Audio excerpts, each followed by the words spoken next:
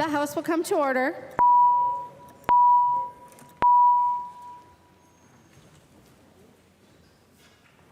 Messages from the Senate. Message from the Senate, Madam Speaker.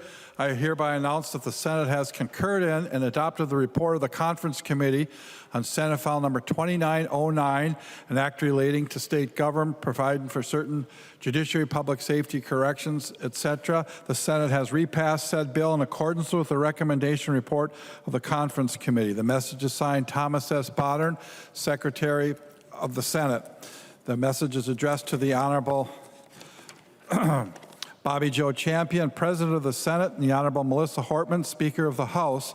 We, the undersigned conferees for Senate File 2909, report that we've agreed upon the items in dispute and recommend as follows. The report is signed by 5 out of the 5 members on the part of the Senate and 5 of the 5 members on the part of the House. Moller moves that the report of the Conference Committee on Senate File Number 2909 be adopted and that the bill be repassed as amended by the Conference Committee. I recognize the member from Ramsey, Representative Moller, to explain the Conference Committee report. Thank you, Madam Speaker. Well, here we are. I thought we were going to be doing this on Friday, and I was so excited to hear this incredible bill that I left my house without my laptop. My husband met me halfway so I could go back and get back on time on Friday. Turns out I didn't need it Friday and had plenty of time to collect my laptop before today. But that's okay because this is a historic day, and it is okay that we're waiting to do this bill because it is a historic transformational bill. I want to talk first about a few things that are in the Conference Committee report that we took from the other body so that people know what some of the differences in the bill when it left the House before. We have the increased penalties for the crime of swatting, which is false reporting of a crime that results in injury. That was a Representative Quam bill. We have in our bill now the crime of carjacking. We established a crime of carjacking, and that language is essentially identical to a bill that Representative Novotny had. And it'll work well with the Representative Whitty bill that we have in our bill that we had already on reporting the crime of carjacking. We have juvenile life without parole, which removes from statute the unconstitutional practice declared by the Supreme Court of the United States of sentencing juveniles for life. We have pathways to policing funding, which I believe was a Representative Johnson bill, and that's a program designed to remove barriers from non-traditional candidates interested in pursuing a career in law enforcement, and that really pairs well with what we had in our bill from Representative Hewitt, was the officer recruitment bill. We have Interstate Compact for Adult Supervision. This is money that gives funding for those sheriffs in greater Minnesota as they're transporting folks. The sheriffs really support this. This is a Representative Erdahl bill. We have some DWI provisions, really updating statutes, and particularly those related to ignition interlock. We have in here prohibition against retaliation for law enforcement officers who intercede with another's improper use of excessive force. It prevents retaliation against those officers who intercede. And then for the gun bills that are in here, we made a couple of changes to those. For the criminal background check bill, we decreased the period of time from 20 years to 10 years to retain the record of transfer. We also set the penalty for failing to produce that record of transfer at a misdemeanor instead of a gross misdemeanor. And then for the extreme risk protection order bill, respondents may now apply for termination of a protection order every 6 months as opposed to every 12 months, which was something that we had in our bill. And I'll just point out the extensive discussion and public participation in those two bills that we had on the House. We have extremely important investments in public safety. This bill has transformational and historic investments that cover everything from violence prevention to rehabilitation to everything in between. We have funding for victims. We're going to start testing all rape kits. That's going to get paid for at the state level rather than at the county level. We're going to make sure that those rape kits get tested in a timely manner so that cases can get closed out and offenders can be held accountable. We have funding for victims here. There is a federal gap that's going to be happening with some of the money that's going to our victim programs across the state. Every one of us has these victim programs, these advocates who work with domestic violence, sexual assault, general crime victims, and we're going to close that funding gap and also provide additional funding for victim services in all of our counties. We have funding for domestic assault and sexual violence housing. We've got the Missing and Murdered Black Women and Girls Office in this bill, the Missing and Murdered Indigenous Relatives Reward Fund, and some additional staffing that they need. This is a good bill for law enforcement. We have the recruitment bill that I talked about. That was the #1 issue we heard from officers at the start of session and throughout session, and we have a really good recruitment plan in this bill and funding for that. And one of the things that I'm really excited about is the BCA, the money that we have for violent crime reduction. It looks a little different in the spreadsheet from how it left the House to how it's back now, but it is there. This is the violent crime reduction strategy. It helps with investigation backlogs statewide and improves clearance rates for violent crime. It also includes funding for partnerships with local law enforcement. As the BCA comes in to help with these clearance rates, then it can help assist when your locals come in and help. There's some funding for them to be able to do that. It's a model the BCA has been using, and it's worked. In addition, we're going to improve clearance rates in crimes because we're funding a lot of additional analysts in the forensic lab. You can't move forward in a case if you don't have a suspect, if the evidence isn't being processed, and these things are so crucial. I'm really excited that we're able to do that in this bill. We have a historic investment in juveniles. We have great work done by Representative Feist on restorative justice, and we heard in committee how many counties the counties in Minnesota that have started to do this, and their decrease in recidivism rate, their satisfaction with victims in doing restorative justice. We heard from Yellow Medicine County. We heard from the Rochester area. They've started doing this. Again, they've had really huge success, both in reducing recidivism and with the victims who are really satisfied with how this is working. These are models that work. And we heard from Minneapolis Police Department. There was someone there who talked about how they started looking into this, and Colorado has a great program. They're really excited about being able to do this because we know this works. And not only do we know this works to reduce crime, it also saves money. We've heard from Yellow Medicine that their out-of-home placement costs have substantially decreased because of their use of restorative justice practices. We also have a lot of funding for violence prevention, both related to juveniles. We have the Ramsey County initiative to create new homes for juveniles and provide those services to really provide that wraparound support for youth who are justice involved, because we're desperately missing something like that. And they talked to their community, worked with their law enforcement, worked with their county attorney to figure out a plan that would work best. And we put that in this bill. One of the things that all of your communities should be really excited about is the probation funding formula. All 87 counties signed on to an agreement for changing the formula for probation services, and we incorporate that into the bill and substantially fund probation services in all of our counties. I mentioned the gun violence, the background check bill, and the extreme risk protection order bill. We also have money for violence prevention grants in this bill. We're going to do some more research around gun violence. We have fentanyl penalties. We're increasing penalties for the dealers. We're also recognizing the public health crisis that fentanyl is, and we're going to make sure that officers and first responders are carrying naloxone so that we can save people's lives. And we're going to be looking more broadly through a study on how can we improve our response to drug cases. We've got closing a loophole related to qualified domestic violence offenses. We have created a new crime of organized retail theft, again, to modernize and recognize what's going on in our communities. And I mentioned the crime of carjacking that we have here. Members, yesterday was Mother's Day.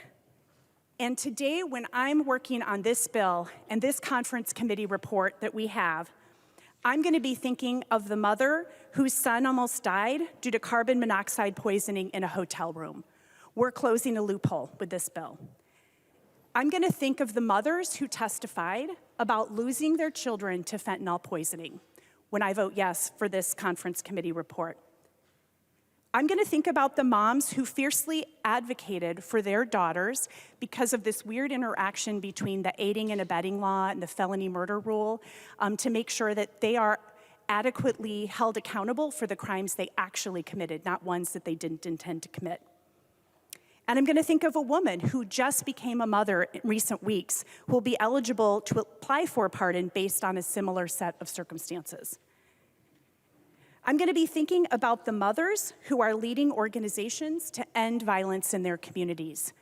Mothers like LaTanya Black, whose daughter Nia was murdered due to gun violence and has started an organization called Mothers Against Community Gun Violence. She was here earlier today. I'm not sure if she stuck around, but I'm going to be thinking of her and so many others like LaTanya and so many mothers who are working hard to prevent violence in their community. And I'm going to be thinking of the mothers who lost children to gun violence and all the moms fighting to protect their children from the uniquely American problem of gun violence, the leading cause of death for children and adolescents. I'm going to be thinking about them when I vote for this conference committee report today. And now, Madam Speaker, I would like to turn my time over to Chair Becker-Finn to describe the portions of the bill related to judiciary. The member from Ramsey, Representative Becker-Finn. Thank you, Madam Speaker. And before I forget, I do want to ask for a roll call on the motion to adopt the conference committee Representative report. Becker-Finn requests a roll call on the motion to adopt. Seeing 15 hands, there will be a roll call. Representative Becker-Finn. All right, thank you, Madam Speaker. So I'm going to speak to the judiciary portions. A lot of good things came back from conference committee, and I'm excited to share those with you. Of course, the full funding for public defenders is included in this bill. The same amounts that we passed passed off the House floor is in this conference committee report. When it comes to judges and judicial staff, we have increases for judicial staff of 9% and 6%, and then for judges at 8% and 4%. So we really are supporting our third branch of government with these investments at this time. We also included in this conference committee report, we have an 85% increase in the funding that's going to civil legal services. If folks remember when we initially presented this bill, fewer than half the people who go to civil legal aid asking for help are able, we're only able to help less than half of them. With these improvements, that number will increase, and people throughout the state will have better help in accessing, filing for orders for protection in domestic violence situations, making sure that they're protected, their rights are protected in employment and in housing. All of those things we are improving.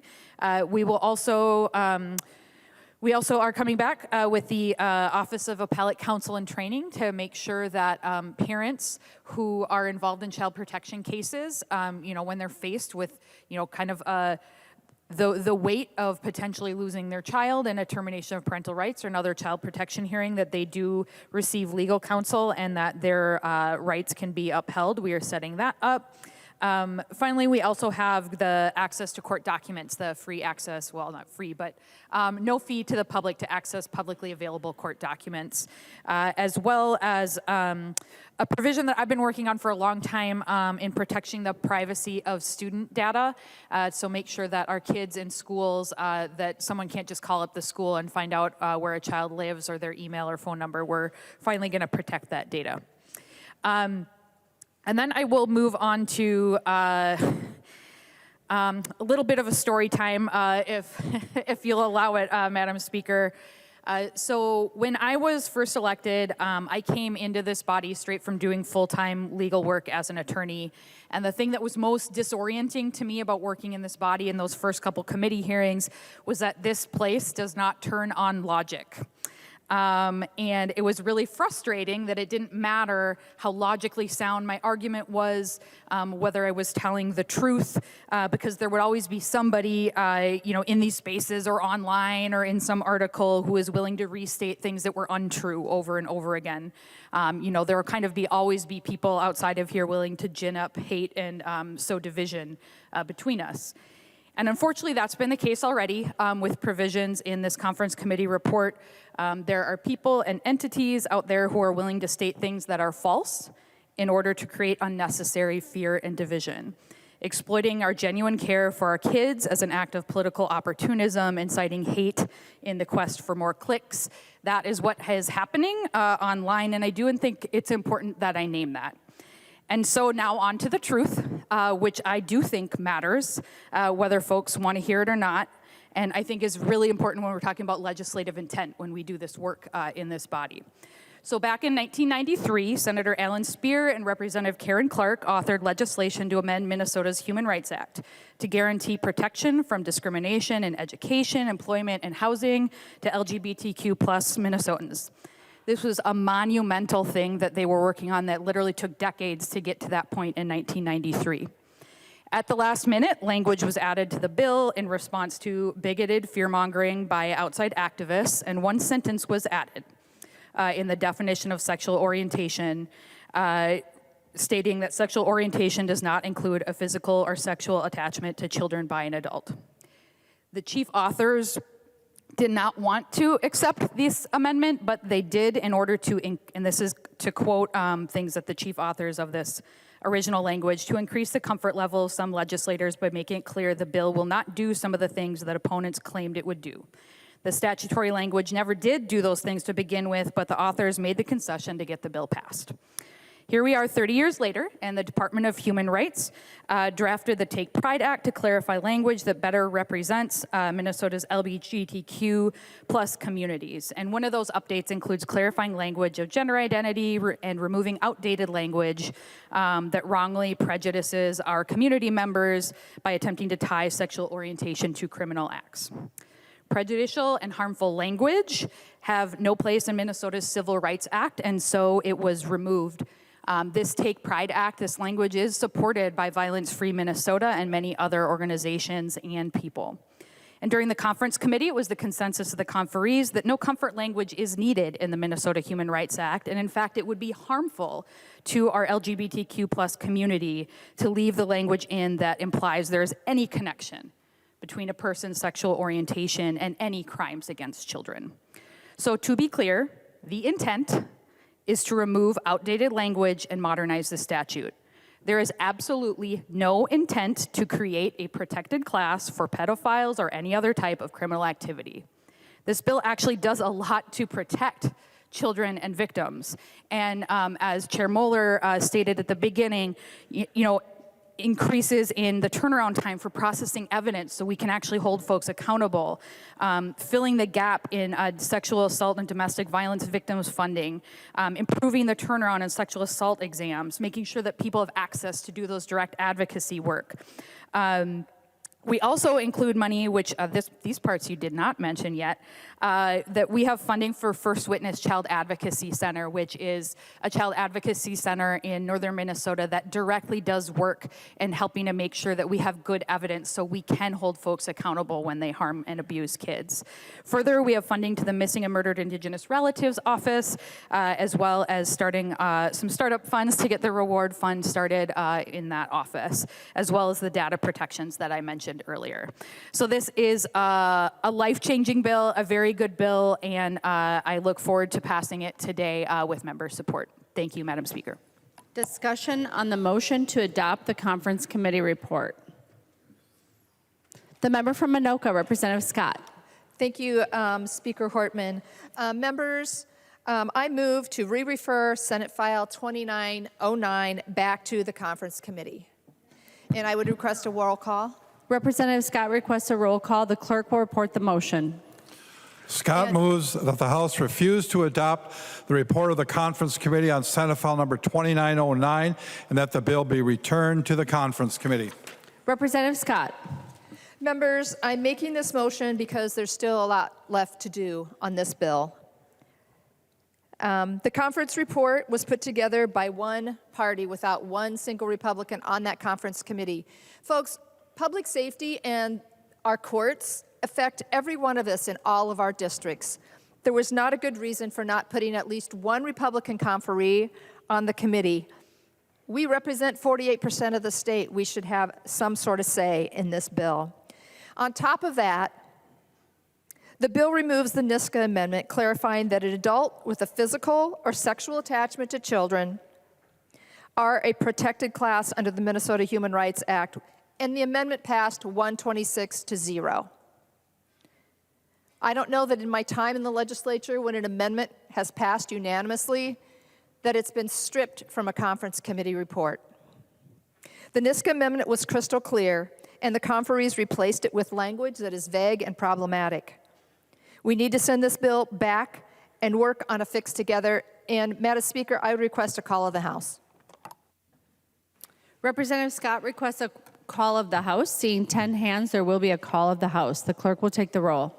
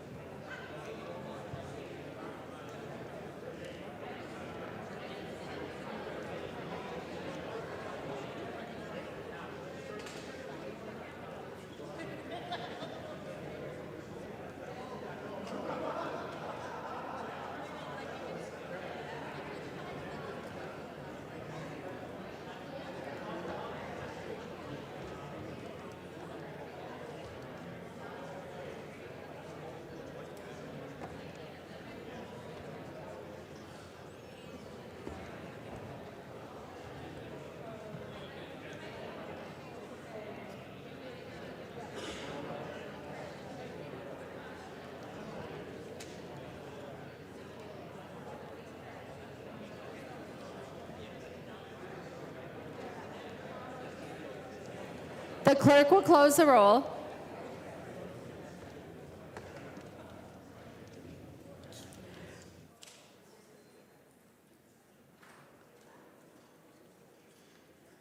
Representative Scott, to your motion to refuse to adopt the conference committee report. Yes, that is my motion, Madam Speaker, and there's more work to be done on this bill. We've got a week, folks, before the end of session. There's no reason that we can't send this back to conference and get it right. Please vote to send this back to conference committee. The member from Dakota, Representative Berg. Thank you, Madam Speaker. I would recommend voting for this amazing bill that is going to improve the safety of all Minnesotans and support our law enforcement first responders. I have a provision in this bill that is very personal to me. And the person for whom this bill is up in the gallery today. And she and her son were almost killed by carbon monoxide poisoning in a hotel room, a silent killer. Today, when we pass this bill, every family that stays in a hotel room or a lodging house in the state of Minnesota will be safer for it. I want to thank Leslie for sharing her story. I suggest you all take a look up in the gallery at this mother who fortunately was able to save her son and herself, both of whom will never be the same again. That is what this bill means to me. That is what this bill should mean to your family and your loved ones. Thank you, Madam Speaker. The member from Sherburne, Representative Novotny. Thank you, Madam Speaker, and I would encourage members to send this back to the conference committee based on a couple things that Representative Moller had brought up. We've got increased responsibility, increased crimes in this bill, and we can talk about how we're going to make things tougher and we're going to clamp down. But part of the problem that we have is we as a legislature can pass out laws and we can place limits on what can be done and what we think the correct penalties should be for a crime.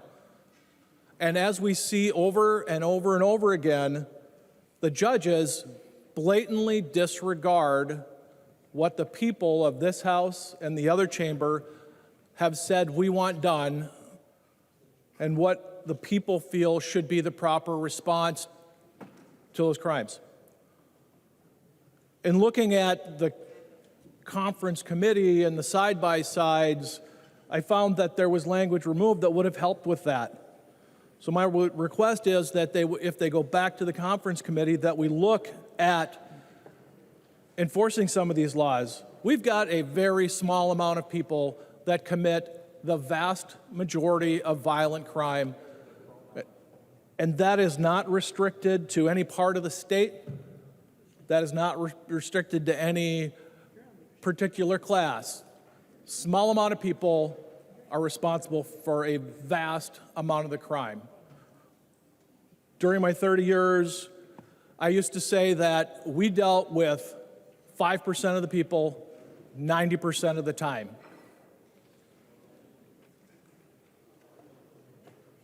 We need to look at how we deal with that small amount of people that we know are responsible for the vast amount of violent crime. And this is not addressed in this bill. And for that reason, I move that we send it back to committee for inclusion of that language. Thank you. Discussion on the motion to refuse to adopt. The member from Ramsey, Representative Feist. Thank you, Madam Speaker. I would like to speak up against the motion to re-refer this conference committee to back. I think this is an incredible bill. I was incredibly honored to serve as vice chair of the Public Safety Committee under Chair Moller, and to serve on the conference committee that did really incredible work. I'd like to highlight a couple of the key provisions that I had the honor to work on in this bill. First, I'd like to talk about what we're doing around youth justice. We are really focusing on youth justice through this legislation in a very proactive way. What we're doing is really manyfold. One of the things we're doing is funding I keep deciding between upstream and downstream, but basically before kids get wrapped up in our juvenile justice system, we're investing in them through intervention and prevention grants, and those have been supported on a bipartisan basis since 1976 when they were created. And I'm really excited by the really significant and sustained increase that we're making in that program. Another thing that we're doing is investing in grants around dual status or crossover youth. These are kids that are involved in both the juvenile justice system as well as the child welfare system. And we know that there is just a disconnect. And when I talk to probation officers, they really highlight this. And so this is something that both the governor and the legislature really thought was important. And I'm very excited about those grants. I'd also like to talk about Representative Herr's provision in this bill to provide therapeutic treatment centers for youth. And those provisions are going to be really important. We're talking about both upstream and downstream, and we're going to make sure that those kids have a supportive environment where both they and the community can be safe. So I'm really excited about that as well. And lastly, on this front, I'd like to just highlight the Office of Restorative Practices. I am so thrilled that we are creating this new office and we are making deep investments in grants. This is something that I've been really passionate about since I worked on the Veterans Restorative Justice Act that I had the honor of carrying in my first year. And restorative justice is something that is really demonstrated to reduce recidivism. And also, as Chair Moller mentioned, it really increases the healing and closure that people who have been harmed by crime are able to experience. And we had a number of people who testified before our committee and the conference committee who helped craft this bill. And I'd just like to highlight a couple of folks and a couple of quotes, if you don't mind. Professor Amanda Sealing, who helped found the Yellow Medicine Restorative Justice Department, which I believe is in Representative Swedzinski's district, which is awesome. Amanda Sealing is now a professor, but a former prosecutor, and she said, quote, "Relationships are the key to changing behaviors. When young people are ostracized and excluded from their communities for mistakes they make, this disconnects them from the community. This is not what they need. They need connection, and our communities are uniquely positioned to provide that connection."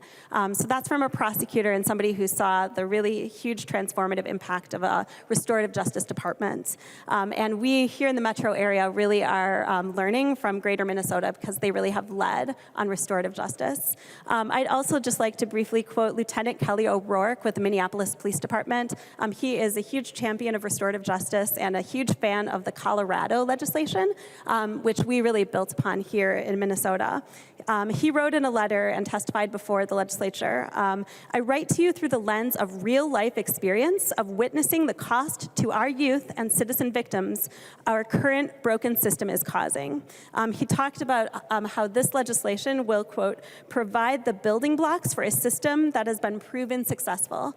And so I am just incredibly thrilled that we are taking this step this year. And then I would also like to just briefly talk about the probation reform bill.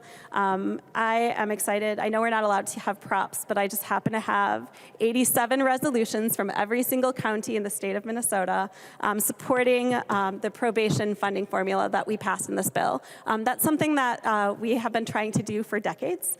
And it's really hard because there are 3 delivery systems and they all needed to really come together to decide on a formula that could truly adequately and equitably and strategically fund our probation and community supervision. And we did it. And just want to thank all of the counties. They were well represented in this process, and this new formula is really going to get it done. So this is historic, and I'll leave it at that. I could talk all day about this bill because it is amazing. And I encourage folks, I guess we're voting no on the motion to send it back because I think it's perfect. Thank you. The member from Anoka, Representative Niska.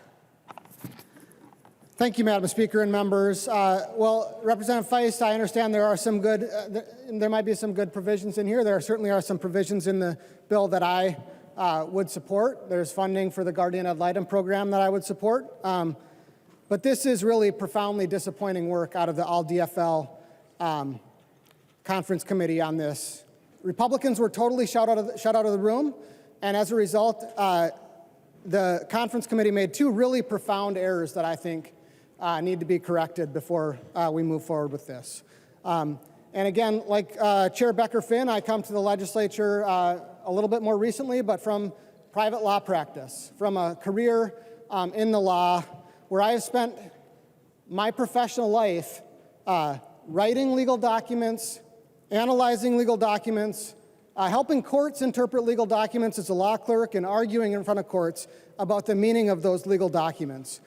And the work that we are bringing forward today is not the level of work that we as a House of Representatives should be doing. It is not responsible legislating what we're doing today. I think responsible legal drafting requires us to look at every possible interpretation or argument and be very clear in the drafting, not just in our opinions, not just in what we say on the House floor, but be very clear in the drafting about what we mean and what we don't mean. And the reason it's so important that we do this is because when we put words in the statute books, those words take on new meanings in new cases down the road that we cannot necessarily anticipate. And when the Judiciary policy bill came to the floor, I passed out a case, Energy Policy Advocates versus Ellison, that I thought was a very good encapsulation of exactly that problem. It's a case in which we as a legislature were a little bit careless, in my opinion, in drafting the same clauses, different places about private data on individuals, and the Minnesota Supreme Court latched on to slight differences in different sections and came up with, on a 4-3 vote, an interpretation of the Minnesota Data Practices Act that I think is indefensible and it's certainly not what the legislature intended. And and the former Speaker, Justice Thiessen, dissented in that case, and I think he was 100% right. The point of passing that out, in addition to raising that particular issue, was to help us to understand why responsible legislative drafting is so important. And I think there are two pieces of this work that are particularly irresponsible. The first one, Representative Scott already raised, which is the amendments to the Minnesota Human Rights Act. And I appreciate the words of Chair Becker-Finn, and I understand and take at face value her author's intent and her opinion about what this bill would do. But the first thing courts look at is text, what is in the bill and what has been taken out of the statutes, and then they look at legislative history, and then they look at legislative intent. And while there are now maybe some good words on the legislative record, there's a lot of bad text and bad legislative history, rejection of a House position that was approved on a 126-0 vote. That creates a situation in which someday down the road, someone is going to make the argument that individuals, adults who are attracted to children, are somehow protected by the Minnesota Human Rights Act. We are creating that condition by changing this language in the statute. And I appreciate Chair Becker-Finn's point that it is important to many Minnesotans to move it out of the definition of sexual orientation. And we have worked on possible ways to do that. And this House adopted on a 126-0 vote a solution to this problem, a solution that would have closed the door. And we have had discussions about putting similar language somewhere else in the statute books. And apparently, so far, that has been unacceptable. And so what we have today, members, is a reckless work product from an all-DFL conference committee that does create a dangerous situation down the road. It is not responsible legislating. It is reckless, and we should send this back to the conference committee to fix it. Members, we also are funding an office in the Department of Human Rights that is going to go out across the state of Minnesota, take in speech incidents that are purely speech, but that somebody feels like are somehow related to bias or related to civil rights. And we're going to have a speech registry at the Minnesota Department of Human Rights. And we had a lengthy floor debate on this a little less than two weeks ago. There were some examples raised that I was hoping, Chair Becker-Finn, I come from a place where we deal in a profession where we try to deal in logic and hope to persuade. I thought those were examples that should have been pretty persuasive that this is a really bad idea. This is a really bad idea to have the government having a registry about opinions that maybe someone at the Department of Human Rights doesn't like, and labeling those things as bias or hate. We had a lengthy floor debate about that. It was very clear that the line between hate or bias or things that go into this registry is a very, very slippery line. It's a very difficult line to draw, and it's a line that chills legitimate political speech. It's not a proper role of government. And I understand that debate was pretty embarrassing to the state of Minnesota and to the ruling DFL trifecta. I understand that it was pretty embarrassing, and so it's interesting that the language came back a little bit different, but the funding stayed the same. So now, instead of funding a speech registry, a bias registry, we have on page line 5.27, we have funding for, quote, a report on civil rights trends, $395,000 the first year and $250,000 the second year to analyze and report on civil rights trends in Minnesota. And we heard, and I was listening to the debate of the other chamber, maybe that was a mistake, but I heard that, oh, this is no big deal. This is just like one report.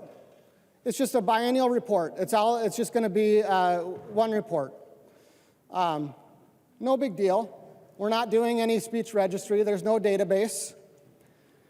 So that sounded weird to me. $395,000 in 1 year and $250,000 the second year. That's a lot of money in a biennium for one biennial report. Maybe it would take one person a few hours to produce. But it turns out you don't have to wonder about what that $395,000 or $250,000 is going to be spent for, because members, I passed out the document. It's on your desks. It says Table of Contents, Minnesota Department of Human Rights. This is the administration's budget request from the Department of Human Rights. You can go watch presentation of this in the Senate Judiciary Committee. You can watch the Senate Judiciary Committee hearing on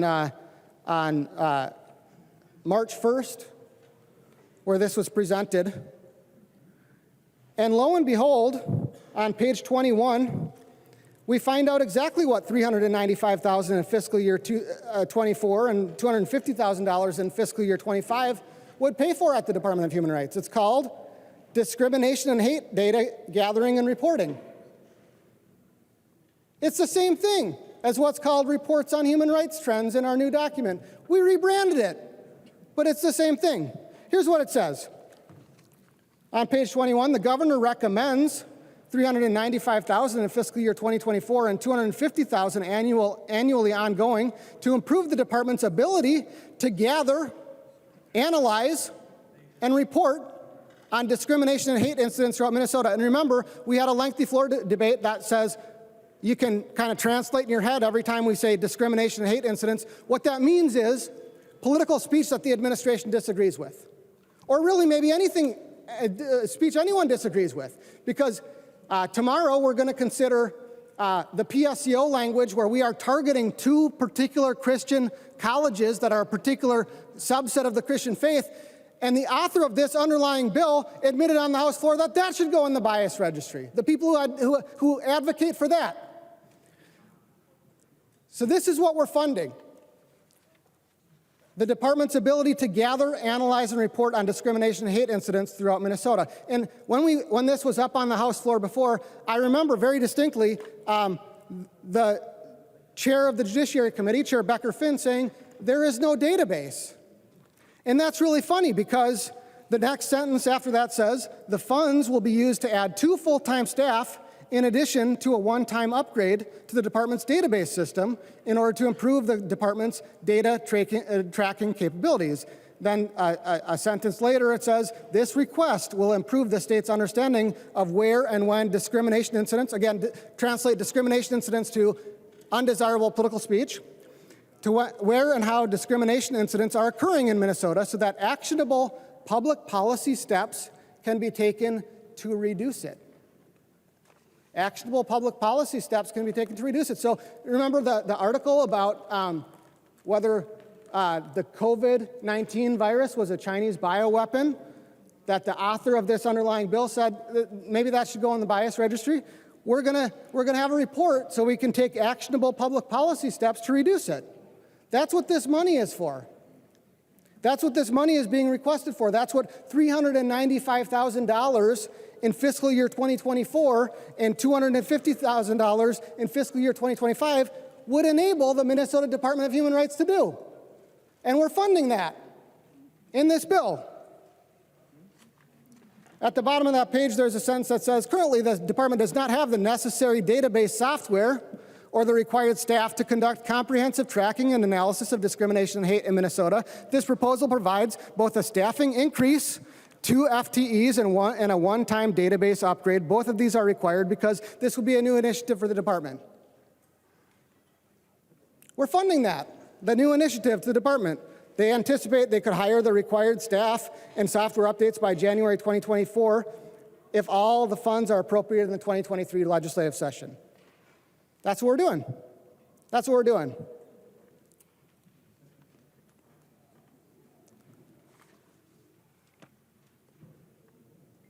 So what else changed about this language? Well, you're going to hear that we fixed it on page 48. The formulation of policies section 48, it starts on 48.4. We're amending section 363A.06. That section says the commissioner shall formulate policies to effectuate the purposes of this chapter and shall do the following. And then we're adding the language on 49.23 that says, analyze civil rights trends pursuant to this chapter, including information compiled from community organizations that work directly with historically marginalized communities, and prepare a report each biennium that recommends policy and system changes to reduce and prevent further civil rights incidents across Minnesota. We had a bunch more specific words before to describe what we're telling the commissioner to do. And now, in the legislative process, we went to conference committee and we kind of took out the more specific words and vagified it. Normally in the legislative process, we identify a problem and we clarify, right? We add some more specific words. So if we're concerned, if we're embarrassed about the debate that happened a couple weeks ago about what kind of power we're giving to the Department of Human Rights, and we wanted to fix it, maybe we could have done something like, well, first of all, we decreased the money so they don't have money to upgrade their database and have staff. Or we could tell them not to hire staff to go look at political speech. Did we do that? No. We just kind of vagified it. Members, either we're getting duped and we're still giving the Department of Human Rights power that the government should not have, or we're just not being honest with the people of Minnesota. This is the speech registry. This is the speech registry, and I understand that Governor Newsom in California is implementing one, and maybe it's important to keep up with the Newsoms, but I don't think that's the direction Minnesota should go down. And what we're doing in this bill is funding it.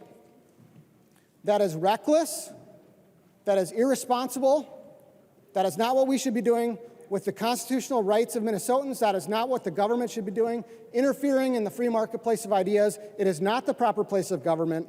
We need to send this back and fix this language. We need to send this back and fix the hole that we've created in the Minnesota Human Rights Act, the door that we have left open. Close the door. We can do it. There's no good reason not to. We don't have to have that language in the sexual orientation definition. That's fine. But we should not leave that door open.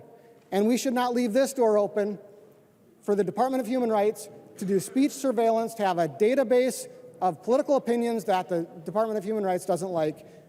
Please vote for Representative Scott's motion to re-refer this back to the conference committee.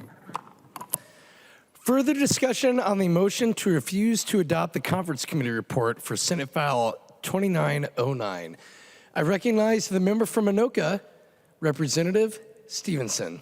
Well, thank you, Mr. Speaker, and it's a great opportunity to talk about just a phenomenal bill that my friend and colleague, both here at the legislature and in the county attorney's office, Chair Moller, and Chair Becker-Finn, who's also a colleague, a double colleague in both places, pretty cool, put together. So thank to both chairs and all members of the conference committee for putting together a phenomenal bill, which includes many great provisions, two of which I authored, and in fact, one of which was the very first bill that I ever asked to have drafted as a member of the legislature. After I was elected, before I was sworn in, I reached out, and it came from to House Research and asked them to draft this provision. It came from personal experience as a prosecutor. I had seen something in operation that I just thought was really, really unjust, and it has to do with what a burglary is.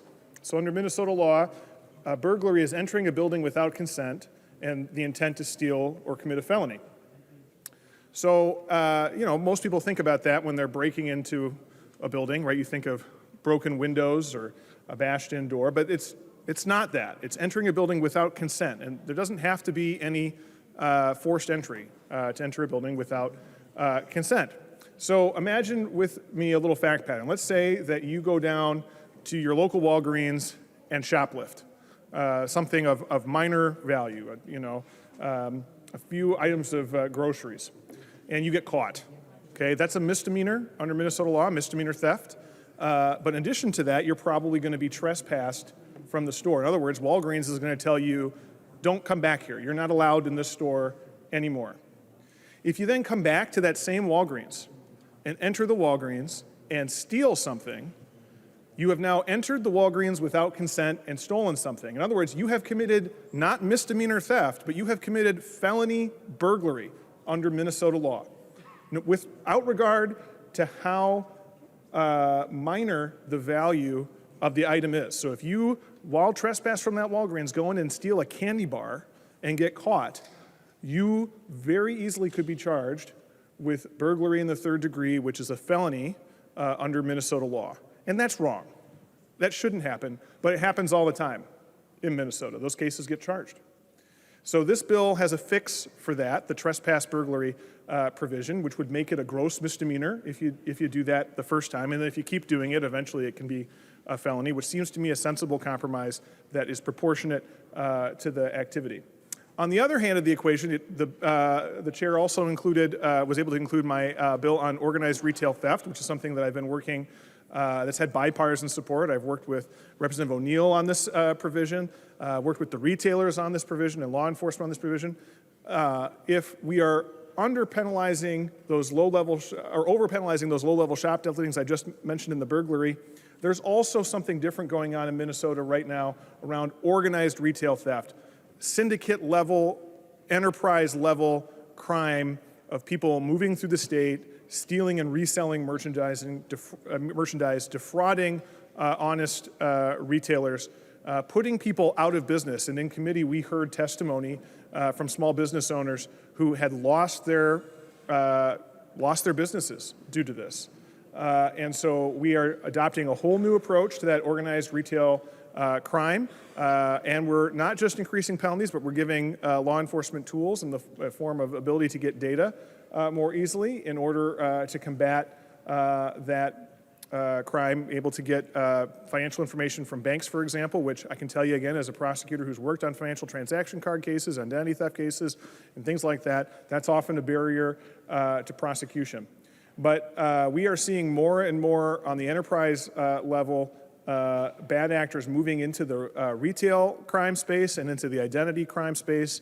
And we need to hold those people accountable because they are ruining lives and they are increasing costs for everyone. So thank you for including that provision and the trespass burglary provision. It's fun to see my very first bill in a conference report, and I appreciate it very much. Thank you.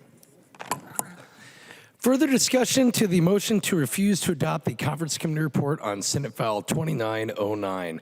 I recognize the member from Wright, Representative McDonald. Thank you, Mr. Chair. I rise to support the Scott Amendment to re-refer this back to committee for several reasons. One, it certainly was not very appropriate to leave Republicans out of a conference committee report in one of the most controversial bills that we will debate on the House floor. So that's number one. It certainly is light on crime, and if we are not, don't pull our heads out of the sand and witness what's happening in cities across our nation, especially, no offense, but to those cities that are run by the Democrats, crime is rampant and people are moving out of those states. That's the hard fact truth. Certainly isn't fun to say, but that's the fact. And then to ram through this controversial bill with Second Amendment rights being just completely taken away from our law-abiding citizens is against our constitutional rights.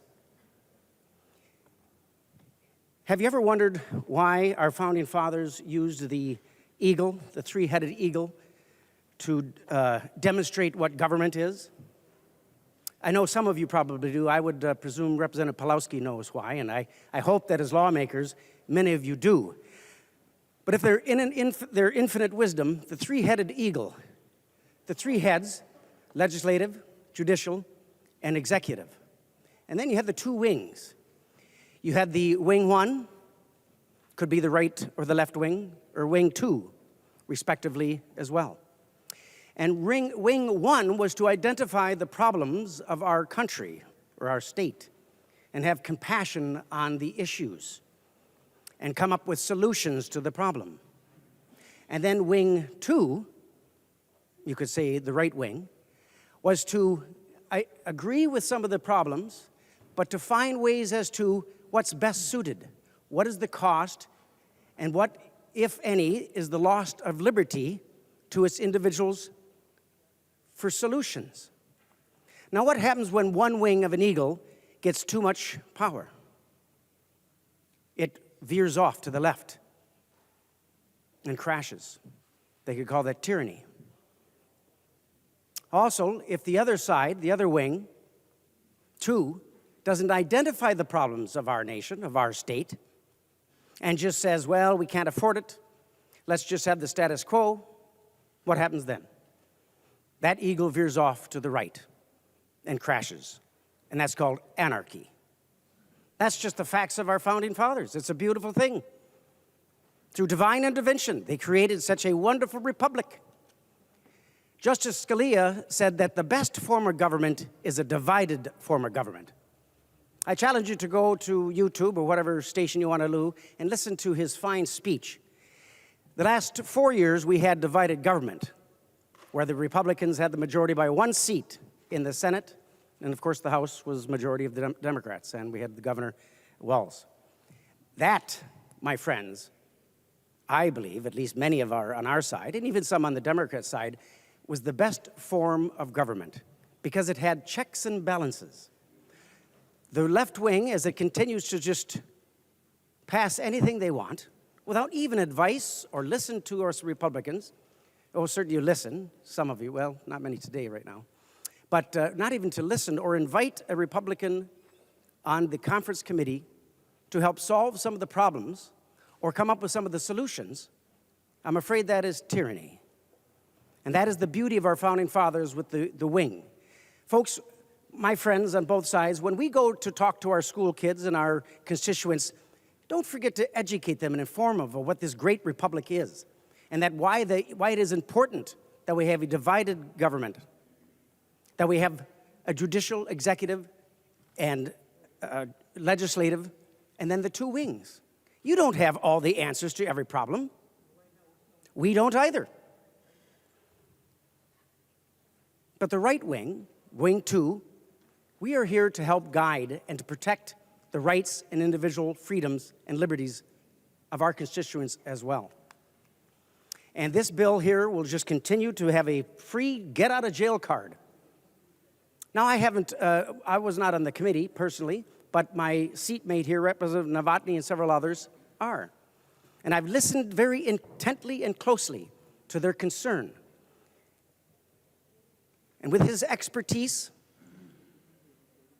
I've come to the conclusion that there are very many deficiencies in this bill. And many of my constituents back in the Wright County have shared that as well. So it is very important, members, that you don't continue to shut out this side, this wing. Because folks, as you continue to go on this soaring throughout the state with one trifecta government without even listening or allowing our side to even show up at the conference committee, less alone to give our opinion or our concern, that is a tragedy. And that is not what I think the Minnesota people want. Do you think that Minnesota wants that? Generally speaking, I've been involved in politics for about 20 years. I've been here for 13 years. People want us to work together, don't they? Republicans and Democrats. They want us to come up with solutions to the problems that are at hand.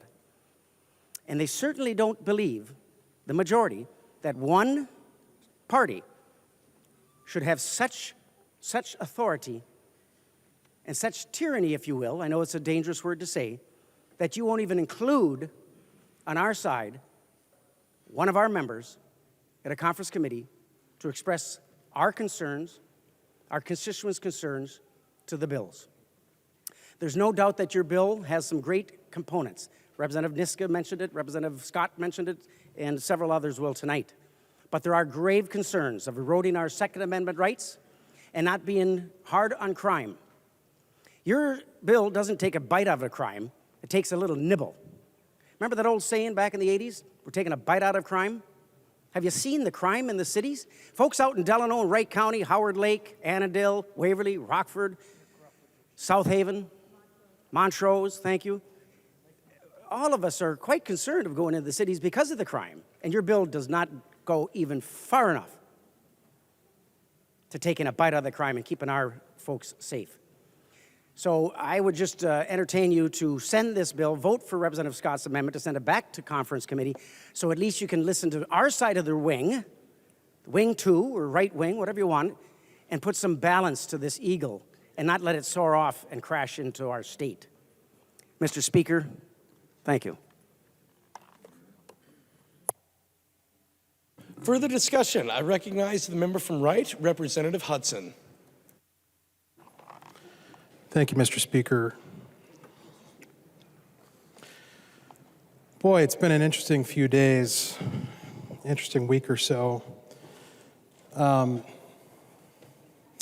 It's a good thing that we don't legislate via social media, I'll tell you that. The conversation on social media over this provision in the Human Rights Act that has come out and then gone back in, and then it came out again, and now it's staying out, has been very heated. And I think part of the reason for that is because of the aforementioned fact that we don't have a Republican conferee on this conference committee for the Judiciary and Public Safety bill. And so there's a little bit of a telephone game that happens and assumptions that get made about effects and motives. And you know, when that telephone gets played amongst tens of thousands of people online, the narrative gets out of control pretty quickly. But I want to try to bring it back down to earth and bring down the temperature to the extent that I can. Because we were all on the same page with this. It's on the record. It's part of the journal of this House and will be for as long as that journal exists. 126-0. 126-0, we voted in this House to include the following language: the physical or sexual attachment to children by an adult is not a protected class under this chapter. Very reasonable. I got to imagine that unanimous consent to that language that we expressed on this floor is very indicative, very representative of the support it has beyond these walls out in Minnesota, amongst Minnesotans. Something strange happened in conference committee that was not resolved, and that was the removal of this language. Now, folks, I think rationally ask the question, why? Why would you do that? What's going on here? And it can be very tempting, and we've seen plenty of examples of it, to jump to conclusions regarding what the intention is. But what I want to do is I want to address the actual stated intention, because I've heard it a couple of places, primarily online, unfortunately, because this isn't a conversation we've been having together in official proceedings. And the rationale that I've heard is that, and the reason why this became a controversy in the first place was because of a bill that was introduced in order to remove similar language from the section of the chapter of law where we were talking about sexual orientation. And that language previously had said, prior to the NISCA amendment, which had changed it to this, where it talks about a physical or sexual attachment to children by an adult not being a protected class under this chapter, the prior language had said that a physical or sexual attachment to children by an adult will not be considered a sexual orientation.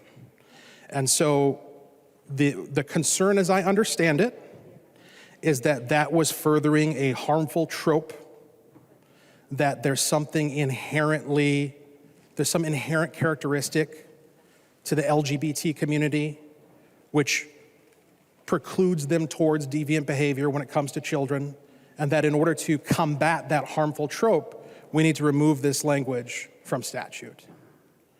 Now, to the extent that that's a trope that needs to be combated, I'm on board. Let's combat it. If the price of doing so is removing legal protection for children from statute, I think that price is a little bit too high. Just a little bit. And what I find confusing is that I think the reason why the NISCA amendment was accepted on a 126-0 vote was because we all recognized that the NISCA amendment was a solution to the problem. And we accepted the premise on good faith, right? We don't want to further a harmful trope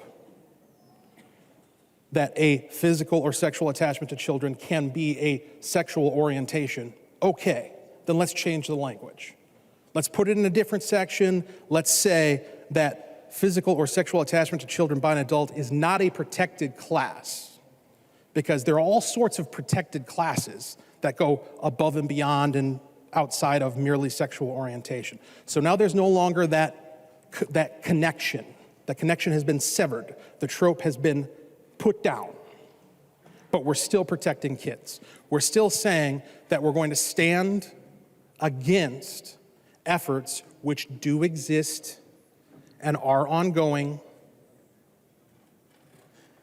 to make a physical or sexual attachment to children protected to one degree or another. And look, if you don't believe me, let me cite the not at all right-wing rag. This is the National Library of Medicine. It is an official United States government website. In order to keep that temperature down, because I don't want this to get heated, I'm going to avoid using a certain word. And even though it's printed here, even though it's part of this language in a study, an academic scientific study that's on a US government website, I'm not going to use the word. I'm going to replace it with a physical, what's the language we're looking at here? Physical or sexual attachment to children. All right. So the title of this study is Humanizing a Physical or Sexual Attachment to Children as Stigma Reduction, a large-scale intervention study. And the abstract begins by stating that the stigmatization of people with a physical or sexual attachment to children is a topic of growing academic and professional consideration owing to its potential role in moderating the emotional well-being of people with a physical or sexual attachment to children. Again, this is an academic paper published on a United States government website expressing academic concern about the emotional well-being of adults who have a physical or sexual attachment to children. There's another government website, U.S. Department of Justice. We've all heard of that one, Office of Justice Programs. We've got one of those here in the state of Minnesota. Another paper, The Legal Position of Adults Who Have a Physical or Sexual Attachment to Children. A discussion of the nature of that inclination and arguments against strict legal sanctions in cases where people have a physical or sexual attachment to children. And it goes on to lay it out. Again, this is a federal U.S. Department of Justice published academic paper. Those are the official sources. And of course, we've all heard of certain organizations that exist for the sole purpose of normalizing a physical or sexual attachment to children. This is a real thing. And the idea that in that context we are going to remove from our statutes the exclusion, the prohibition upon that inclination someday in the future, as Representative Niska rightly outlined, potentially becoming or being treated as, to one degree or another, a protected class in the state of Minnesota, to me, again, I'll be nice, I'll keep the temperature down, seems ill-advised. Ill-advised. And so I support this motion to refer this back to the conference committee so that you guys can fix this, because I know you want to. I know you want to. And that's the other thing that I want to be on the record. And I don't even have to go on the record because we went on the record, all of us did. 126-0. There isn't a single person in this room, not one, that wants to endanger children. Take that to the bank. And folks who are saying otherwise are wrong. And I'm happy to stand out and say they're wrong. But they're rightfully upset that we are not doing everything we can, that we're taking an action that might someday have the effect of loosening protections for our kids, and that it's something that you can fix. You can fix it by going to your colleagues over in the Senate and telling them, what are you doing?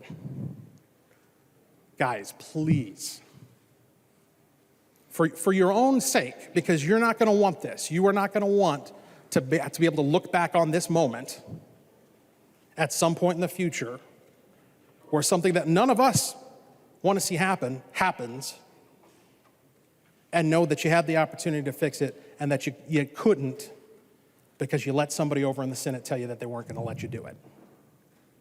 Please vote to send this back to committee. Thank you. Further discussion. I recognize the member from Chisago, Representative New Brindley. Mr. Speaker and members, I rise certainly to support the motion to refuse to adopt the conference committee report. And it's interesting, I am somebody, I like to listen to debate and hear the kinds of things that are said and talked about. And right now I'm hearing a lot of sort of peacocking and preening about how amazing this bill is and about how different members have really personal and important provisions in the bill, how it's really incredible work. And it's frustrating. It's, this is very one-sided work.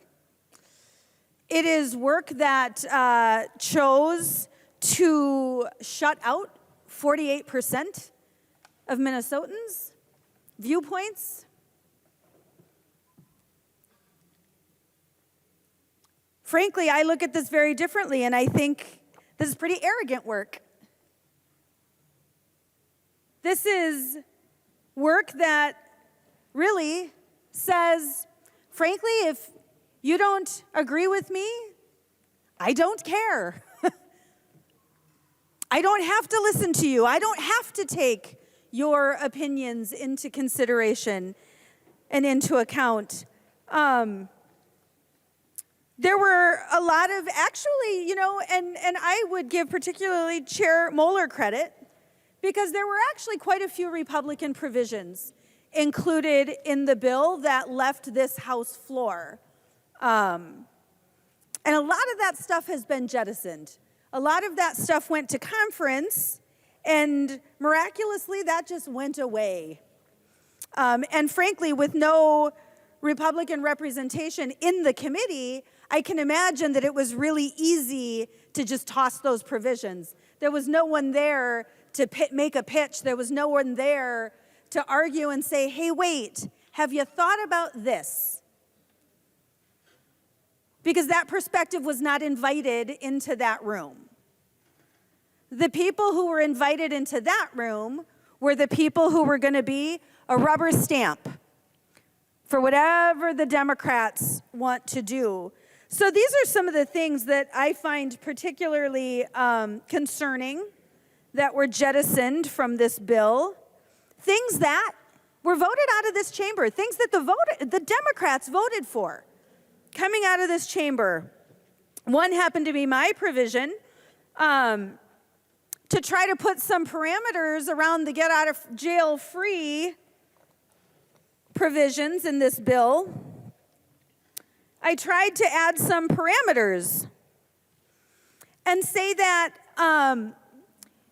folks who are convicted of particularly egregious crimes, things like second-degree murder, first-degree criminal sexual conduct, and again, I will remind you of the nature of these crimes. When we're talking about second-degree murder, we're talking about intentional, planned, on purpose. We're talking about people who make a plan with intention to kill someone, to take someone's life, and they carry out that plan. And I suggested with my amendment that maybe those people should not be part of the get out of jail free program, that they should actually have to serve their sentence. I included things like first-degree criminal sexual conduct to be excluded from the get out of jail free program that this bill is implementing. First-degree criminal sexual conduct. We are talking about sexual conduct involving children.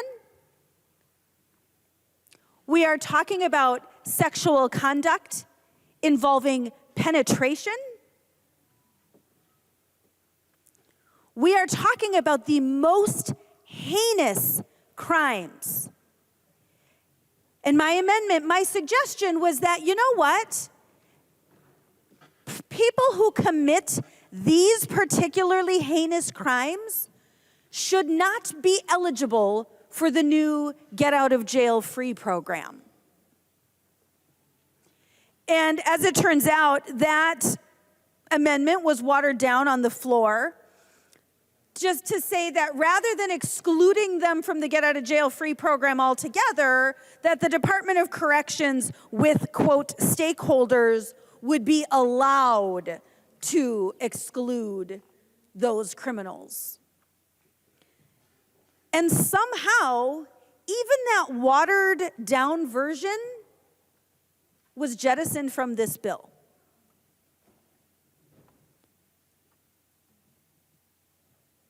There are no words for how abhorrent this is. There are no words for how abhorrent it is that you are unwilling to acknowledge and recognize that some crimes are so severe, are so heinous, are so damaging to the victims that perhaps we should consider the victims more than the perpetrators. in these most heinous instances. But nope, these people are going to be eligible for the get out of jail free card too, because that provision was removed from this conference report. We removed a provision that would have increased the penalty for a second assault on a peace officer. Not even for the first assault. They can still slide by assaulting a peace officer once, but at least this body thought it was a good idea to adopt an amendment that said, okay, if this is a habit, if there is a pattern to this behavior, then there should be an increased penalty for that. But nope, we got rid of that. That's out now. That is out of this conference report. This body adopted an amendment to increase the penalty for the illegal transfer of a firearm to an ineligible person. Until the Democrats are willing to get serious about enforcement of actual gun crimes, no one is going to take you seriously. You have provisions in this bill to criminalize law-abiding gun owners, and yet you removed a provision to penalize law-breaking gun owners, people who are breaking the law with gun crimes. No one's going to take you seriously when this is how you deal with guns in the state of Minnesota. But that amendment, gone. We took that out in conference. And by we, I mean the Democrats, because there was not a single Republican in that room. There was not a single person in that room to say, hey, you might want to think about how this looks. You might want to think about the fact that you are creating really onerous, ineffective new laws for law-abiding gun owners, but you're letting people who break the law and commit crimes with guns, you're reducing penalties for them. You didn't let a Republican in the room to kind of let you know ahead of time, hey, you might not want to do that. You're going to look a little silly. Perhaps you should have at least listened to a few other viewpoints on that. Once again, we've removed language. In fact, interestingly, our Democrat colleagues have talked a lot about how great all the grants are in this bill. But once again, the language was removed to provide additional oversight to grants. $2.5 million to the Office of Higher Education for peace officer in-service use of force training at colleges was removed. We have had legitimate problems with use of force in this state. We know we have. We want nothing more than our police officers, than our peace officers, to be trained properly, to be ready when they are faced with a use of force incident, to be ready for high-intensity incidents that may call for use of force. Don't we want our police officers to be prepared and properly trained? But nope, gone. That's gone. That was removed. We got rid of additional school safety center staff. I would think that it would be fair to say that everyone in this chamber wants to ensure that above all, our schools, the spaces that our children inhabit, are safe. Nope, gone. That was jettisoned in conference. Interestingly, there was some additional funding for the Department of Corrections Fugitive Apprehension Unit. Now, these are those criminals who have been released from prison and are not checking in. They're not doing the things that they are supposed to do.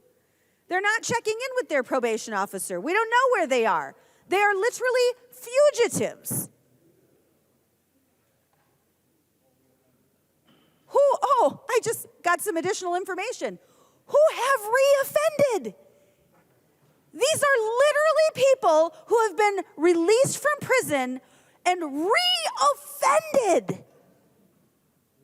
But the funding for apprehending them, gone. That's gone. That is not worth it in this situation. And that's just the public safety stuff. I thought this one was kind of interesting on the judiciary side of the bill. There's no longer funding for the juror pay increase. I thought that one seemed kind of petty, if nothing else, that we are funding a lot of bureaucracy in this bill, but heaven forbid we pay people reasonably for taking time away from work and doing their civic duty. That one seemed a little petty to me, that we would jettison that increase in pay for jurors. And frankly, I suspect that there are a lot of folks who can't really afford very well that pay that they're going to be missing from their job. But more important things to pay for, apparently. There's a couple of things that I want to tie together here that have been frustrating. And they've been addressed already a little bit, but I want to tie them together, maybe in a slightly different way, I don't know.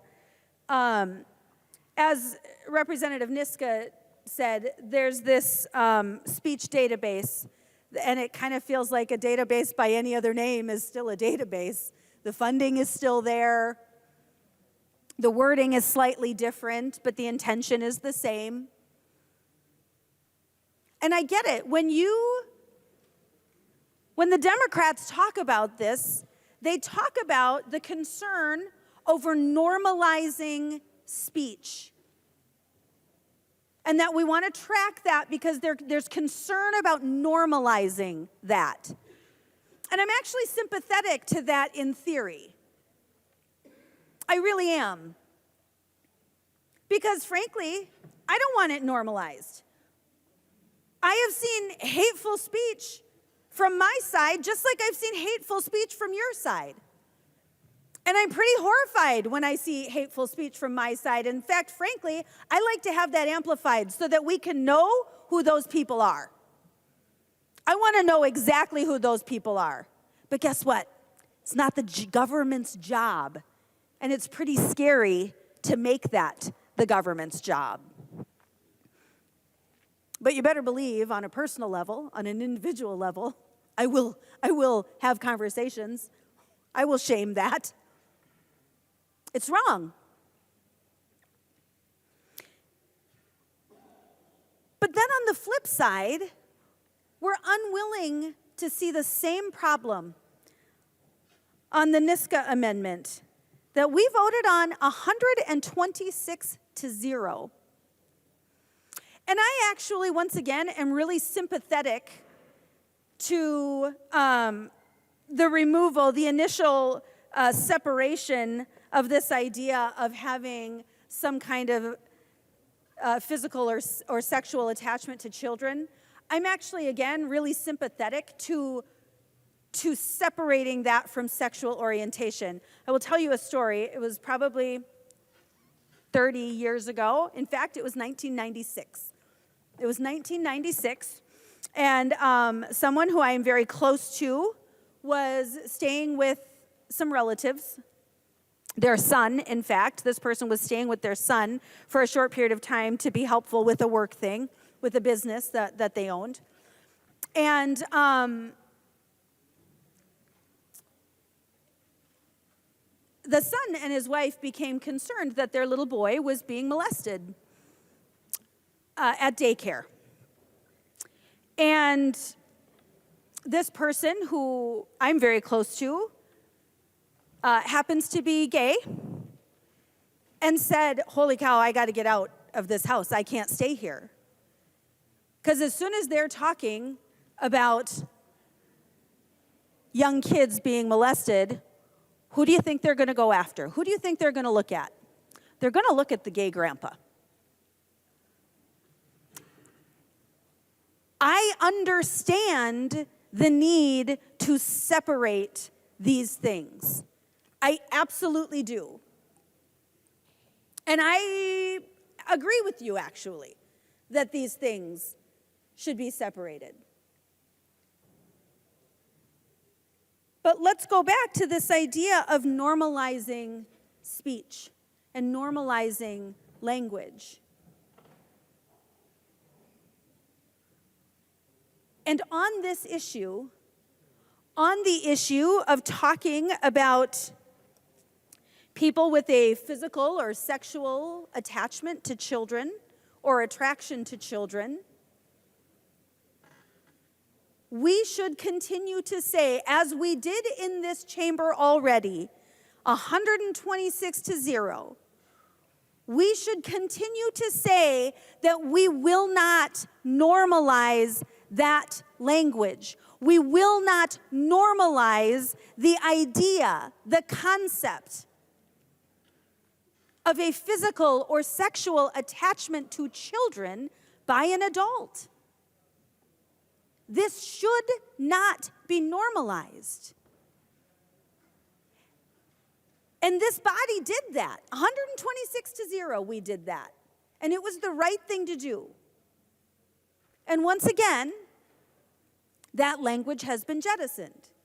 It's gone in conference. Without any dissenting opinions, without any dissenting votes in a room, without anyone in the room to say, hey, this is a problem. Just like we don't want to normalize, quote, bias incidents, we don't want to normalize the physical or sexual attachment to children. We don't want to allow that to be normalized. And I understand that by removing this language initially,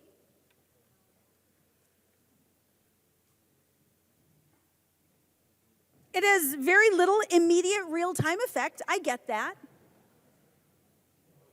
But what we are doing now, and I appreciate, I was not aware of the articles that Representative Hudson brought up, but this idea that we should be concerned about the stigmatization of people with physical or sexual attachment to children. I actually don't think we should be worried about that. I think that should be stigmatized. I think that in this chamber, in this body, in our state government, we should be willing to say that that should be stigmatized. That language should not be normalized.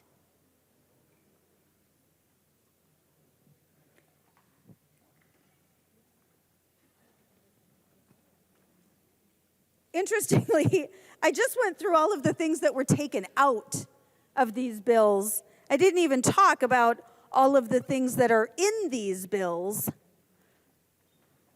But sort of this arrogance and, like I said, this sort of preening about how amazing these bills are, that were done with zero input from anyone who disagrees with you.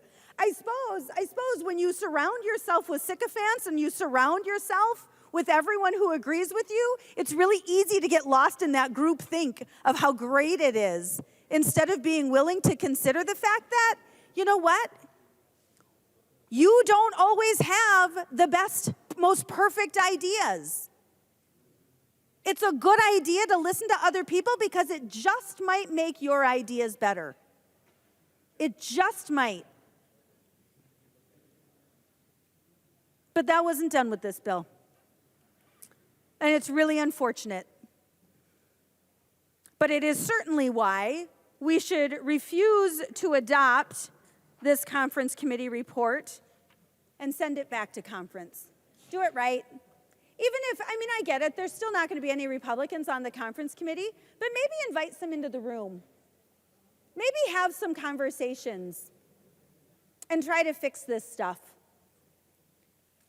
Maybe recognize that you don't have all the right answers all the time. And other people and other ideas can help you make this better.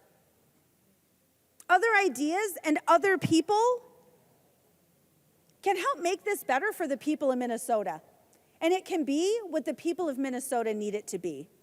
Vote to refuse to adopt.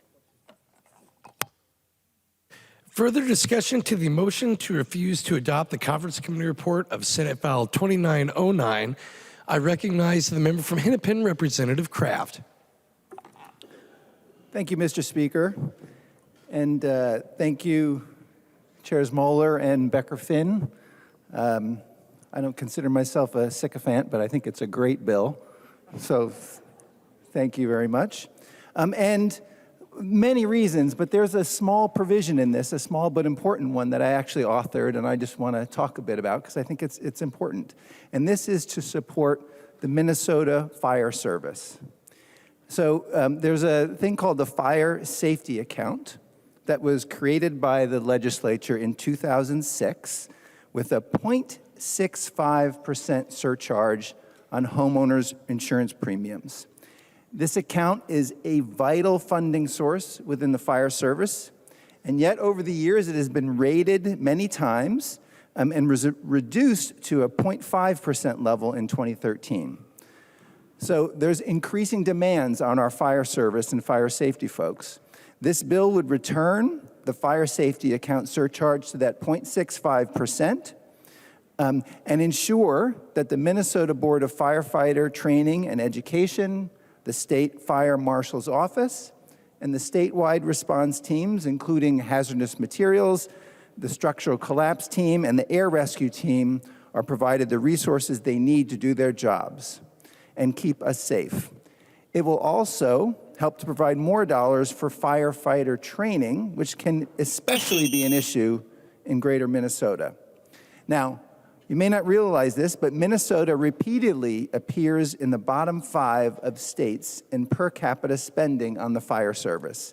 So there are many reasons, as I said, I'm happy with this bill, but with it, we'll also be returning funding to its original level and showing our commitment to supporting those who protect us day in and day out. So please vote no on this motion and vote yes, green, to support the bill.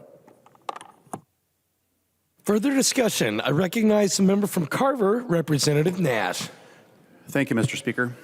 I don't know if any of you have ever been to Central Park in New York and you fancied yourself to play a game of 3-card Monte or shell game. You almost never win, and you almost always get played, which is what happened to you all. You got played. So I will take you back to the day of the Public Safety Judiciary Omnibus Bill. We were in and out doing amendments, and we were in caucus, and then we were back on the floor. And Representative Niska, I had asked him, I said, Harry, are they going to take your amendment? And he says, I don't know, Jim. So I thought, you know what, I'm one of our leaders. I'm going to go, and I'm going to talk to Speaker Hortman. I'm going to talk to Chair Becker-Finn, and I'm going to see, are you going to take the amendment? Because it was almost certainly going to generate a fair amount of conversation that we didn't know if you were going to take it or not. And I went up to the speaker, and she said, well, let's go talk to the chair. And we went over to Chair Becker-Finn's desk, and she said, of course we're going to take this. Yes, we're going to take this. And in a rare moment, members, I thought, here's what working together can look like. Here's what making sure that we are all on the same page and not assuming that we're going to have a fight, because I think Representative Niska was preparing for a battle, and a lot of us that come alongside him for battles, we're also sort of mentally gearing up for that. And what we did is, in a 126-0 vote, we said that the Niska amendment was what the House was going to stand for. All of you put up a vote that said, yes, Representative Niska, you got it right, that this is a good amendment, that it is certainly a message that the membership of the House of Representatives was going to send to the state of Minnesota, and it did get mentioned in the news, so it's out there. And it's also a message that you send across to the other chamber to say, this is the House position. And for those of you that have been here for a while, people will say, well, what was the vote total? Because we want a strong House position on something so that you can go into the Senate and say, you know, Senate, here's where we are. It was an overwhelmingly strong House position. That the Niska amendment is what you all were going to stand behind. Chair Becker-Finn put up a vote for it. Representative Ream put up a vote for it. Representative Hewitt put up a vote for it. All of you put up a vote for it. Every single one of you put up a vote for it. And I was really proud to go back into our caucus room quickly. I pulled Leader Damath aside, told her they were going to take the amendment. I pulled Representative Niska aside. I said, Harry, they're going to take your amendment. That was great, because you saw quite wisely that that was the message that you wanted to send to the state of Minnesota, to the people of Minnesota, the people who had concerns, legitimate concerns. And I believe Representative Becker-Finn said on the floor in support of the amendment, stating that adult attraction to children has, and I quote, never been a protected class and should never be a protected class. We clipped that out of the speech. You pushed your buttons. You said, we are standing behind the Niska amendment. That's a strong position. Now, let's change gears to another reason why you should send this back. The other night, Representative Daniels has said a couple of times he actually got a little embarrassed that we were loving on him so much. But it's easy to love on Brian Daniels because he's a good guy. You all sent that bill back to conference because you missed a couple things. You missed a process. You missed steps along the way. You admitted that. Now you have another chance. You have another chance to not get played by the Senate. Because if we had a 126-0 position coming out of the House, I would only ascertain, having served on many conference committees, that you would walk in, Madam Chair, and you would say, no, we're sticking with this one, that we have an overwhelming position coming out of the House. This must stay in the bill. And we didn't have a Republican on the committee, so I can only ascertain that the Senate came in and said, well, so here, let's help you understand what you really think. That the Senate decided that you got it wrong and that they changed your mind for you, even though you said in a very strong, clear, dominant voice, the Niska amendment is where we're going. You got played.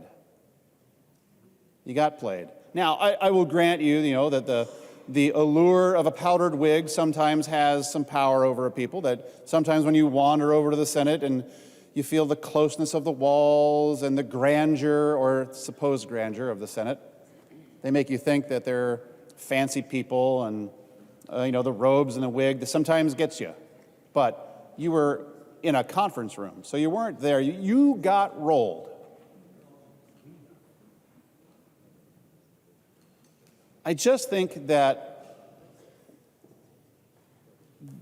the collegiality that we saw that day on the floor, and I was very proud to have just done something simple to walk up and say, hey, Madam Speaker, hey, Chair Becker-Finn, you're taking this, right? Because it just seems such a straightforward, basic, non-controversial, clarifying language.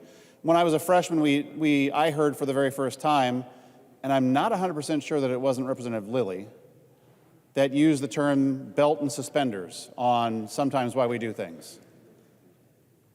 But we were doing a belt and suspenders sort of move in the Niska amendment. And the funny thing was that it wasn't one of those tortured, the whip walking around the floor, twisting arms. It was a almost instantaneous green board on the amendment.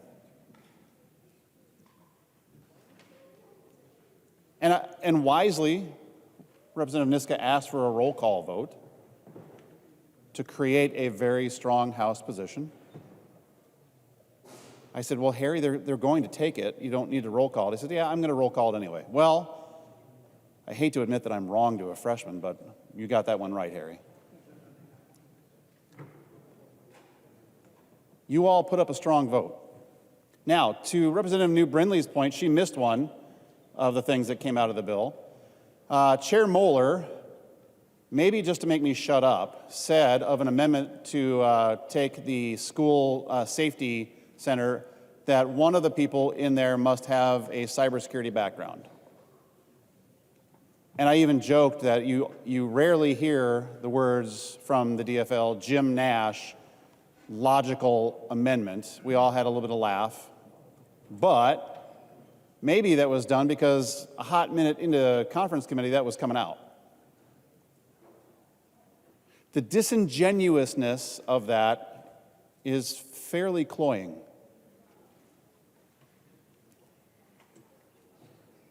And it's sad that you would take amendments like the ones that were offered, actually prosecuting criminals who use guns in the commission of a crime to a higher level, holding them accountable. What a notion that was. We were all pretty pleased that that was reality after you took that amendment. Naively, we believed you. Naively, we said, well, the amendments that came out of here will stay in the bill.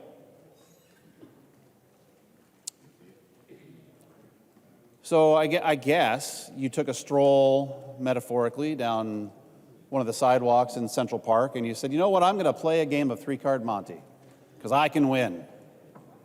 The DFL majority against DFL majority in the Senate, playing a game of three-card Monte, we will win this effort. We'll walk away the victor. We're going to have a grand time. We will hold our head high as we claim that we are doing something meaningful. You lost. You got played. And, you know, sometimes it's hard being in the minority, and I've been in both the majority and the minority. Some of you, when you look us in the eye and shake our hands, I take that as your bond. And there are people who, when they say, Jim, I'm going to do this, I trust them. But perhaps we were naive or stupid, or you just duped us to think that some of the amendments that you took on the floor were actually going to stick around. What a crushing disappointment. And what a message that you send to Minnesota. That you would take something that the chair actually said was and should not be a protected class, take the clarifying language of the Niska Amendment, put it into your bill, and then drop it like it's a hot potato coming out of the oven. You must be so proud to have duped so many people.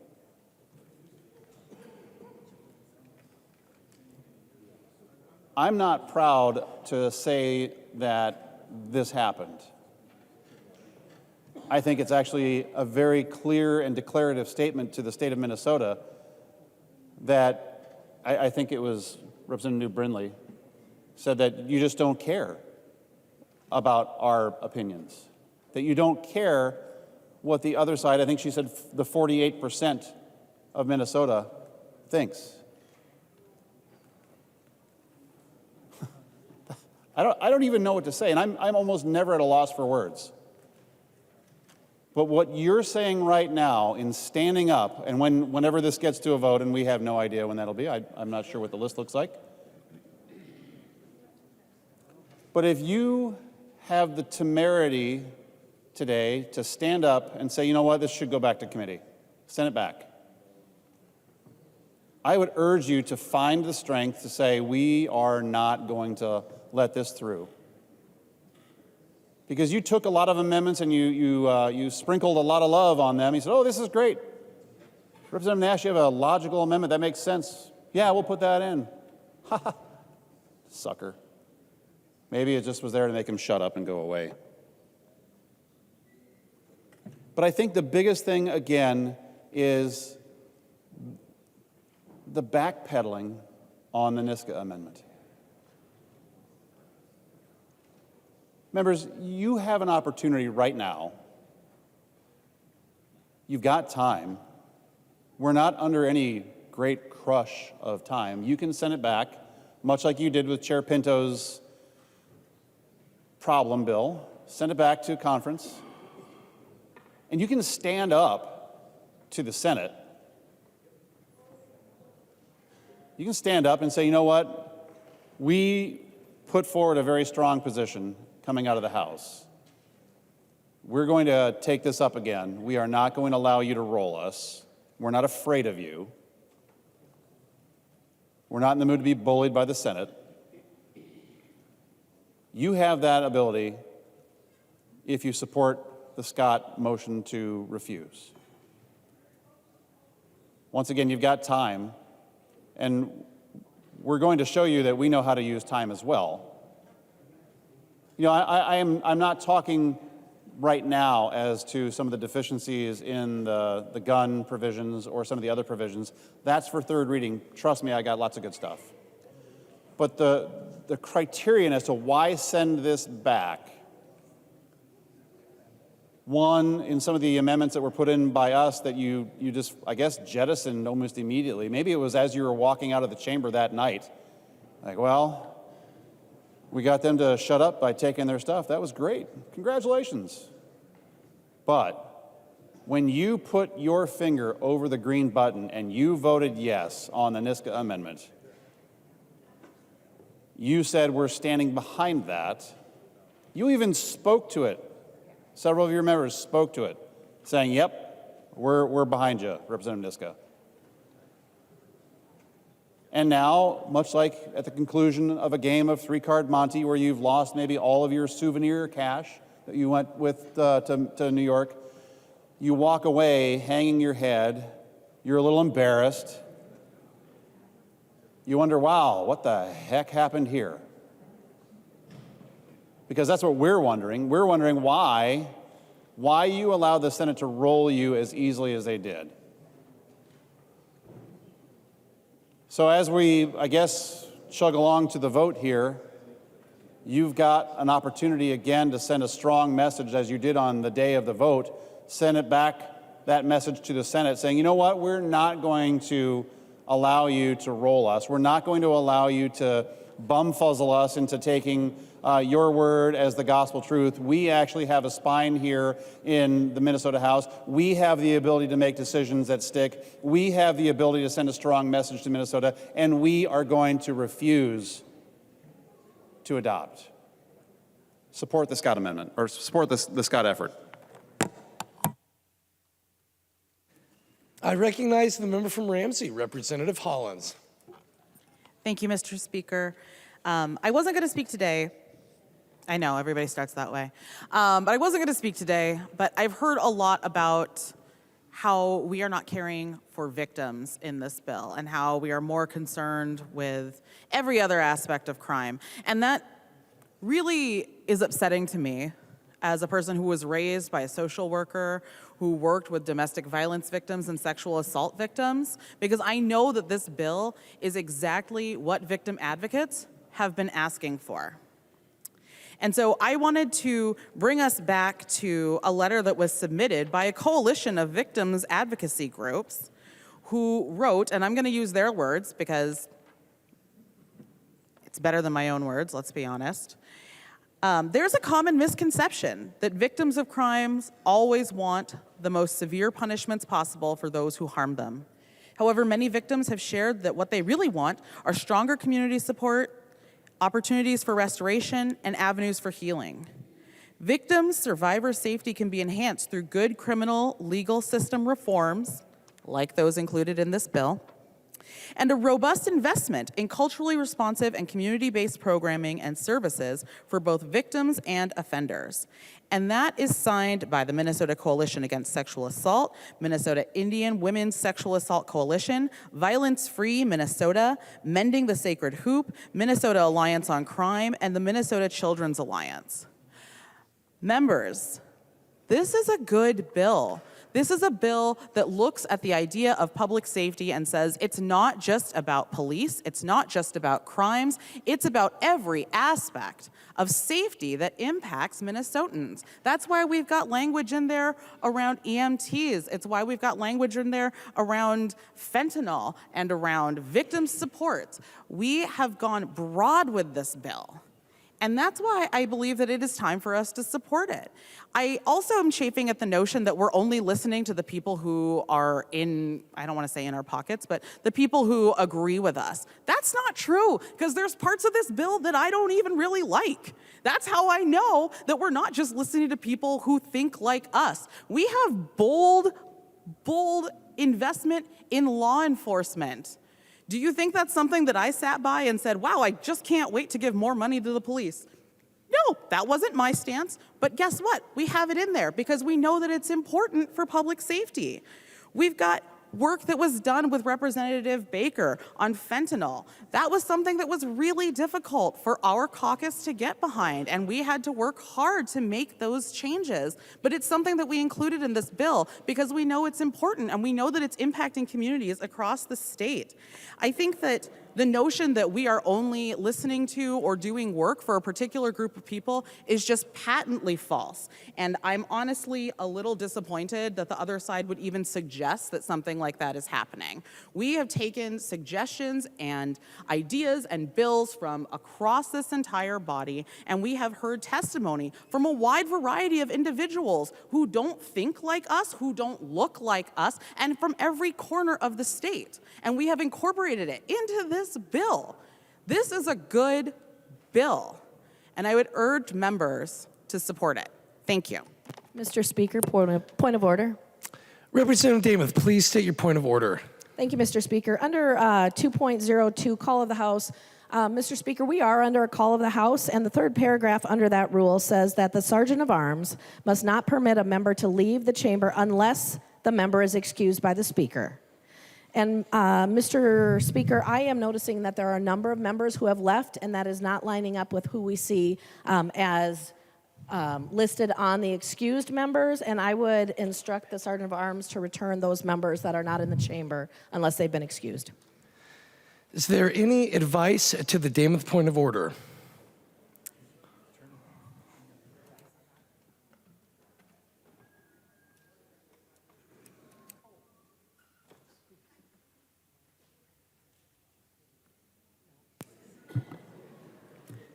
I mean, Mr. Speaker, I noticed there are members of the other side of the caucus that are also not present. Should we get everybody back?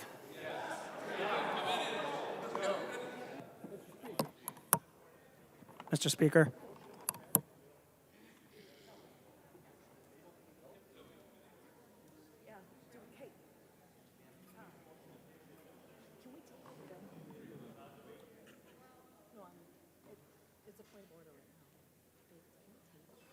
Mr. Speaker. I would call upon the Sergeant at Arms to bring back the members who are not in the chamber and bring them back into the chamber. We are currently under discussion of the refusal to adopt the conference committee report. I recognize the member from Dakota, Representative Hewitt.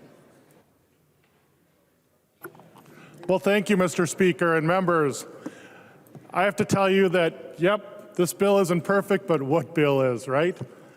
I'm a little disappointed because, did you call on me? Mr. Speaker, did you call on me? Representative Hewitt, you have the floor. We are under discussion of the motion to refuse to adopt the conference committee report, and you have the floor, Representative Hewitt. Thank you, Mr. Speaker, and I'm sorry to my colleague over on the other side of the aisle, also from Dakota, and I don't know if our names sound the same or not, but what an honor. Anyways, I think this bill is great, though. We really worked hard with our partners in law enforcement to get to a position that they really wanted. Our LELO program with the State Patrol has been going really strong for the last 2 years. What this program is simply a program that individuals with a 2- or 4-year degree are eligible to go on and get the GAP program for policing. This is a great program. And what we did with help with our law enforcement partners is open it up to everybody now. All our agencies now are going to be able to apply to this program. We're estimating in the next year, we'll be able to put about 100 new police officers on the street. If you have a 2 or 4 year degree, you can apply to this program. One other program that I also want to bring up that I think is so important, and it actually is from Representative Kosnick's district, is the program that we're using horses to heal first responders. I could not believe that this program and how well it worked, and that program is in the bill. Members, this is a good bill. It's a great compromise bill. It's great for public safety. It's great for my suburban area. It's great for our metro areas. It's great for your rural areas. Please vote to get it going from the conference. Accept the conference report. Further discussion to the motion to refuse to adopt the conference committee report. I recognize the member from Isanti, Representative Johnson. Members, I stand in support of the Scotta motion. Over my years here, especially the last 4 years, I've seen some pretty ugly public safety bills leave this body. Fortunately, they come back better. Not great, but better. This bill was ugly when it left, and it's worse now. We had some good amendments that made it a little better that we were able to put on when it left here. Every one of them have been removed. Not good. We did not hold the House position. It's time to send it back and get our priorities back. It was unfortunate that there was nobody from this side of the aisle supporting those amendments on the conference committee. This is the public safety bill, and we actually have public safety officers on this side of the aisle. Now, I once heard that it takes 10,000 hours working in the field to become an expert in that field. Guess what? We have 4 members on this side of the aisle with over 10,000 hours in public safety. Not in the courts,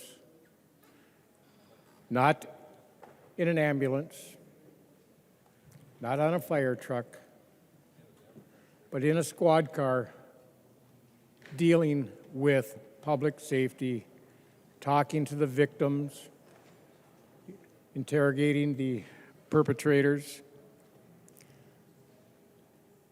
and doing their best to keep everybody safe, not only in their homes, but on the streets, on the bike paths, on the playgrounds where our kids are playing. They do their best to keep them safe.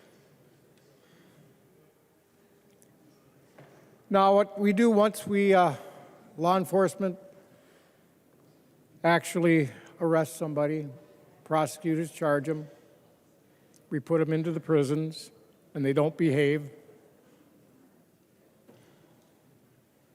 One thing that's missing in this bill is funding for safety and security of the staff in our prisons.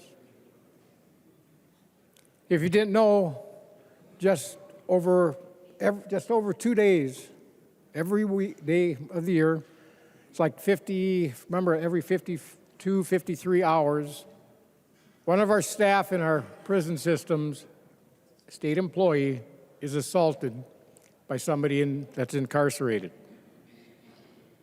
We've had some with very serious injuries. We've had some that, in fact, no assault is right, especially in the prisons. But what we're finding out is those that do the assaulting get little or zero consequences. And those that are assaulted or go help somebody that's getting assaulted, they've had consequences. Why? But there again, there was some funding at one time for safety and security of our correctional facilities, but it's gone.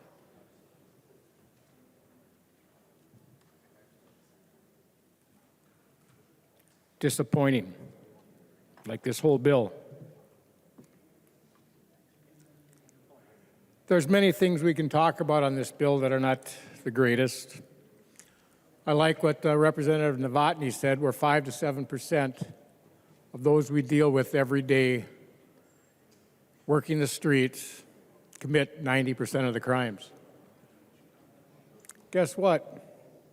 If you'd ask Representative Novotny, Representative Whitty, Representative Grossel, that 5 to 7%, we know their first, middle, and last name. We know their parents' name because we deal with them that many times.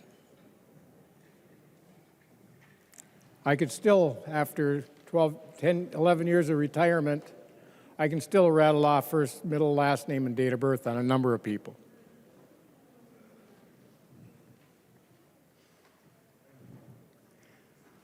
Now, there's some other things I was going to talk about. I'll do that on third reading.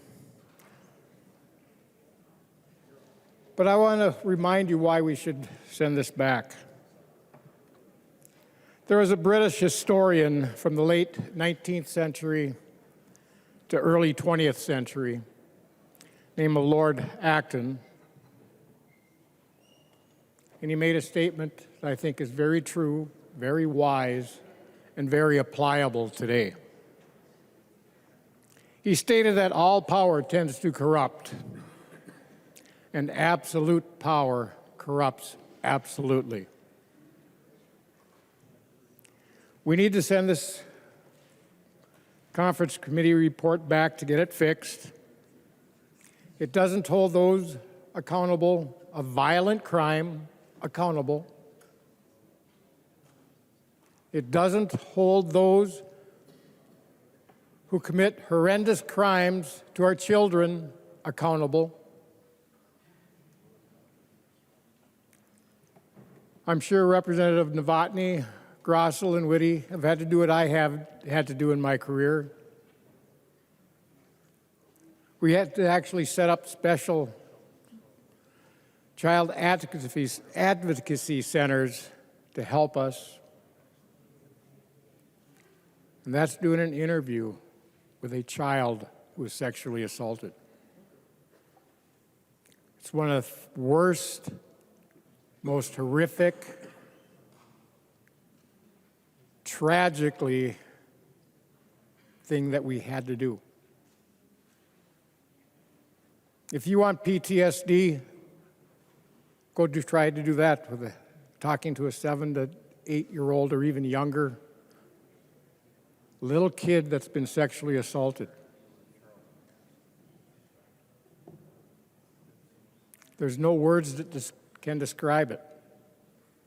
I still have nightmares once in a while dealing with it. Send this bill back, get it fixed the way it needs to be fixed, and put the victims over the assailants. Just having to do 1/3 of your time for sexually assaulting somebody, that's absolutely ridiculous. Remember that when you vote. Remember to vote green, to send this bill back to get fixed. So instead of the inmates running the asylum, the good employees of the state of Minnesota can get back to running the prisons, keeping those who commit violent crime, and especially violent crime against our kids, accountable for the horrific things that they do. Please support the Scott Amendment. I recognize the member from Olmsted, Representative Quam. Thank you, Mr. Speaker and members. And frankly, it was nice to get home for a longer or fuller weekend, but I discovered apparently there's a issue with violent crime across the country and the state. And I wouldn't know that looking at this bill, because in a time of increased crime and violent crime, the legislature should not be passing or a get-out-of-jail-free policy, decreasing the sentencing, probation periods, and et cetera for violent crimes. Any parent realizes that if you don't have discipline, children will push the boundaries. And frankly, there are a lot of states, a lot of cities where they've discovered when they don't discipline criminals, when they don't do what they're supposed to do by the law, current law, they get more crime. I am very tired of seeing where someone's been killed, a older lady has been knocked to the ground with a cracked skull, severely hurt by someone that was arrested dozens of times. And can't we learn from the mistakes of other states, other areas of the country that have seen horrendous things happening? That we got to be serious. If you commit a felony, you need to be punished, and consistently punished.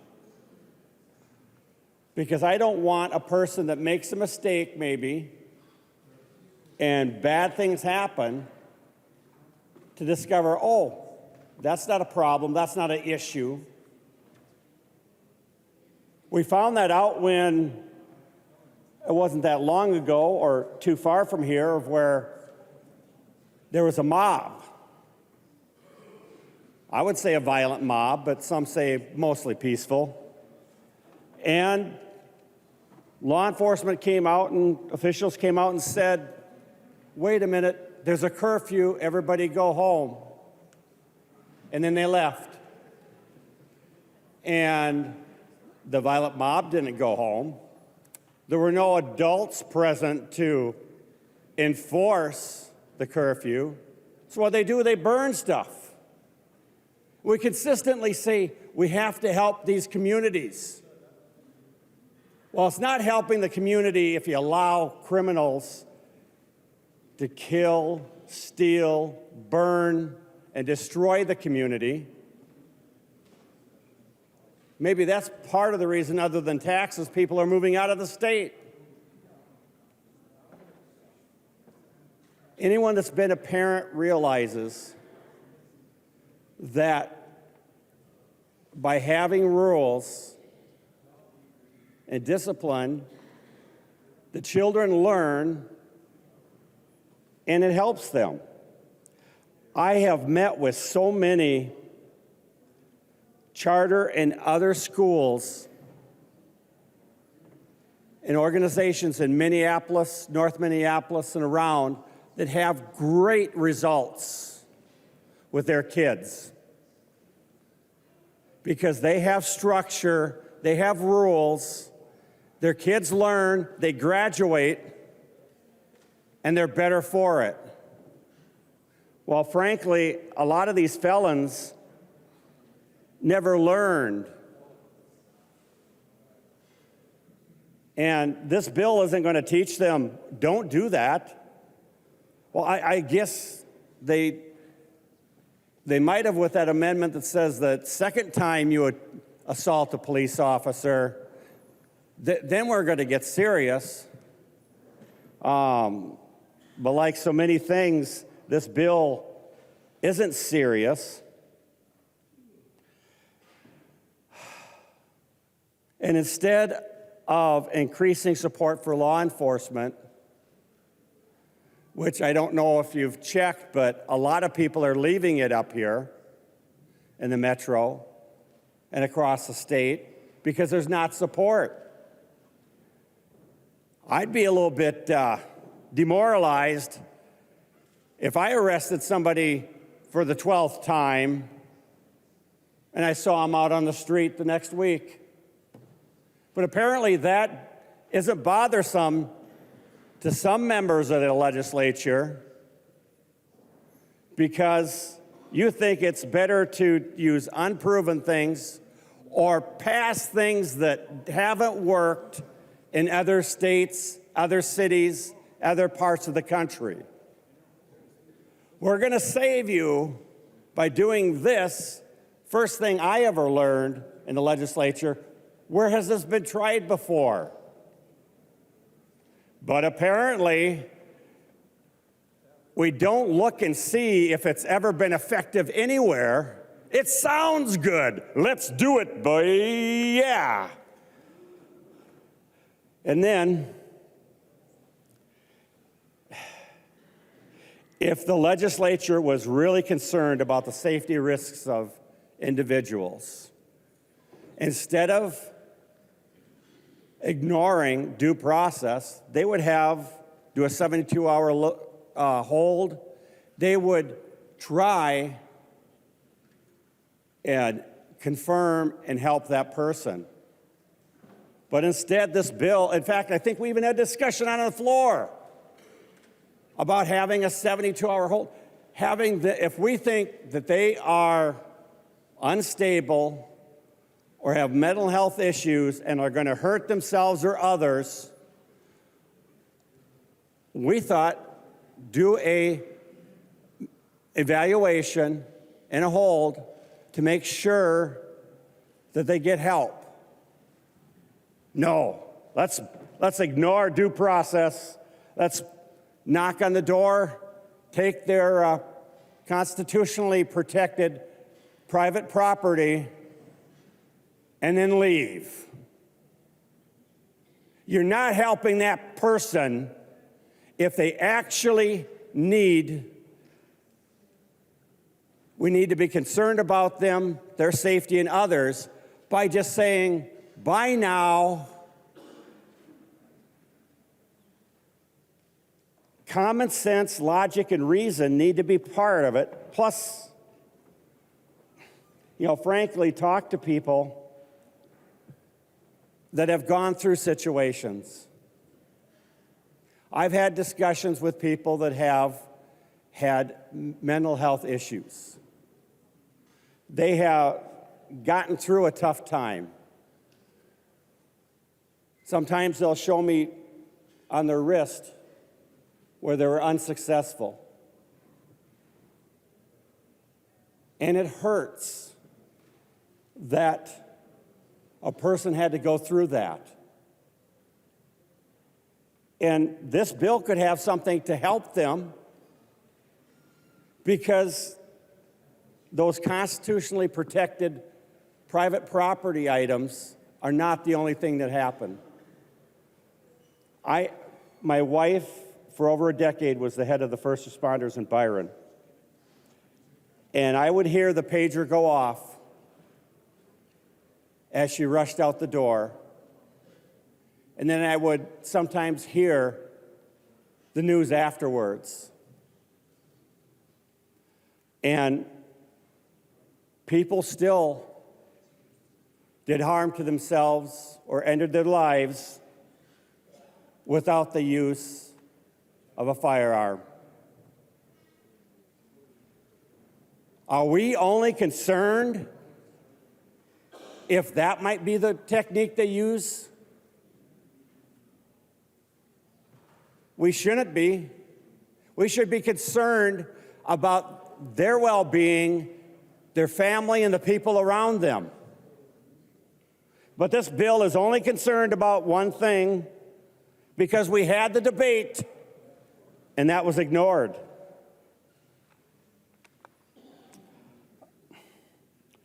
Children are precious. Childhood, it's already short.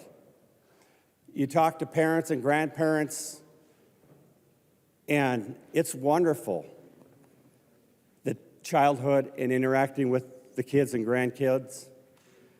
And it's so joyful to have the innocent questions and the fun that the kids have.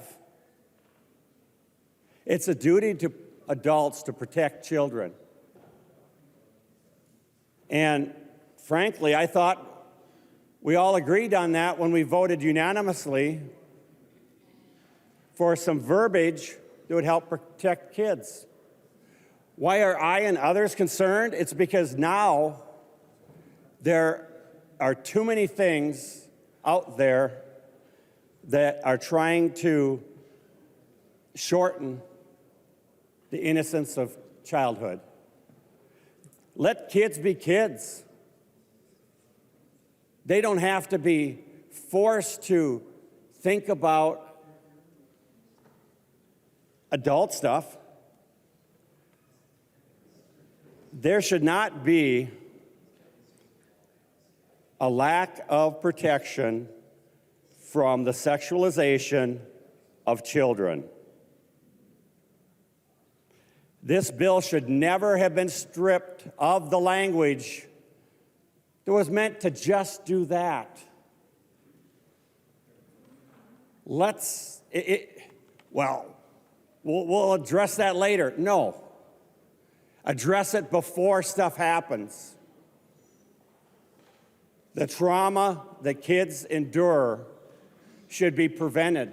And we should send a message that we do not allow the sexualization of children, that we do not have a loophole or vagueness to allow somebody to think that I can do this because I feel like it. We need to be plain and simple.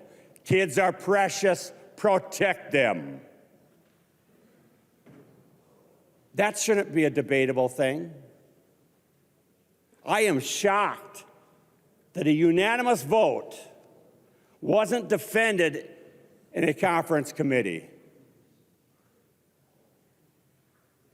If you want a conference committee with someone that'll defend children, I'll volunteer. There are others that would volunteer. There are core things in society that we need to stand up for. And frankly, I thought we did, but apparently in the conference committee, it was decided, no big deal. Maybe next year, maybe a different bill. The best time to do something is now, not after more horrible things happen. This bill does have some good components, but frankly, the things I touched on about being firm with violent and criminals and felons, it's been lessened in this bill. We know we've got issues with law enforcement, but I think this bill is not addressing those and thinking that, the flavor of the month idea from a nonprofit is better than actually training our law enforcement for different situations. I disagree. And the idea that we are so concerned, neighbors, family, whoever brings it up, about an individual that could do harm, if we're so concerned and we've got the date, let us do something that will actually help that individual and others. Not something that makes us feel good. We took away his weapons. Might make you feel good, but does it? No, it does not fix a possible horrendous issue. Because there have been people that have taken a motor vehicle and had a purposeful accident that killed themselves and others. People with knives, have tried, some successful, to use them in suicide or attacked others or committed suicide by staging something so that they would be shot by law enforcement. I don't know all of the details, I should say, of the calls my wife's been on. I've seen the effect on her when there have been public news stories. I've seen the effect on the family.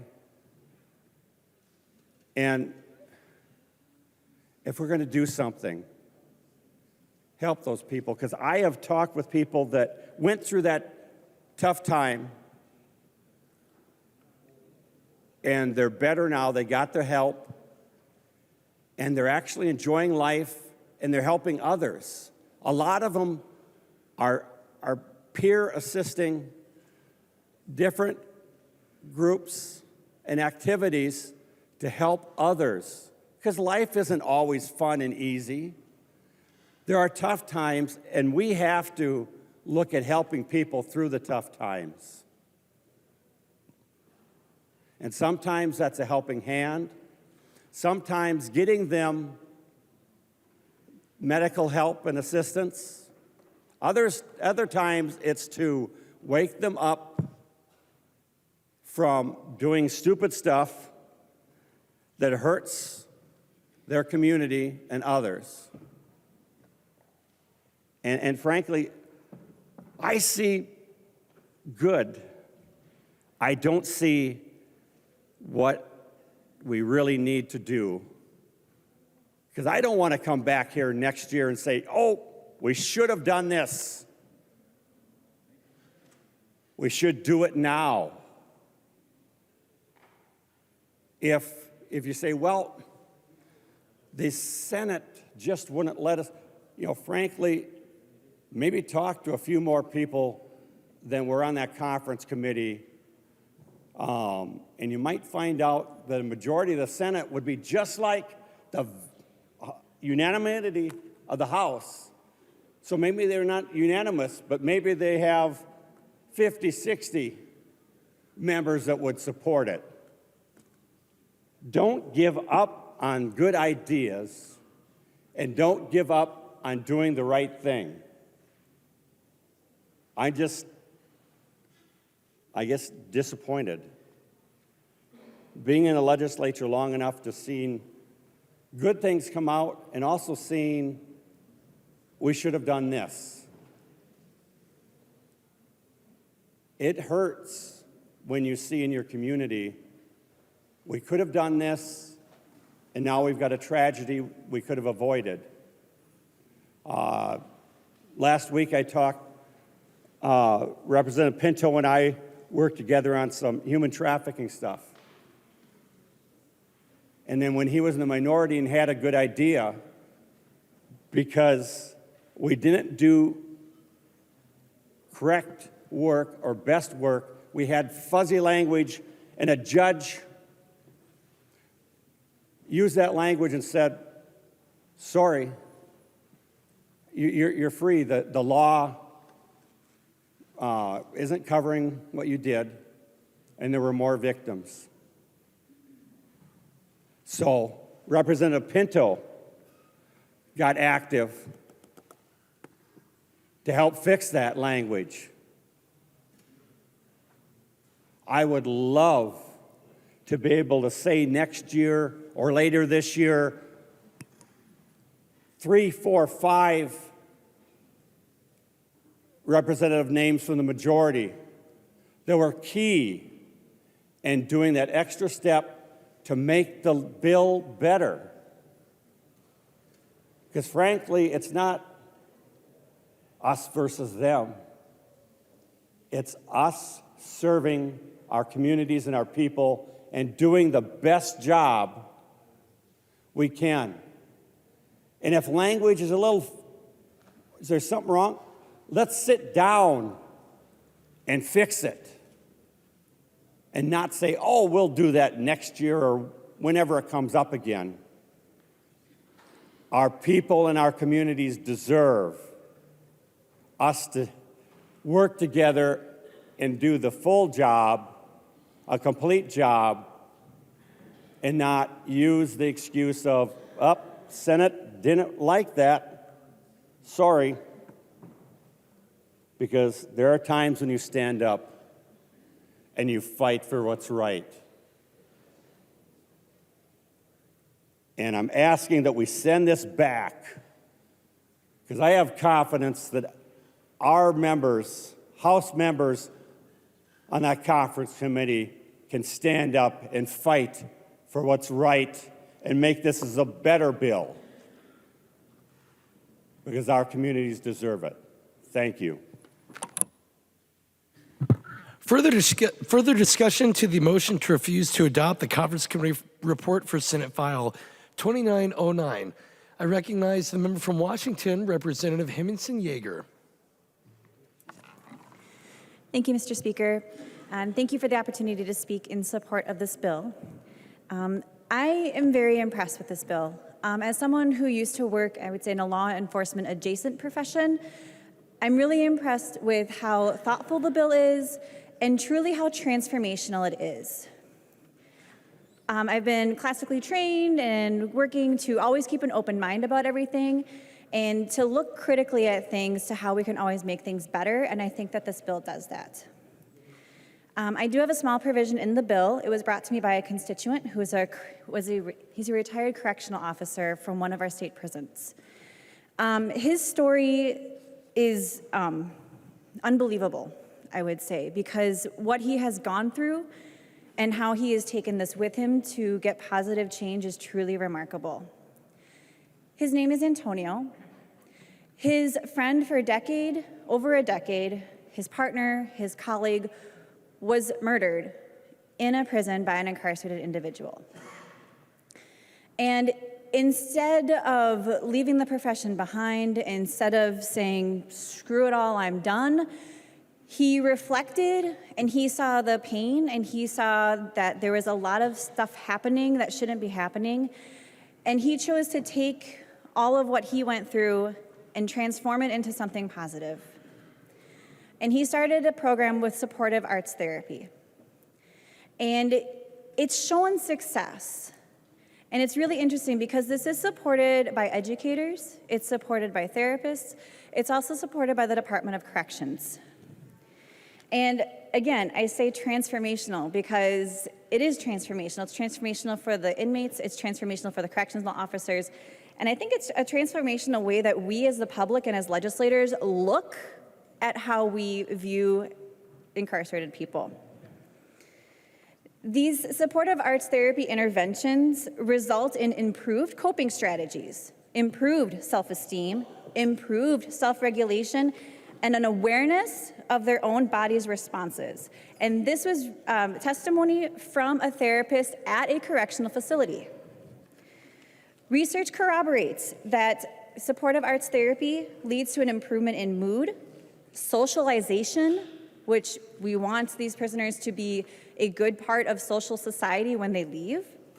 It improves their problem-solving abilities, and it improves their locus of control within a correctional environment compared to a control group. Now, what does this all mean? So people want to say, oh, great, the incarcerated person feels happier, whoop-de-doo. It's not about that. It's about someone learning to take what is going on, controlling themselves, looking at their emotions, and using it transforming it into a positive way. This leads to safer correctional facilities, safer for our prisoners, safer for our correctional officers, and safer for our staff. It decreases your disciplinary incidents. So if we really want to deal with our prison system and make sure people are productive on the outside, this has shown success.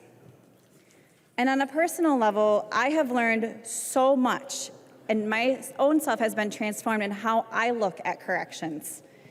I look forward to joining therapists, educators, the corrections, and all of the other amazing transformational work in this bill. I hope we vote down this motion, and I hope we vote to support this bill. So thank you. Further discussion. I recognize the member from Clearwater, Representative Grossel. Thank you, Mr. Speaker and members. I support Rep. Scott's motion to send this bill back to the conference committee. This is a fine example, a prime example of what you get from a single party rule. You don't get a balanced approach. You don't take the ideas, which were a lot of good solutions to a lot of the major problems in our state today. Those get ignored, get pushed aside. You shut the Republicans out of the conference, and you just went ahead with the bills that you wanted, the bills that represent your extreme public safety agenda, which isn't working, folks. It's been how many years of increased violent crime? I know you hear over and over again, it's just an uptick in violent crime. Well, if I had a flag that said BS on it, I'd be waving it right now. And I'd be waving it for the past 3 years. Because nothing's been done. People are dying unnecessarily. You should have been doing something about this a long time ago, and we brought solutions from this side. But you didn't want them. And I look at it, it's just the get out of free card for violent criminals, putting them back on the streets and making the communities less safe. Good job. Got to applaud you for that one.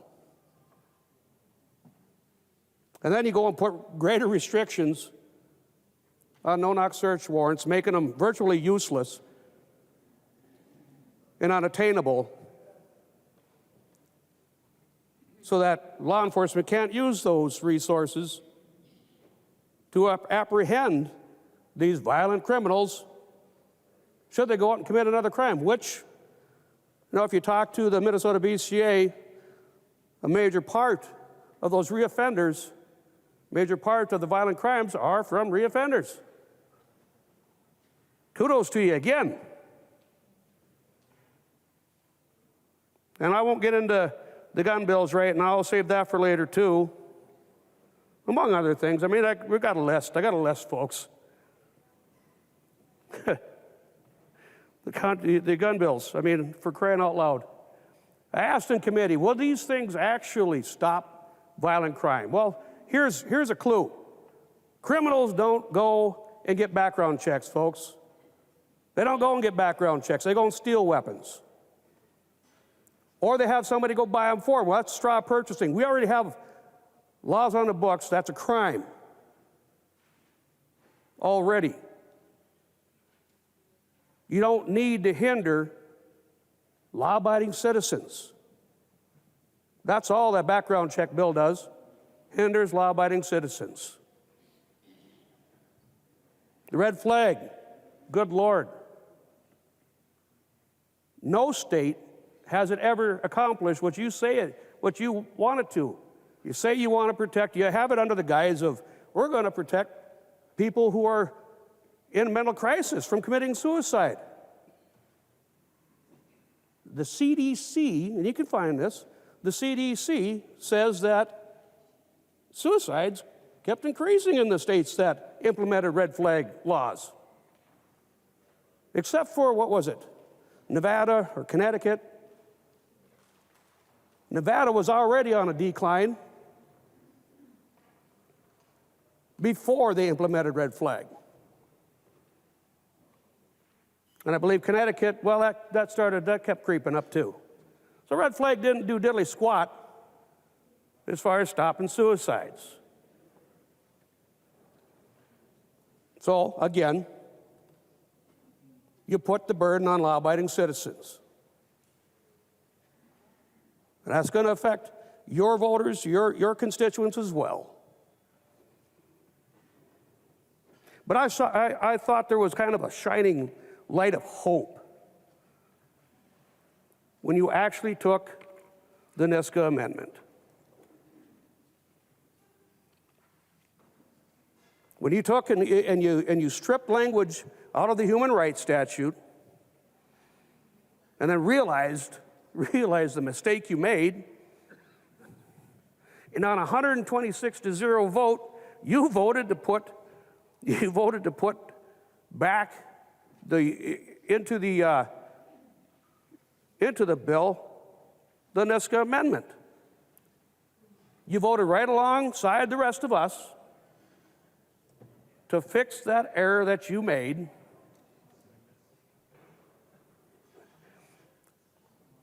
Because you know just as well as everybody else that the language that Rep. Niska put in there, it doesn't affect anybody but pedophiles. Okay? It protects kids from people who will sexually exploit them and hurt children.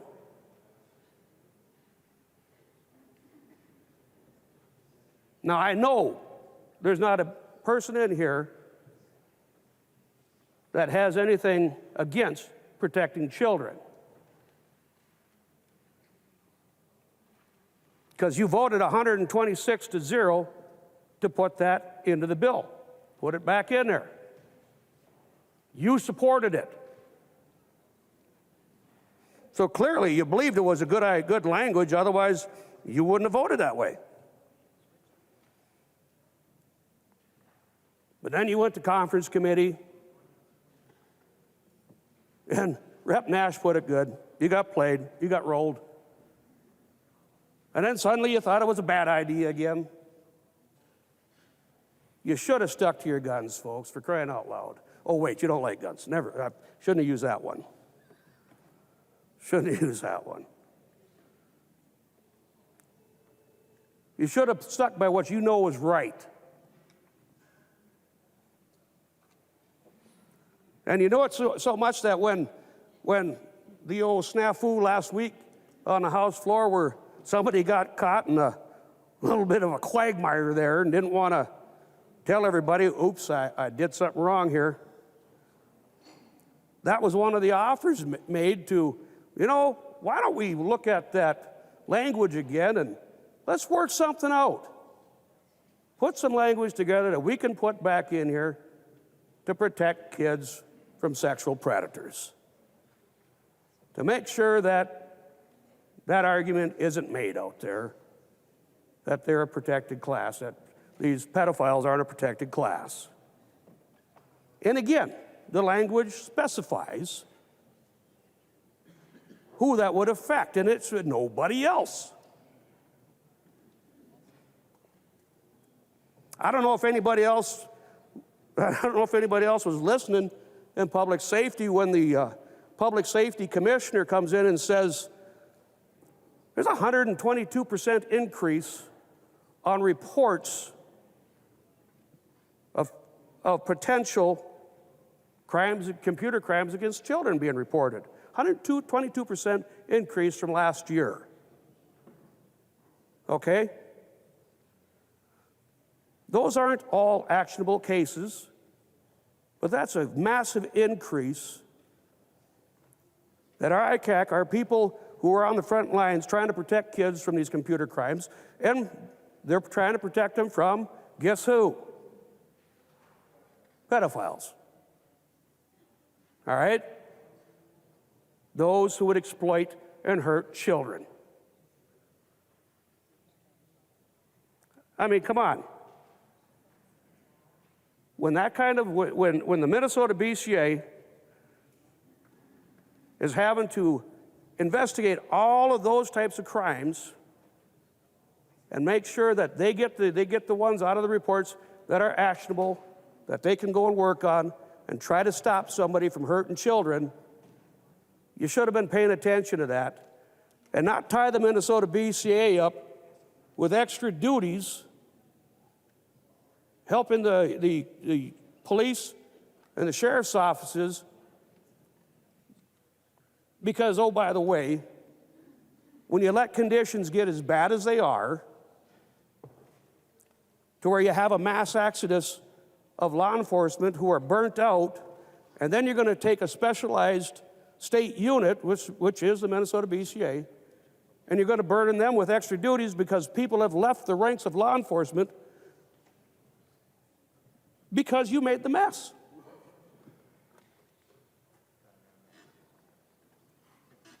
So how are they supposed to do their job when you got them running around, spread too dang thin, doing everything else? You've done the same thing to the State Patrol as well. You need to go back. Well, you need to take this bill back to the conference committee, and if you could, you should take one of our members with you to help you, to remind you we need to protect our citizens. This bill does not do that. And I have to tell, thank you, whoever it was over there that said, you know, I didn't want to support more funding for law enforcement. Well, you got your wish. This bill doesn't do that. This bill doesn't give more money to law enforcement.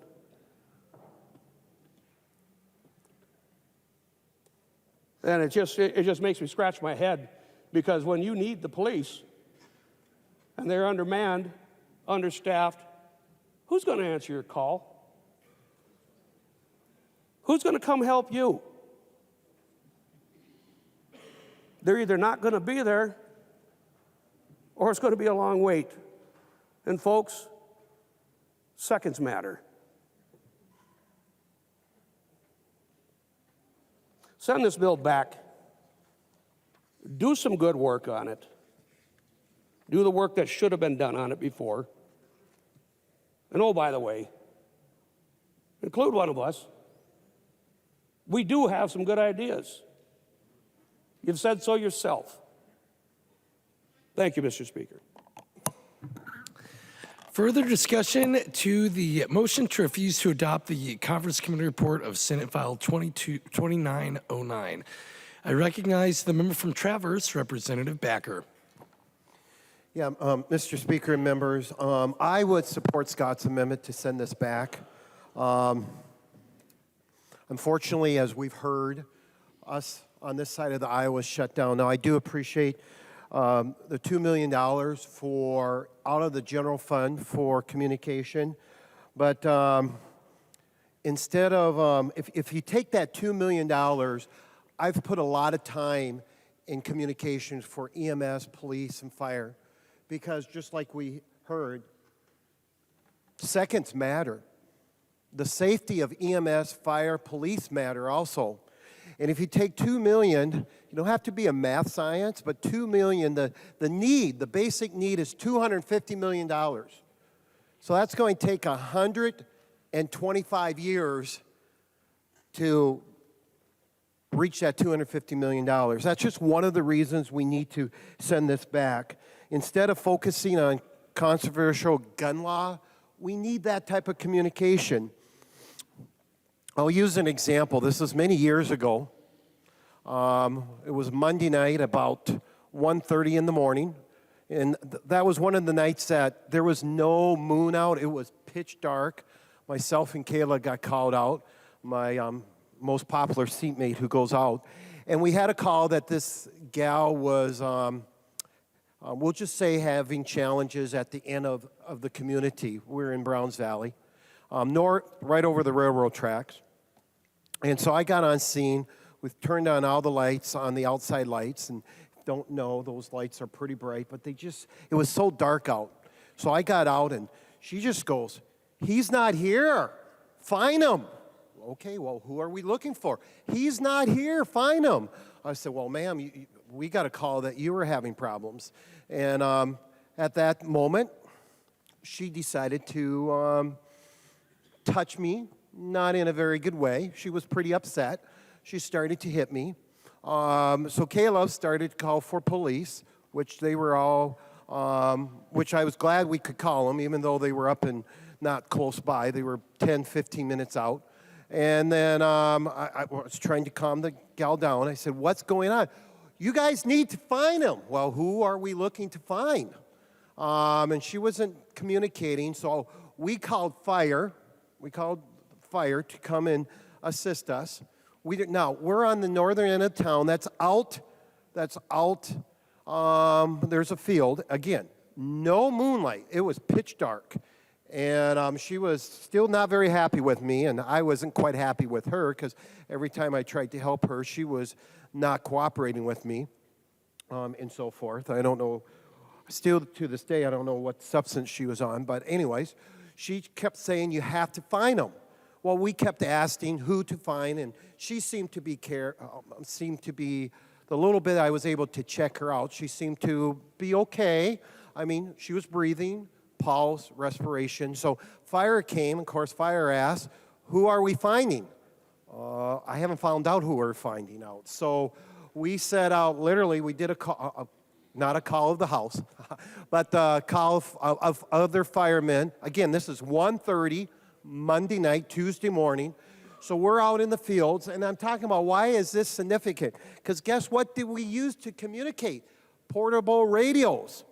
You can't take the radio that's in your ambulance and pull it out of the truck and take it with you when you're out in the field. And then now deputy came. We had the deputy come.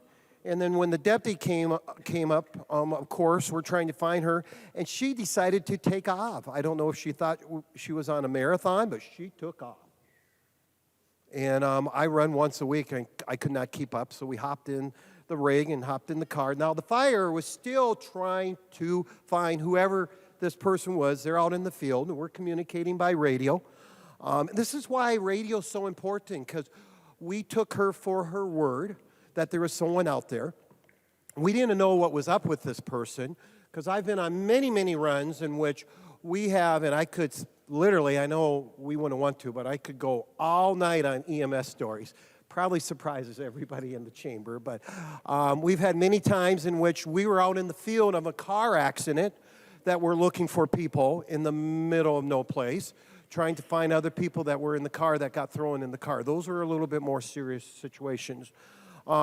Anyway, so we were chasing her down, and she went into a duplex, and long story short, we found the person in the duplex that night. They weren't out in the field, so of course, we said, hey, we called fire, said you can go home, go back to bed, and so forth. And again, I share that story not to be like, okay, Jeff's on another EMS story, but I share that story because communication is so important. I do appreciate the $2 million in the general fund. I do appreciate that, Chair. But we have a much bigger need in the state because seconds matter. I have been on so many car accidents that we're out in the field.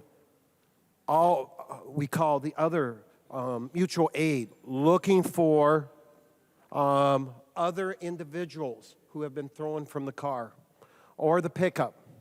Or like one time, I spent 45 minutes with the fire department, literally inside a semi, making sure to keep him alive where they were cutting him out.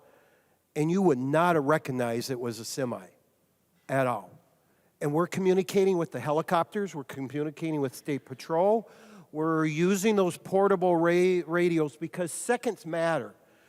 And that's why it's so important. Instead of passing controversial gun law that doesn't do anything but hurts the right of law-abiding citizens, we need to be using resources so folks like me, EMS, ambulance, police, focus like Representative Novotny, Representative Johnson, Representative Whitty, who have served in law enforcement, can communicate and help the good folks of Minnesota.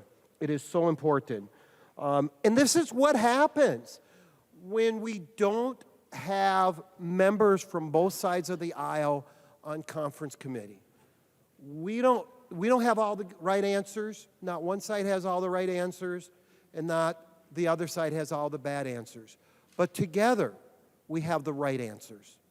Members, support Representative Scott's motion to send this back, and let's get maybe another $8 million so it doesn't take 125 years to get the radios we need, because seconds matters. Thank you, members.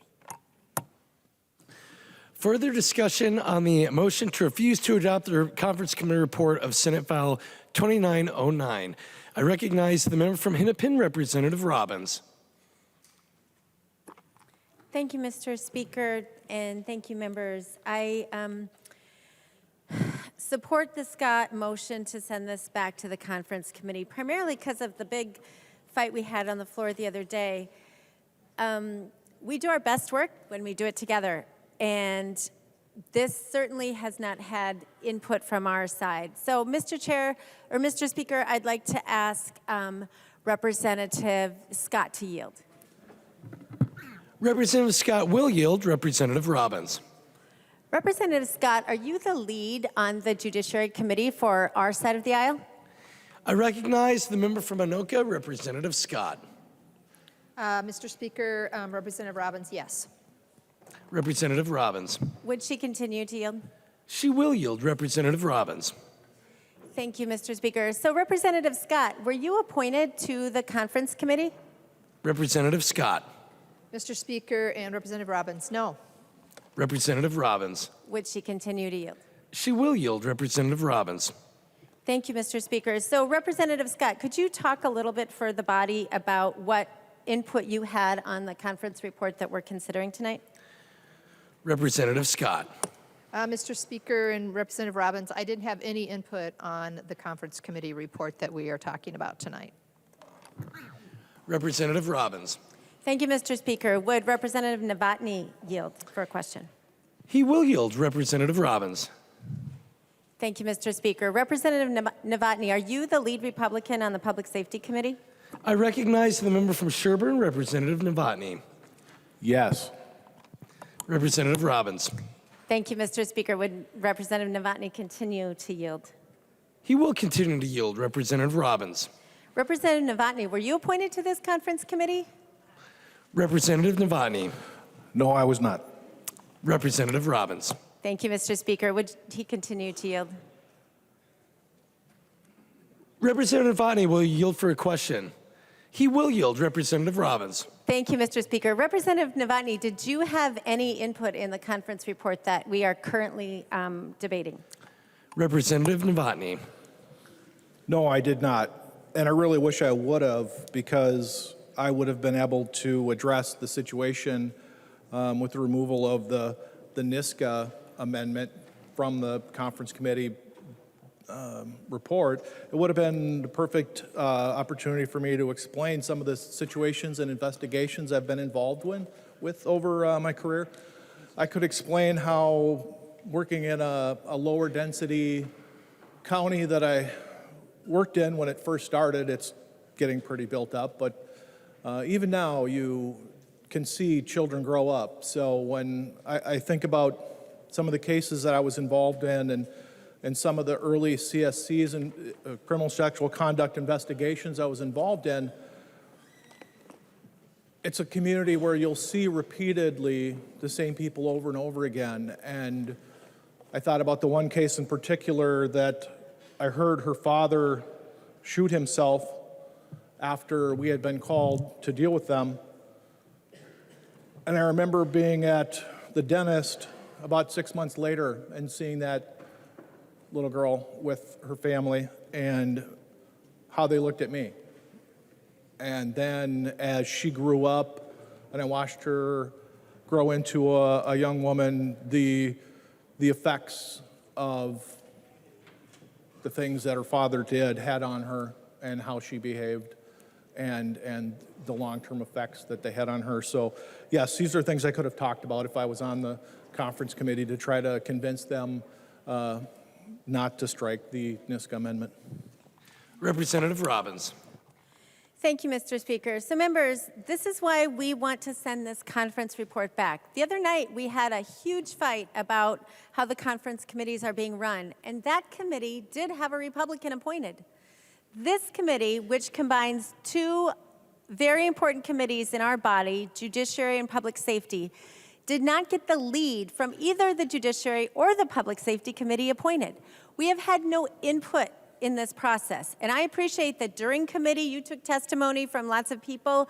But members, when you are making this final deal that you bring back to this body for us and ask for our support, but we've had zero input, it's offensive and it's not right for this institution, members. This institution is the people's body where we debate, and the minority side should be included in these conference reports. We know you have the votes, you know you have the votes, but at least our voices should be represented in these conference committees, and that's why I'm supporting the Scott motion to send it back. Please join us. Further discussion. And next on my list is the member from Goodhue, Representative Altendorf. Will the Sergeant at Arms please get Representative Altendorf back in the chamber? Next on the list is the member from Crow Wing, Representative Davis. Thank you, Mr. Chair, and I'll just point out it seems there's quite a few members missing from the House floor. Excuse me, Mr. Speaker, thank you. Representative Davis, you have the floor. Thank you, Mr. Speaker, members. Well, I'm learning a lot. First year in session, first year as a legislator, I'm learning a lot. You're teaching me a lot.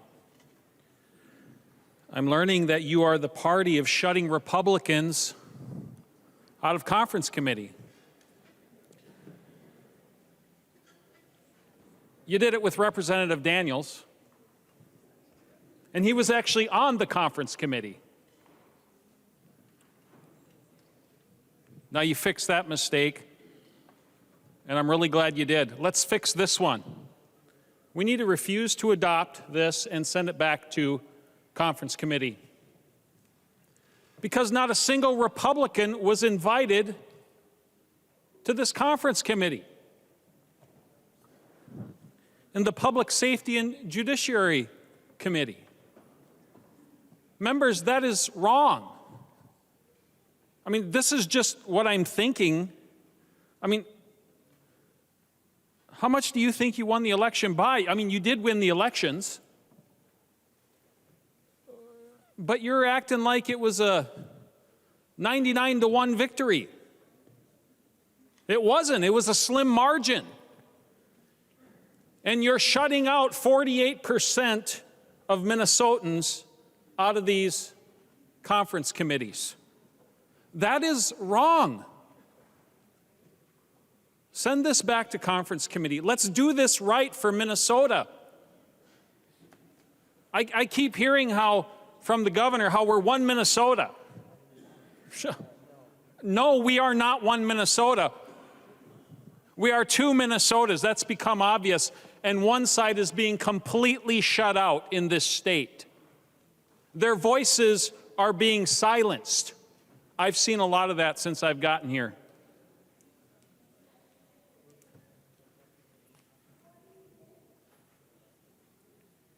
Democrats are the party of shutting out Republicans and half of Minnesota. And this is a good example right here, this bill that represents your extreme public safety agenda. The party of giving out get-out-of-free jail cards for criminals. You know, you can learn a lot from history, and I would encourage you to start learning the history of Chicago, Illinois. I bet you a lot of you in this room don't know this. 26 people shot in Chicago last weekend. 8 of them are dead. 8 people dead. And you know what? It's not law-abiding citizens with legal guns doing it. It's not. I would encourage you to start studying the history of Chicago right now. The weekend before, 20 shot, 4 dead. You want to know why? Because Chicago has already laid this groundwork that you're now laying for Minnesota.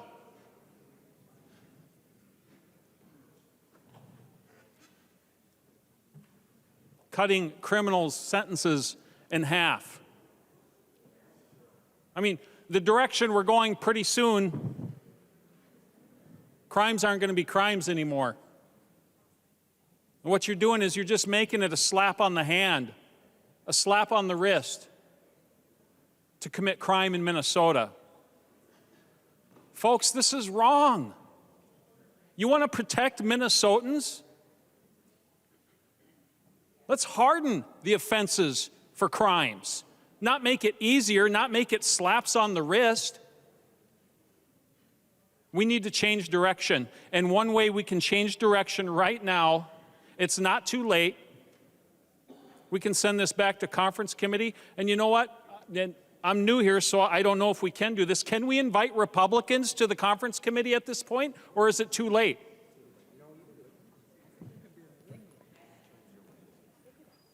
Would Representative Doubt yield for a question? Representative Dow, will you yield for a question? He will yield. Representative Davis. Representative Doubt, is it too late to invite Republicans to the conference committee? Because I'm just being vulnerable with you all. I don't know. I recognize the member from Isanti, Representative Dowd. Thank you, Mr. Speaker, and thank you, Representative, for the question. Technically, I think the Speaker, could appoint different members to the conference committee. Really, for us to reject this and send it back, I think this bill's already passed the Senate. I think they had a fairly lengthy debate on it. I personally have mixed feelings about this vote.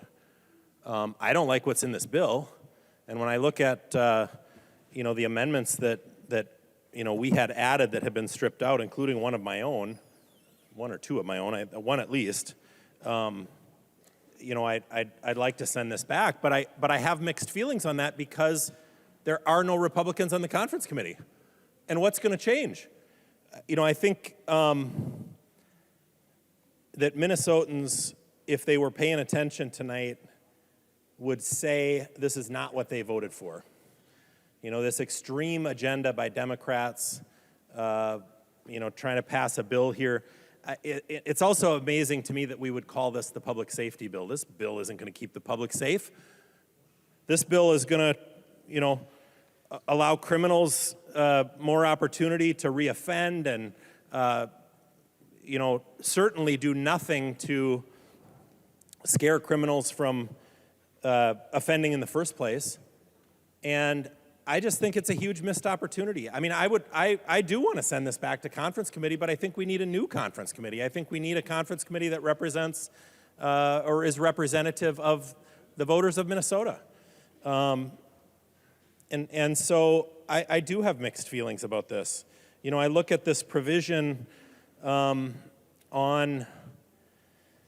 the human rights statute where we're removing some language that, frankly, I think needs to be there. I think we need to have in statute language that does, Representative New put it really well when she said we need to not normalize pedophilia. She didn't use that word. I'm using that word. But to paraphrase, I have trouble understanding why it's wrong to leave that language in statute. And I don't care.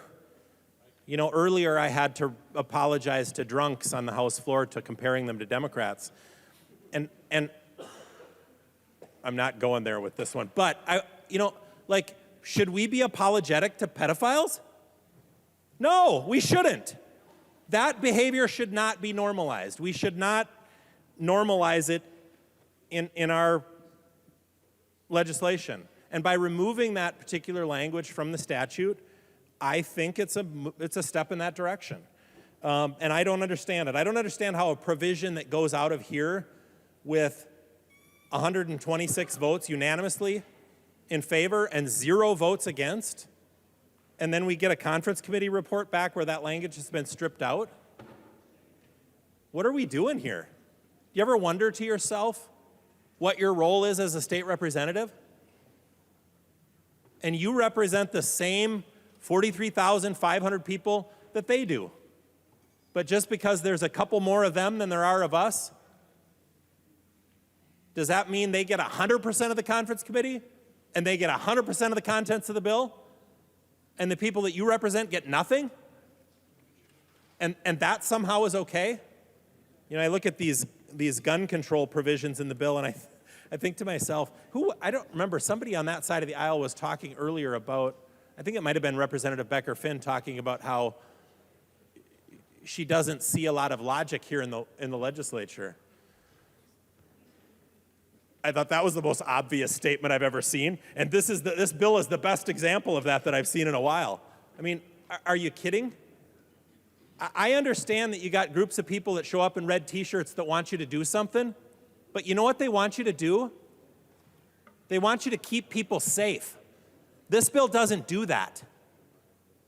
You look at the number of people who own guns in this state, lawful citizens who don't break the law, who don't commit crimes, and those are the people that this bill is going to impact. This bill, as I look at it, this bill isn't going to impact anybody that actually commits a crime with a gun. What are we doing? And you know what? If you ask the people that show up in the red t-shirts here, their end goal is making sure that nobody has a gun. And you know what that does? It just makes victims out of all of us. Because you're not taking guns out of the hands of criminals, you're taking guns out of the hands of people that might want those to protect themselves. And all at the same time, you know, you're lowering penalties and giving get-out-of-jail-free cards to criminals. So what message are we sending? You can't make it up. And you know what? What you actually need is you need some people from this side of the aisle on your conference committee, because we'd actually talk to you about why those policies aren't going to work. And maybe you don't want to hear it. Maybe just like the other night, how you wanted to, you know, ram a bill through without even having a conference committee, without having a conference committee adopt the report and bring it here.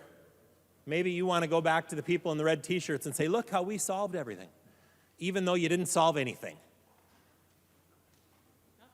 If you don't actually try to solve the problem, you're not going to. And you don't get to have a ticker tape parade for doing nothing. And so that to me is frustrating. And I do have mixed feelings about this. I think I'm going to listen to the debate, and I hope we do have some more debate because I want to hear people's opinions, because I'm a little up in the air on how to vote on this particular question. But I think the point that you bring up, Representative, is valid, because we do have a problem with, you know, 100% of the representation being Democrats on this conference committee. And the glaring holes in this bill where the policy that they're putting in this bill and that this bill represents just doesn't work, not going to work. In fact, it's going to make people less safe in this state. And in a weird irony that I think we've gotten all numb to around here because it happens way too often, we call a bill that's going to make Minnesotans less safe the public safety bill. And we've gotten numb to that. You know what I've learned in my time here? I've learned that if you look at the title of a bill, or if somebody has a little provision in a bill and they name it something, you can almost rest assured it's going to do the opposite of that. That it almost never, it's almost always some sort of, you know, thing for an election that isn't designed to solve a problem at all. And in an honest moment earlier this evening, when Representative Becker-Finn said that there just wasn't any common sense, or whatever the exact word she used, there wasn't any logic, I think is what she said. I thought, and we're just figuring this out right now? You know what we've forgotten around here? We've forgotten that each one of us represents 43,500 people back at home. We've forgotten that people in this state have varied opinions on some of these issues. And I know you like to cite a poll and say, well, 60-some% of the people support this. Well, you know what? 30% of the people support you. So I wouldn't be too high on your polls about how many people support marijuana or support this or support that. Give me a little money and I'll conduct a poll for you that'll give you whatever outcome you want. And every pollster's in the business of doing exactly that. So if you want to cite, how we should be passing some of this stuff because X number of the public supports it, the public sent you here to actually solve these problems, not to prepare for the next election, not to, grandstand because some group that supports you is in here and pretend like you're doing something. And I'm not going to go through the exercise, and I don't have the floor right now to ask anybody to yield for a question. I'm yielding for a question. But if I did, and maybe I will take it later once I get a little closer to making a decision how I'm going to vote on this question, I would ask you about some of the specifics about these provisions. And you know what? You won't be able to answer the questions. It will demonstrate that you don't know about these issues that you're dealing with. And that demonstrates to me that these are the wrong provisions. We shouldn't be passing things that are going to make it more difficult for law-abiding citizens and make it easier for criminals. But that has been a consistent theme amongst Democrats for the last 4.5 years here in the state of Minnesota. And all the while, our streets are less safe. I just read an article, it popped up on my phone today, about 18 cars, I think, in Minneapolis on one street got broken into overnight. Now they're not victimless crimes, but they're not violent crimes against a human. That's just breaking into somebody's car and stealing something. And I think we've gotten numb to it. I overheard somebody saying earlier, somebody that actually has a connection to law enforcement, saying earlier that there's a shooting almost every day within a mile of this Capitol. Every day. And we're numb to that. There's not one thing in this bill to address that, not a single thing. Because the guns that are used in those crimes, this bill won't do anything to stop the movement of those guns. Not one of them was obtained legally. And not one of those people is going to get a background check. And not one of them is going to be impacted by a red flag law. So you're not helping anybody. And if it did, and if it was, you would bring it here as evidence and show it to us. You would say, look at what the data points to. But the data that you point to is just that X number of people want this. Well, you know what? X number of those people, 60% of the people don't want you and don't approve of the job you're doing. And that's in a recent poll. You want us to follow that one? Should we just fold up and go home? I think Minnesotans would be a lot happier if we did, because they know they're not going to get their tax money back. They know they're not going to get their surplus back, because you're busy working on this ideologically, socially divisive stuff, instead of buckling down on the bread and butter issues that are impacting Minnesotans today. They're reeling from the highest inflation in a lifetime. What are you doing to help them? You're spending their surplus, which is going to make the inflation worse, which is going to hurt every Minnesota family.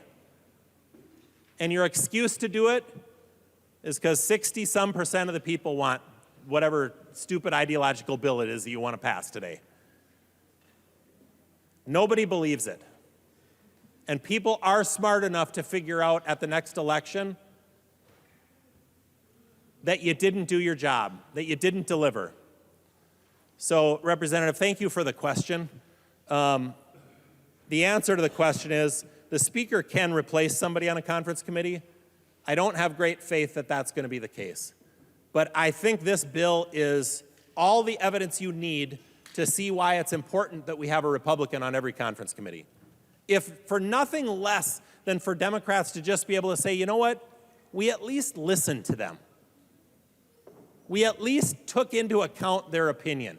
And before we made a decision that doesn't impact any one of our constituents, but impacts all of theirs, we at least considered their opinion.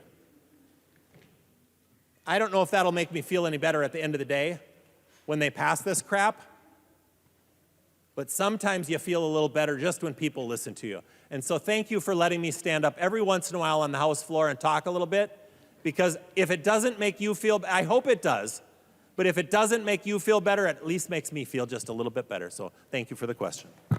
Representative Davis. Thank you, Mr. Speaker. Thank you, Representative Doubt, for that short answer. I expected you to go way, way longer. So thank you for that quick answer. I really appreciate it. Yeah, Representative Doubt said that it just makes him feel better when he's heard.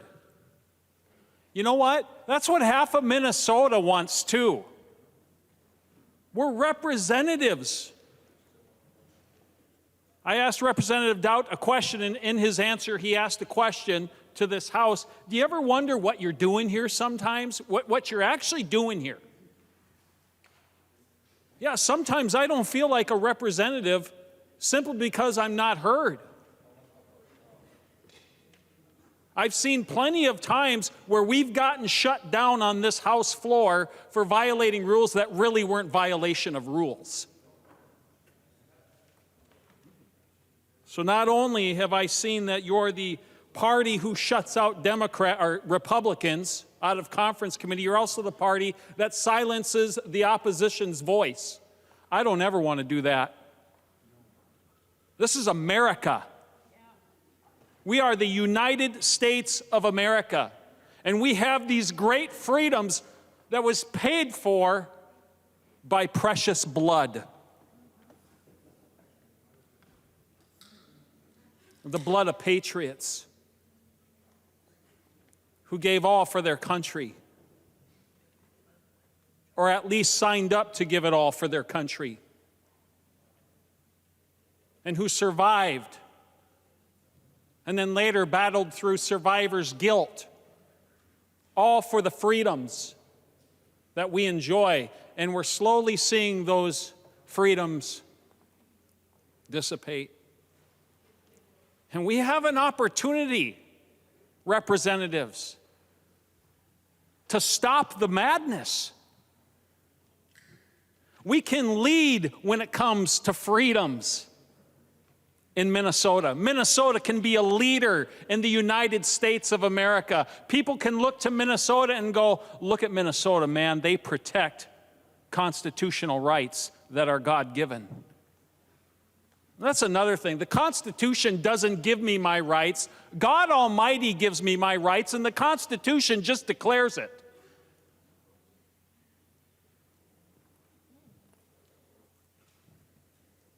But I've seen some billboards. We're trying to get rid of him, too. Recently, I've seen some billboards, which I will say is their First Amendment right. But thank you for those questions. Yes, sometimes I do wonder what I'm doing here, Representative Doubt, and I bet you many representatives are asking themselves the same question, because we're supposed to be a representative democracy or a constitutional republic. Choose your term there, your definition there. What I'm seeing is it looks more like an oligarchy. Representative Hudson did a wonderful video on that subject. I would encourage you all to go and watch on his Twitter account. It was Twitter, right? You know what, Representative Doubt? You also asked the questions, are Minnesotans paying attention tonight? They are. They are. I know my constituents are paying attention because they email me, they call me, with their concerns, and there's some things that are happening that are freaking them out.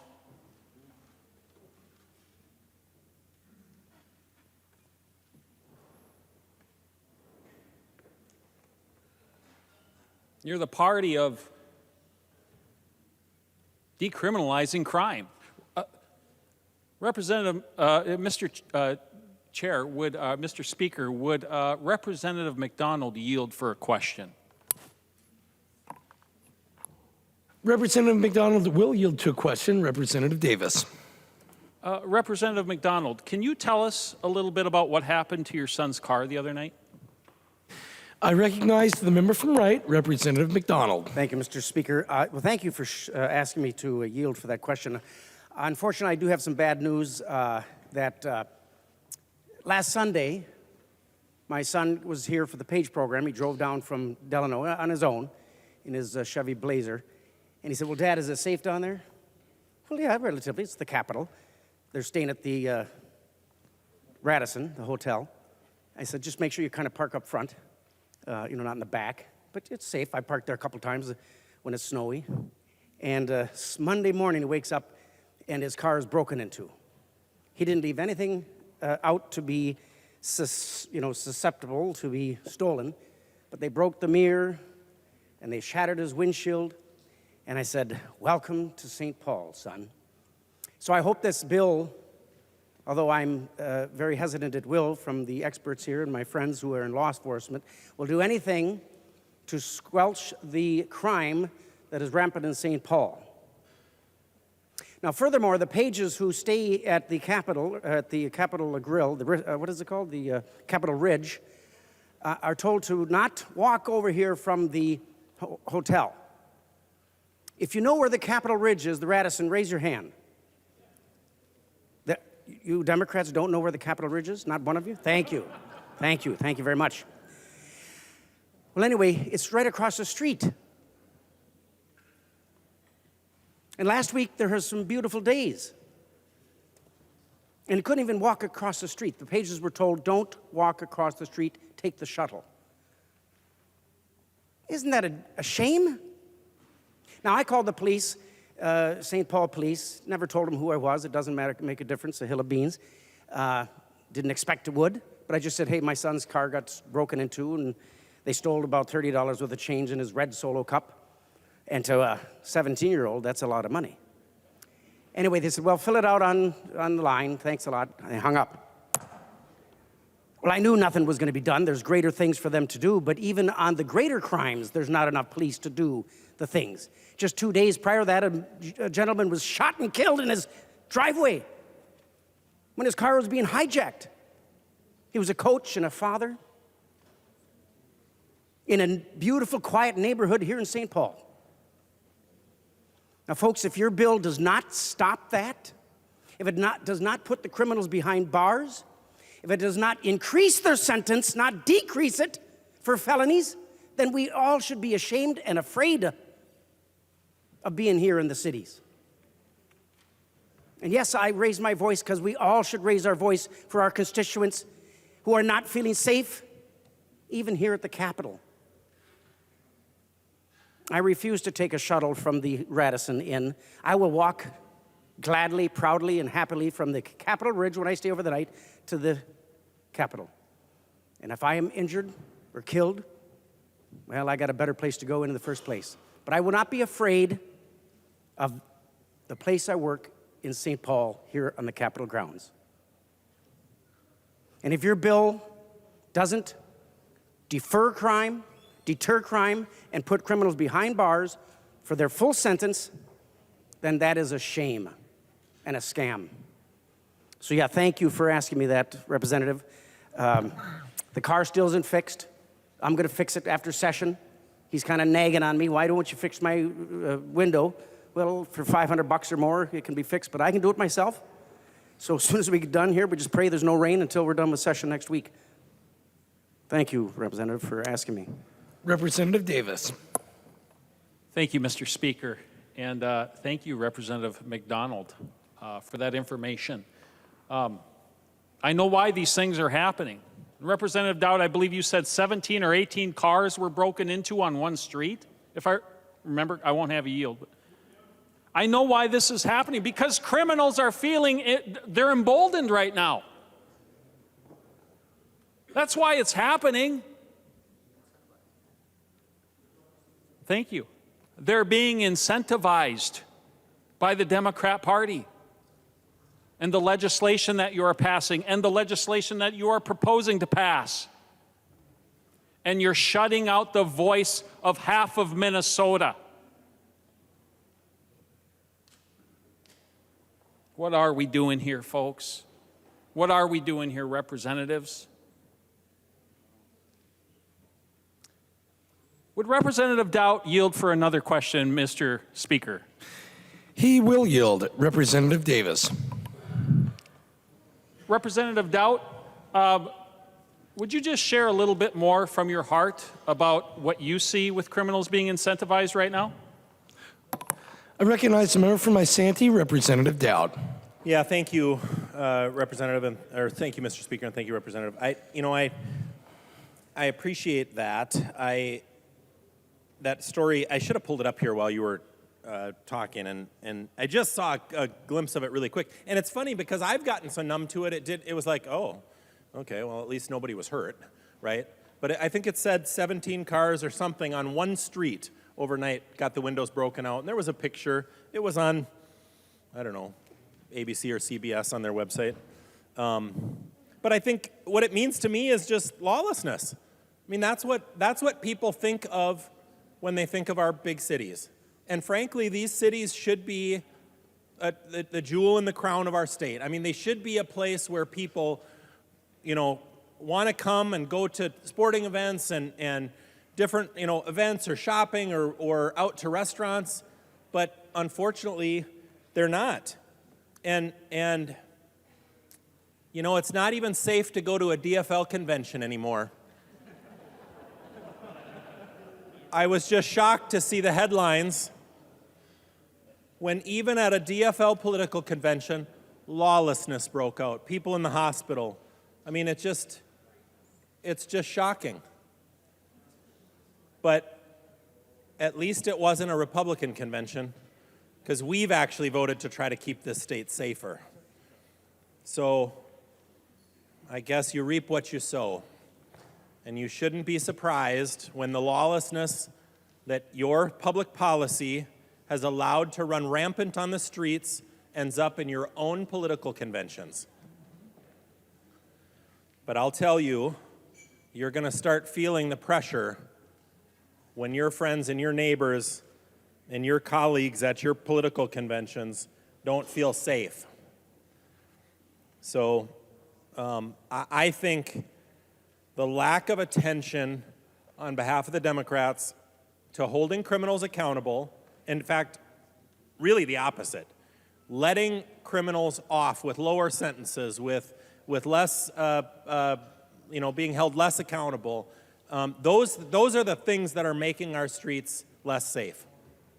And, for a while we talked about defunding the police. And while I guess I don't know if this bill, does exactly that, but by not supporting our police officers, we have seen, the same effects of defunding the police. The Minneapolis Police Department is down more than half in the number of officers they should have. And that's the sort of thing that allows 18 cars to get broken into on one street, or someone to be shot, or a brawl to break out at a political convention. These are the sort of things that allow lawlessness in the streets. And I have thought for a long time that it's dangerous, the kind of dangerous rhetoric that I've seen coming out of Democrats that has pit the public against those who put on a uniform to protect us in law enforcement. And we owe it to those people who work to keep us safe in law enforcement every day to have their backs and to support them and to encourage people to obey police officers, to listen to them, and to foster an environment of trust amongst the public and police officers. It's incredibly important. And when you create this narrative, which I have seen being perpetuated from some of my elected colleagues on the other side of the aisle, you are actually undermining those in law enforcement, and you're encouraging this environment of lawlessness. Talk about chickens coming home to roost. Have you read the article about this DFL convention the other night? That's what's going to happen. And it's not just going to be out on the street. It's going to be, affecting everybody in our communities. We can't let this sort of thing run rampant. So we have to make sure that we hold criminals accountable and that they know that there are ramifications if they commit a crime and that they will be held accountable.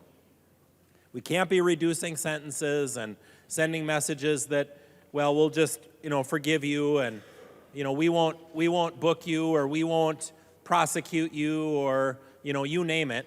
And that's the environment that we have right now. We have criminals not even being prosecuted for the crimes they're committing. And they know exactly what they can do. They know exactly what they could get away with before they'll be prosecuted. And we've got criminals, it's a turnstile of, turning these people right back out on the street so they can reoffend. And Democrats in power right now are doing absolutely nothing in a bill that's oddly enough called the Public Safety Bill, which will do nothing to keep anyone safe. In fact, it will make people less safe. So don't be surprised when the chickens come home to roost. And frankly, you look at a political map of this state, look at every legislative district, red and blue. The crime's happening in the blue districts. It's not happening in our districts. Speaker. Representative Long, please state your point of order. Mr. Speaker, it is custom and usage of the House that when a member is asking another member to yield, that they answer the question and do not proceed to take over the floor for their own speech. Representative Dowd, please answer Representative Davis's question. And if you would like to seek the floor to speak on this motion, I will gladly recognize you, Representative Dowd. Please answer Representative Davis' question. I'll be more than happy to call on you if you seek recognition. Thank you, Mr. Speaker, and I do appreciate that just gentle reminder, and it is a good reminder. The question that I was asked was that I could speak from my heart a little bit about how I'm feeling about these things, so I apologize that someone else in the chamber may know a little more about what's on my heart than I do, but I understand, and I don't want to make a mockery of the rules as I have seen done in this chamber within the last 72 hours. So I will stick to that question. And so thank you for the question, Representative. And I haven't decided whether I want to seek the floor, Mr. Speaker. I'm still a little bit with mixed emotion on whether I want to support this because I know that if we send it back to conference, it's just going to go back to the same group of people that made this terrible mistake in the first place. And I guess I would appreciate knowing if the Speaker was going to put someone else on the committee that might bring another perspective. And I think that's why this conversation is so important, right? That we do make sure that people understand that there are different perspectives in this chamber and that those perspectives were not represented in this bill. So that's exactly why this needs to go back to conference committee to get a little better representation of the rest of Minnesota. The people that this bill is actually going to impact. So, Representative, I do feel strongly about the state of crime in these communities, and we live. I live an hour, just over an hour from here, and I'm more than anybody else in my community. I come in when we're in session. I'm here 4 or 5, towards the end of session, sometimes 6 or 7 days a week. So we see it firsthand, right? And it impacts all of us firsthand. But, most of the people back in our districts don't get to see it firsthand. So, Mr. Speaker, I'm having trouble hearing myself a little bit here. And I don't want to miss. So, thank you, Mr. Speaker. I appreciate that. it is important that we do keep Minnesotans safe. If you look in our Constitution, it's literally one of the 3 or 4, and I think it's the number 1 listed, item in our Constitution that government is responsible for, which is keeping people safe. And I think right now Democrats are failing Minnesotans, and I think this is exactly why this bill needs to go back to conference committee, and we need some new representation. It's excuse me, it's that important, and I think we only get one shot at it every 2 years. So it's pretty important that we get it right, and unfortunately this bill didn't get it right, and it's pretty important that we don't send it out of here with less than our best effort at keeping Minnesotans safe. And right now, we have not put our best foot forward, and this bill does not represent that. So it does need to get fixed. As I said, I'm still a little mixed on this particular question, because without some assurance that it's going to go back to a different group of people, maybe the better opportunity is for us to just talk about it here more so that people can understand those different perspectives. So I'm still kind of trying to weigh that myself, but thank you for the question. Representative Davis. Thank you, Mr. Speaker. And thank you, Representative Doubt, for another short answer and for staying on topic, actually.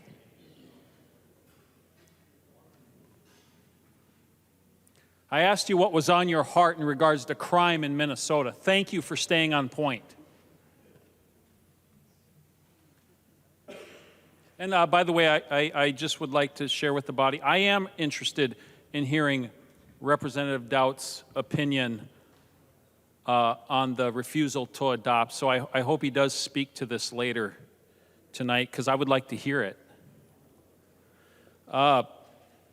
So I'd encourage you to do that, Representative Doubt. Back to this. What are we doing here? Yeah, Minnesotans are paying attention tonight, and criminals tonight are feeling emboldened in the state of Minnesota. And I believe they're getting giddy. I believe they're excited about the legislation that Democrats are passing in the Minnesota House of Representatives. I think that criminals tonight are excited that Democrats are shutting out the voice of half of Minnesota tonight.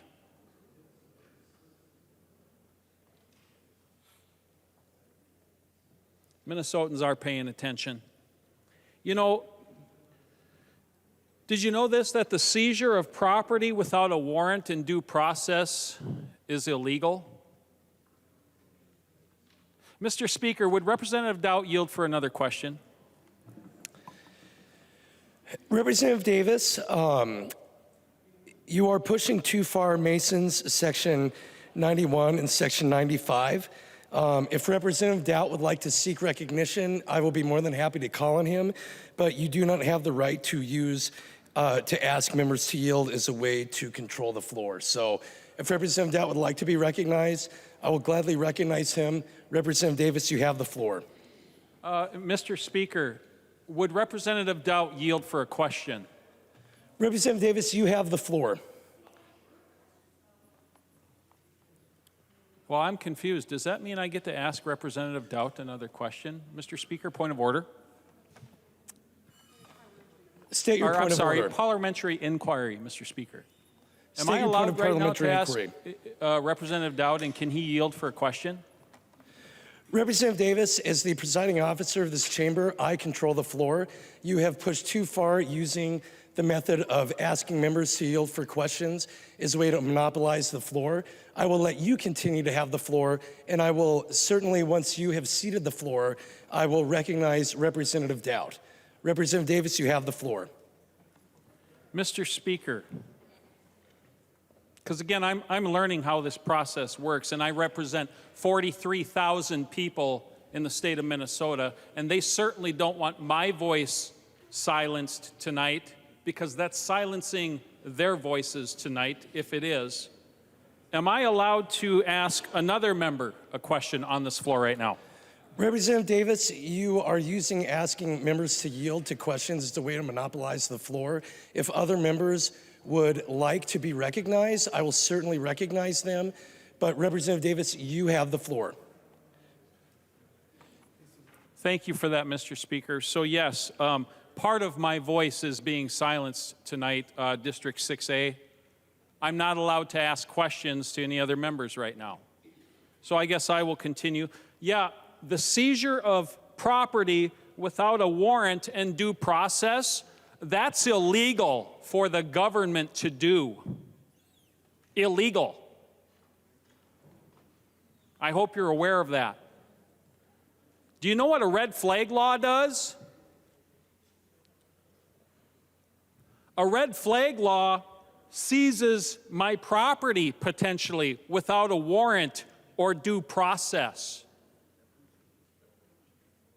You see, red flag laws in America are illegal. They're unconstitutional.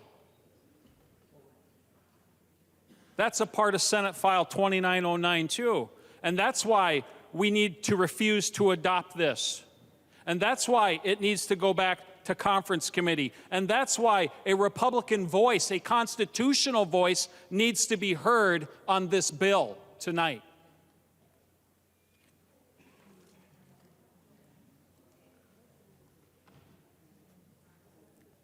Yeah, I'm learning quickly what the Democrat Party is all about.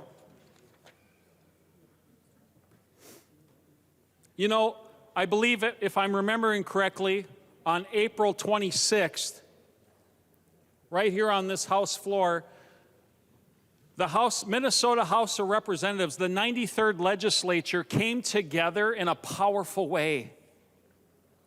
That board and this board, it was all green. Because we had adopted an amazing amendment,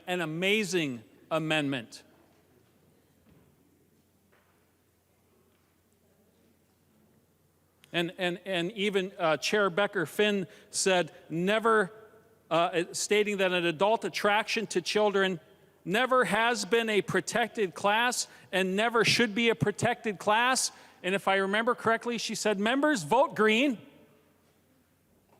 Why? Because it was a good amendment. And we lit up these boards completely green, 126 to nothing. Something like that is what Minnesota was looking for.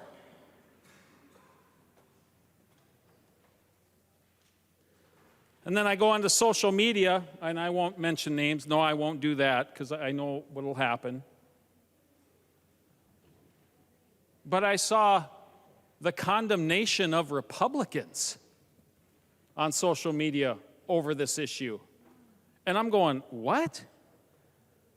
I mean, in current Minnesota state statute, under the human rights section, 363A.03 subdivision 44, it says this under sexual orientation. I'm going to read it for you. Sexual orientation means having or being perceived as having an emotional, physical, or sexual attachment to another person without regard to the sex of that person, or having or being perceived as having an orientation for such attachment, or having or being perceived as having a self-image or identity not traditionally associated with one's biological maleness or femaleness. Makes sense? And as before I continue to read, it's pointing out person, another person, and I go, yeah, well, children are persons. And it goes on to say sexual orientation does not include a physical or sexual attachment to children by an adult. It makes sense to me and to many Minnesotans that we would draw that line in the sand right there in law, right there. And not really being concerned about, oh, we might be hurting someone's feelings. I think most Minnesotans, if they find out someone is gay or homosexual, they don't go, oh, gee, I wonder if, what? I wonder if they're a pedophile. No, that's not where my brain goes. And I think most Minnesotans, that's not where their brain goes. Or the definition we're moving to, minor attracted persons, that's not where my mind goes. And I think almost all Minnesotans are with me on that. I do. Today, in our day and age, we're not the ones that were making a big deal out of this. You see, it was a Democrat proposal that struck this from law, that's proposing to strike this from law. Proposing to strike this from law. Sexual orientation does not include a physical or sexual attachment to children by an adult. You know what? I bet you if I was allowed to ask more questions, and I asked everyone in this room who's been elected, and I mean everyone, if I asked everyone in this room, and I just read that part, sexual orientation does not include a physical or sexual attachment to children by an adult. I bet you I'm just guessing, but I bet you every representative in this room would not disagree with that. I bet you I bet you that board would light up. We would all be in agreement. Nope, that's not a sexual orientation. I'm confident of it. So then why are we striking this language? Why are we doing it? And it's not us doing it, it's you doing it. You're the one stirring up the controversy. Yet we're going to go out on our social media and stir it up and blame they're stirring up controversy over this. No. And I'm only halfway done with that point. So we're striking from the language, sexual orientation does not include a physical or sexual attachment to children by an adult. And then on April 26, we passed I like to call it the Niska Amendment, that says the physical or sexual attachment to children by an adult is not a protected class. We lit up the board green because we were all in agreement. Yep. And I just couldn't help, in hindsight, I can't help but wonder, we'll just strike it in conference committee later. I'm not saying you're doing that. It's just, I can't help but have that thought cross my mind because we've seen it with other conference committee reports too, where you just wipe out amendments that we made on the House floor. And I've struggled with the thought, is this a scam? What are we doing here? Are we a representative democracy? Are we a constitutional republic? Or are we an oligarchy?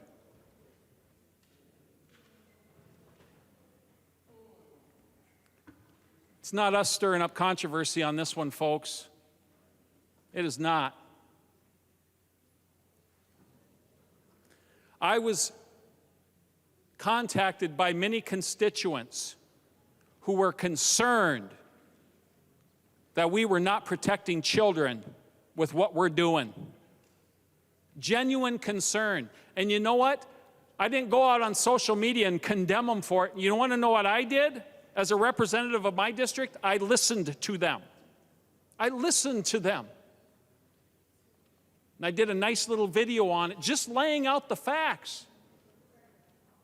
Just a little video saying, hey, yeah, we're striking language that is in current Minnesota state law that says sexual orientation does not include a physical or sexual attachment to children by an adult. And my constituents are like, oh my gosh, what are Democrats doing here? And they would tell me what they think Democrats are doing here. And so that's why the Niska Amendment came, just to clarify. And you know what? When the Niska Amendment, and again, I'll read it again, the physical or sexual attachment to children by an adult is not a protected class. When that amendment passed, when it was all green, 126-0, you want to know what my attitude was? Yes, yes, this is not what Democrats are doing. It's not what they're doing. This is great news. I believe you. I believed you. I believed you. Because again, we saw it go to conference committee and it got thrown out when it was unanimously passed on this House floor. That was wrong.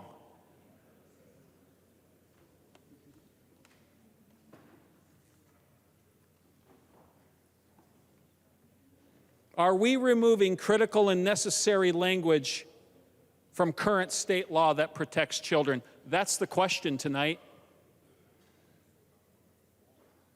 Are we opening a door to remove protection for children with Senate File 2909? I'm going to tell you that's the question that Minnesotans are asking. And they are paying attention, Representative Doubt. They see what you're doing.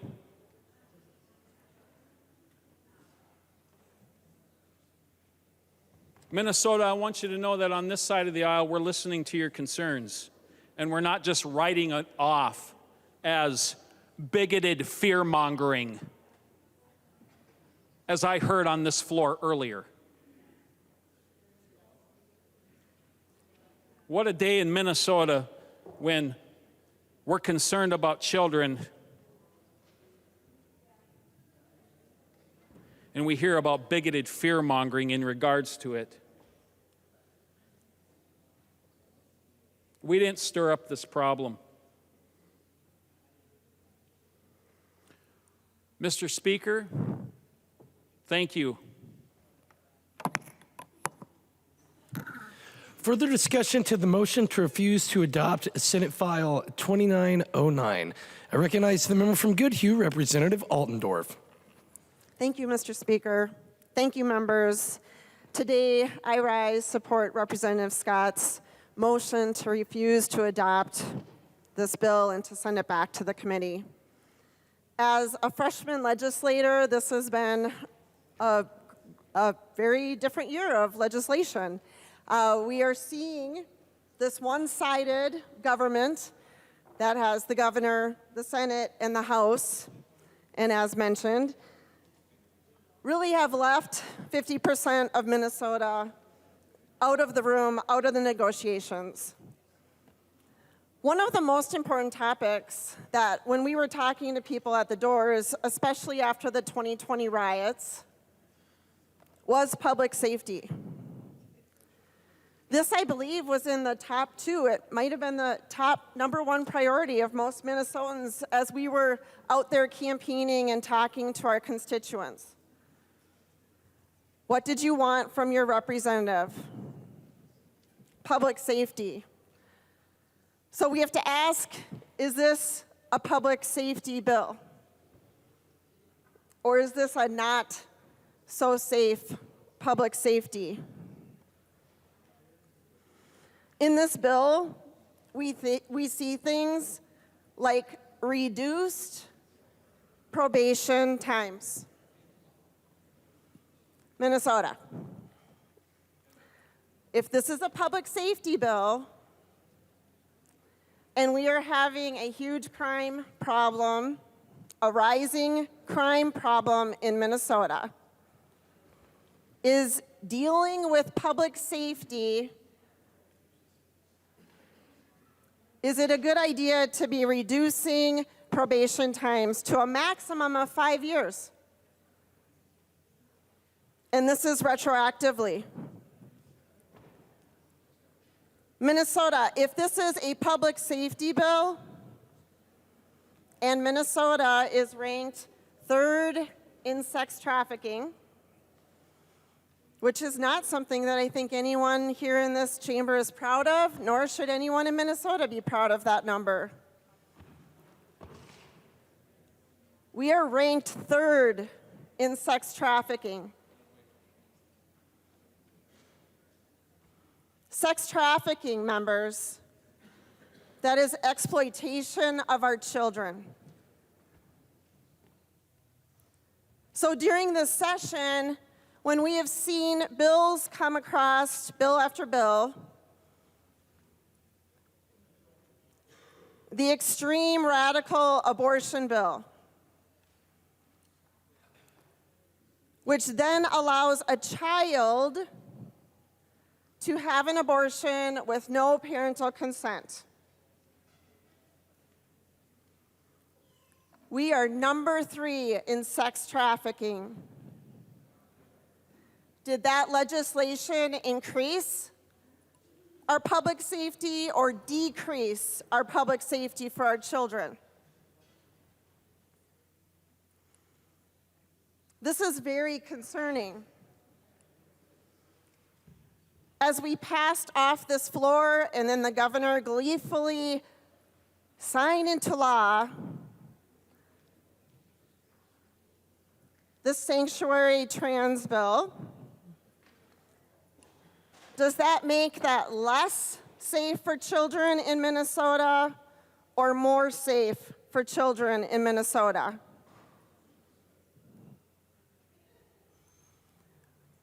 This needs to go back to the conference committee. There are serious concerns for the state of Minnesota wrapped up inside this bill. There is funding for a new, whatever you want to call it, thought police. Incidences is, I think, the word you wanted to use. Incidences that you do not agree with someone else. This story, actually, thanks to Representative Niska over there, who found this, thank you. This made national news. Minnesota, this is wrapped up in this public safety bill. Funding for this database. And yet, the Minnesota media has failed to inform the public. Also concerning, wrapped up in this bill, would be the new gun bills that are coming through. The unconstitutional gun bills.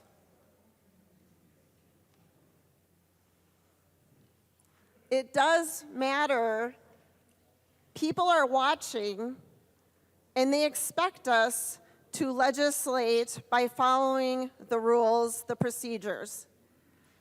That absolutely is not happening this session.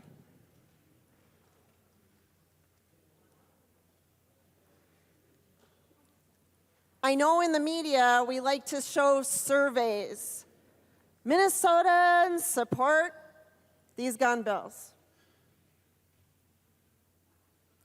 How deceiving are the questions? I have heard some of the questions. How deceiving when we lead this with, don't we want to end school shootings? Don't we want to do these background checks? Don't we want to implement red flag laws? How deceiving. These laws are present in other states, members, and it's not difficult to find this out. January 30th, 2023, ABC News. 6 mass shooting in California in 13 days. 6 mass shooting in 13 days. Representative Dowd, I believe, said this. There is no criminal that is out there committing a crime with a gun is going to go get a background check.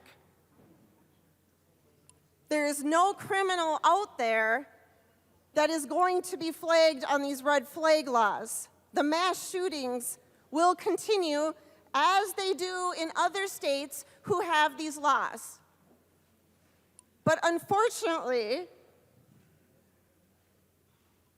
we allow this rhetoric to drive this fear and emotion, and we are not addressing the real problem.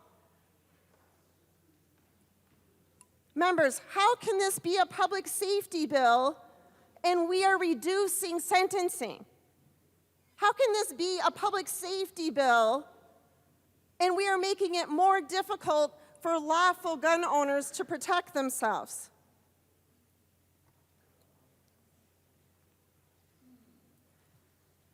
Statistically, a criminal, I don't have where I saw this, but I don't have where I saw it, but a criminal is arrested 11 times before they commit murder. 11 times. So if we're reducing time in jail, doesn't that go to tell you they're going to be out more to recommit crimes again? Members, this is not public safety. Last year, I rode with a county sheriff, a sergeant in my district. I rode with him for 4 hours. I'm not sure how many other people in here took that time, but I would recommend, highly recommend to do it. You learn a lot riding with them. And when I asked him what are some of his biggest frustrations,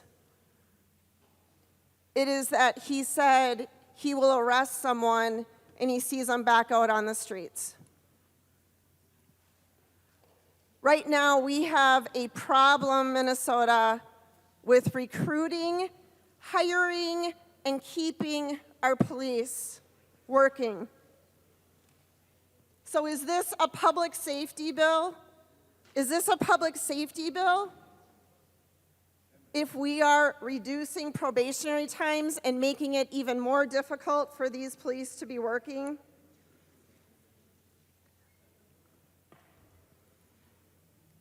And I know this has been discussed, but I do want to bring this up.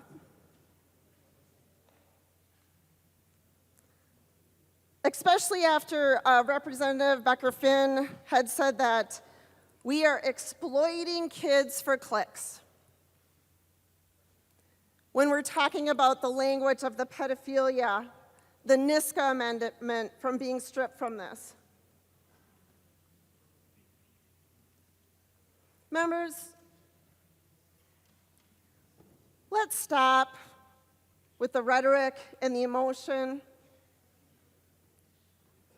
Every one of you in here voted for the NISCA amendment. Every one of you voted on the language that says the physical or sexual attachment to children by an adult is not a protected class under this chapter. Let's not play games. Every one of you voted yes on that amendment. Every one of you did. And yet, when we pointed that out to the public, that you stripped out the amendment that you voted for, here's the language. We are spreading a dangerous lie. We are prejudiced against the LGBT community. Crimes against children are still crimes against children. I think I hit that.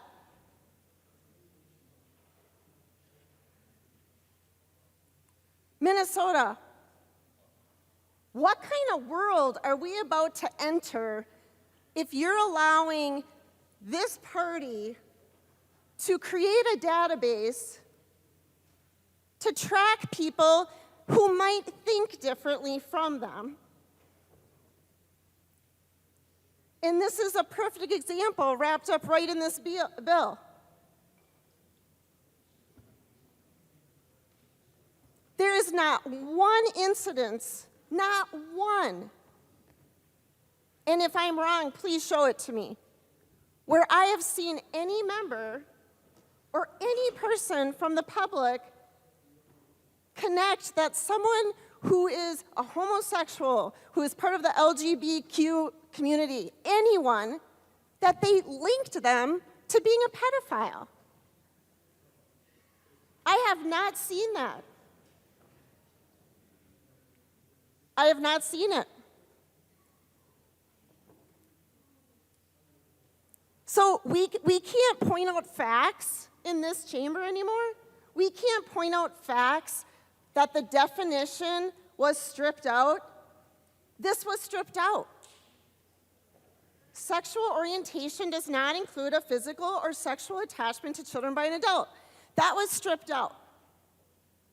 And then when we found out that you did not want that to be under the sexual orientation clause, we quite honestly, I thought, very respectfully, offered that as the NISCA amendment in a different part of the bill. Because we actually tried to listen to you, and we tried to understand what the concern was. So I was told the concern was having that language under sexual orientation. That's what I was told. With the NISCA amendment, we simply said that pedophilia would not be a protected class. And once again, have never nor seen anyone suggest someone from an LGBTQ community is a pedophile. Never seen that linked. And yet, when facts are pointed out to the public, which apparently the majority party doesn't like, because they are, for one of the first times, actually getting information because we're breaking through the media. We're actually getting the message out that the media is not reporting. And when we do that, we are told this is a dangerous lie, that we are being prejudiced, and that crimes against children are still crimes. Yeah, I agree, crimes against children still are crimes. Why did you vote green? Why did you vote yes to the NISCA amendment unanimously and then strip out the language? Are we not here to protect children? Again, there is absolutely no link. There is no link that you are claiming to exist. They are two separate things. Now, down the road, okay, there's many incidences where adults work with children in schools, in daycares, they're coaches. There's many incidences where you might be hiring for a job an adult who's going to be surrounded by children. That's their job. Okay, that's a fact. It also is a fact that pedophiles or minor attracted people exist in our community. That's a fact. Why can we as a body not agree that we have to have some sort of protection in place that if an employer was aware that someone was a minor attracted person, and again, this has nothing to do with homosexuality, nothing. I don't know how I can emphasize anymore. But there are people who are pedophiles, who are attracted to children. Why can we not emphasize then in law that an employer who is not hiring someone who is a known pedophile or someone attracted to minors, why can we not put in law for a wall of protection that employer could deny them employment and there would not be some sort of lawsuit later? Members, we are making laws And we should be crystal clear on the laws to not leave this up to interpretation later. We need to be crystal clear on our laws. That is our duty, to not leave this up to interpretation later.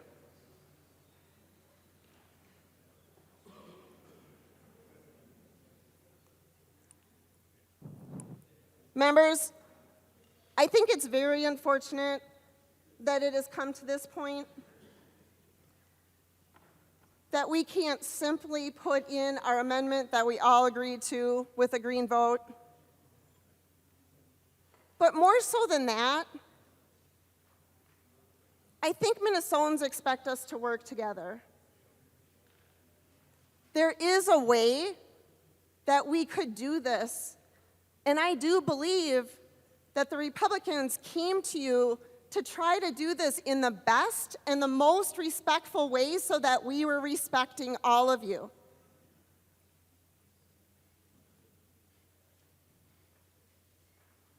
There is a way to do this.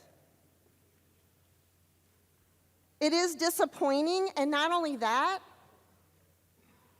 but this puts wide open the door of the future of your hate crime database, of how if someone just does not think 100% the way that you do,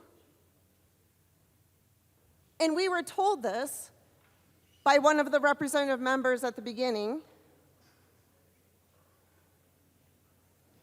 if we don't agree with you 100%, that all of a sudden we are labeled.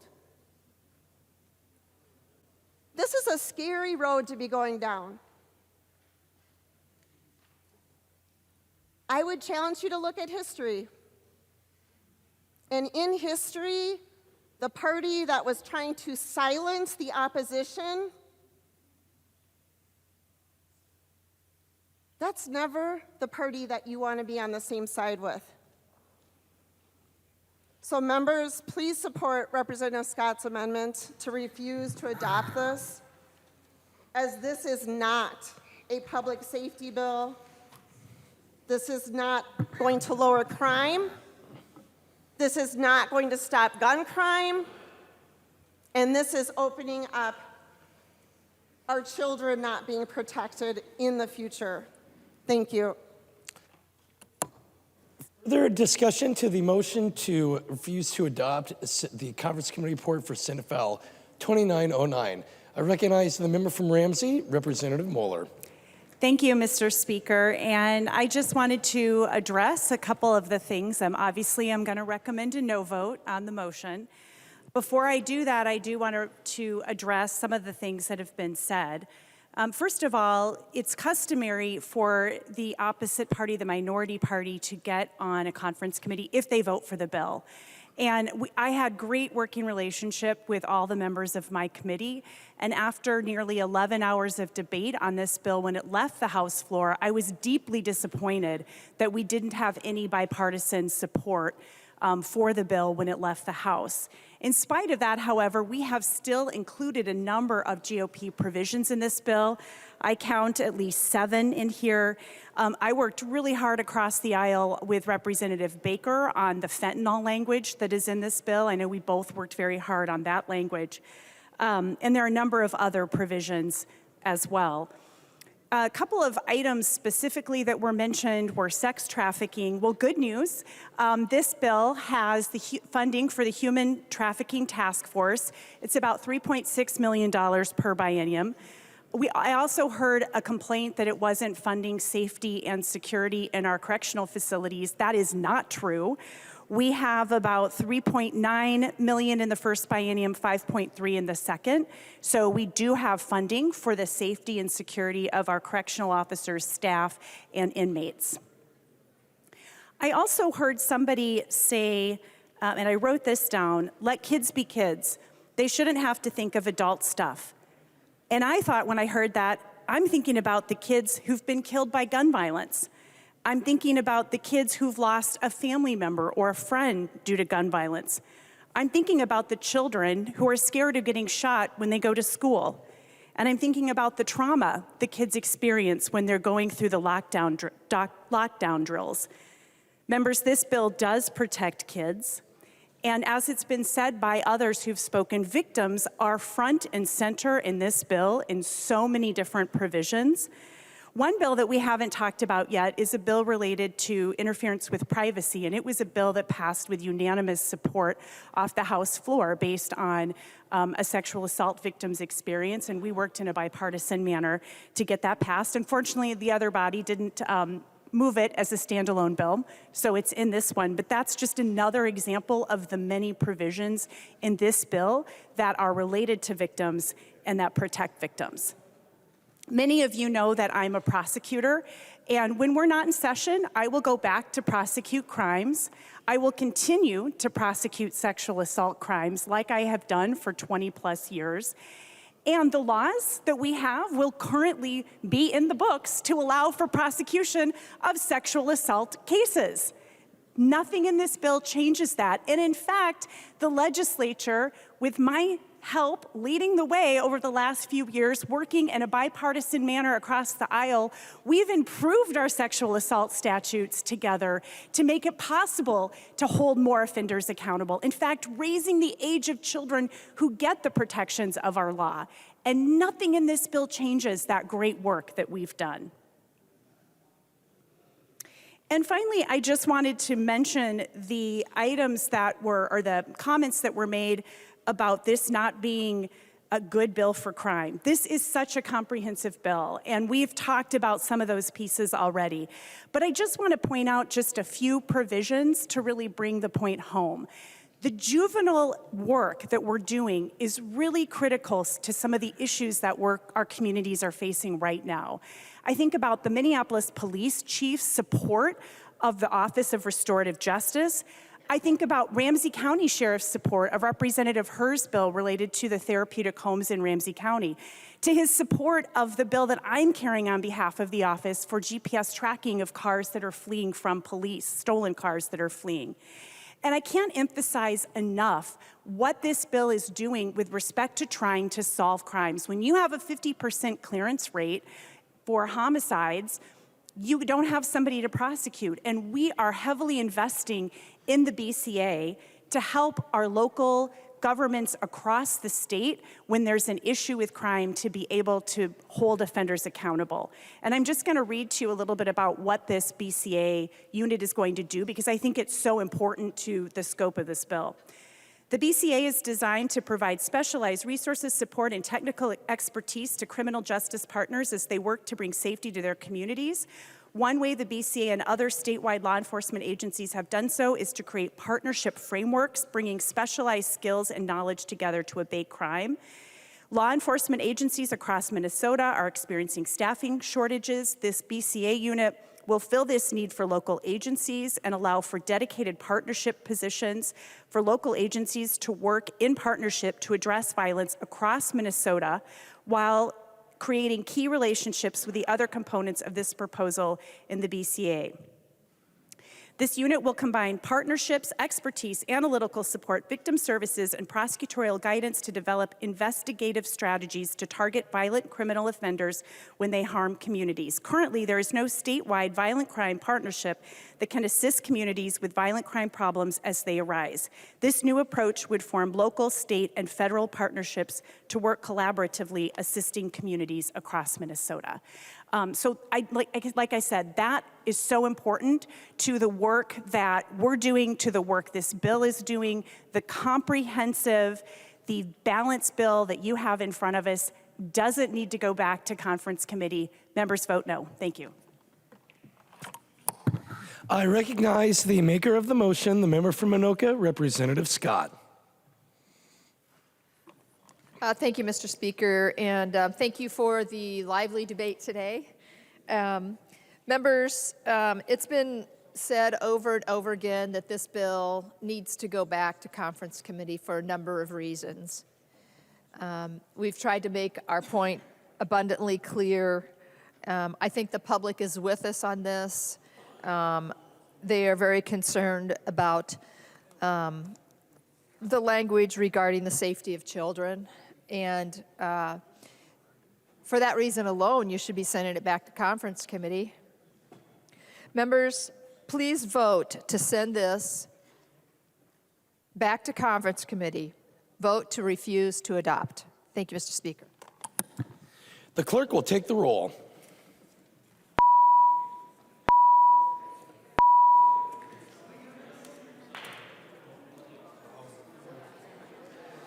I'll remind members that the House is under call and members must push their own button.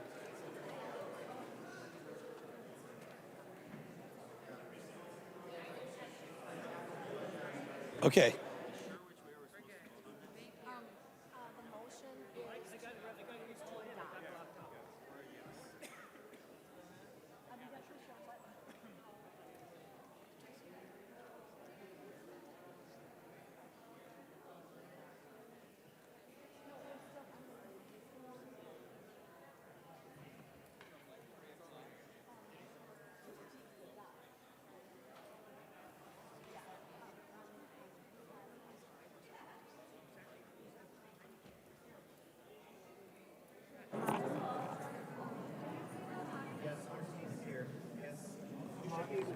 Mr. Speaker.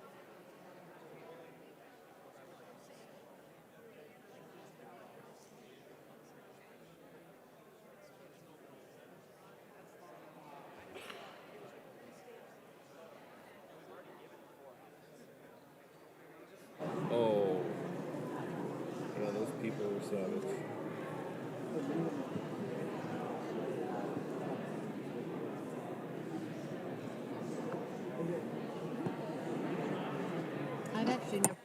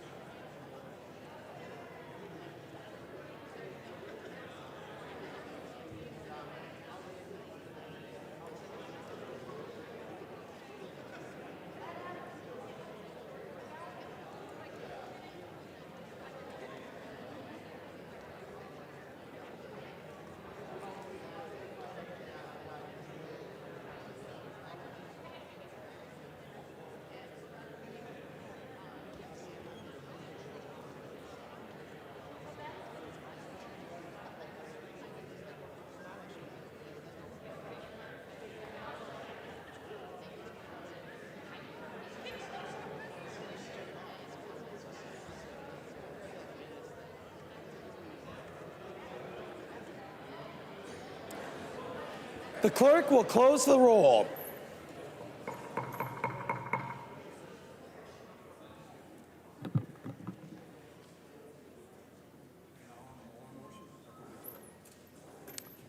There being 60 ayes and 68 nays, the motion does not prevail. We are now on the Moller motion to adopt the conference committee report. The clerk will take the roll.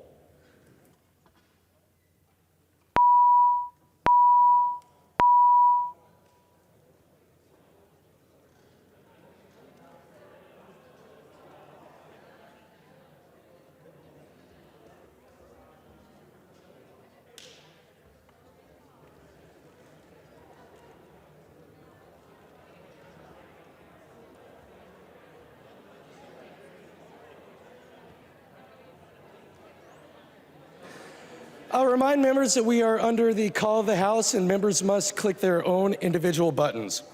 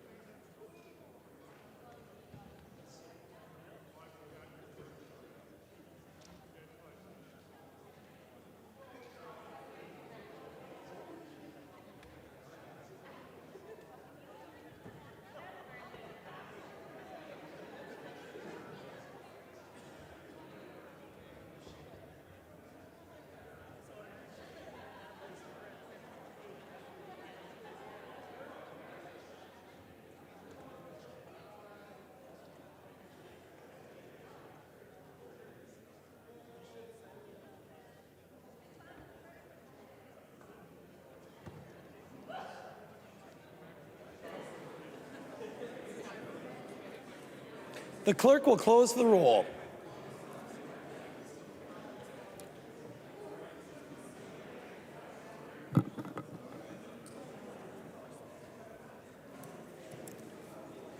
There being 68 ayes and 60 nays, the motion prevails.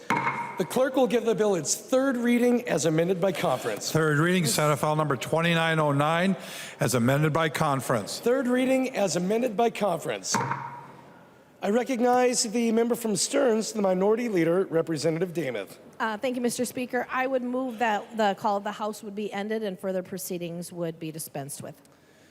Representative Damath moves that the call of the House be lifted. All those in favor, please say aye. Aye. Those opposed, please say no. No.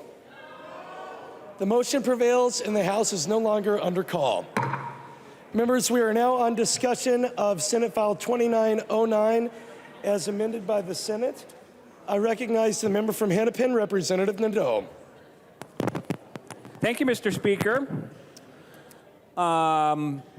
And thank you, Representative Moller. This is a big old bill, 522 pages, 20-some articles. If you can't find something in here that you like and don't like, it's not possible. I'm going to limit my comments, I think, on Article 12. It's where I have the most experience. It's the Minnesota Rehabilitation and Reinvestment Act.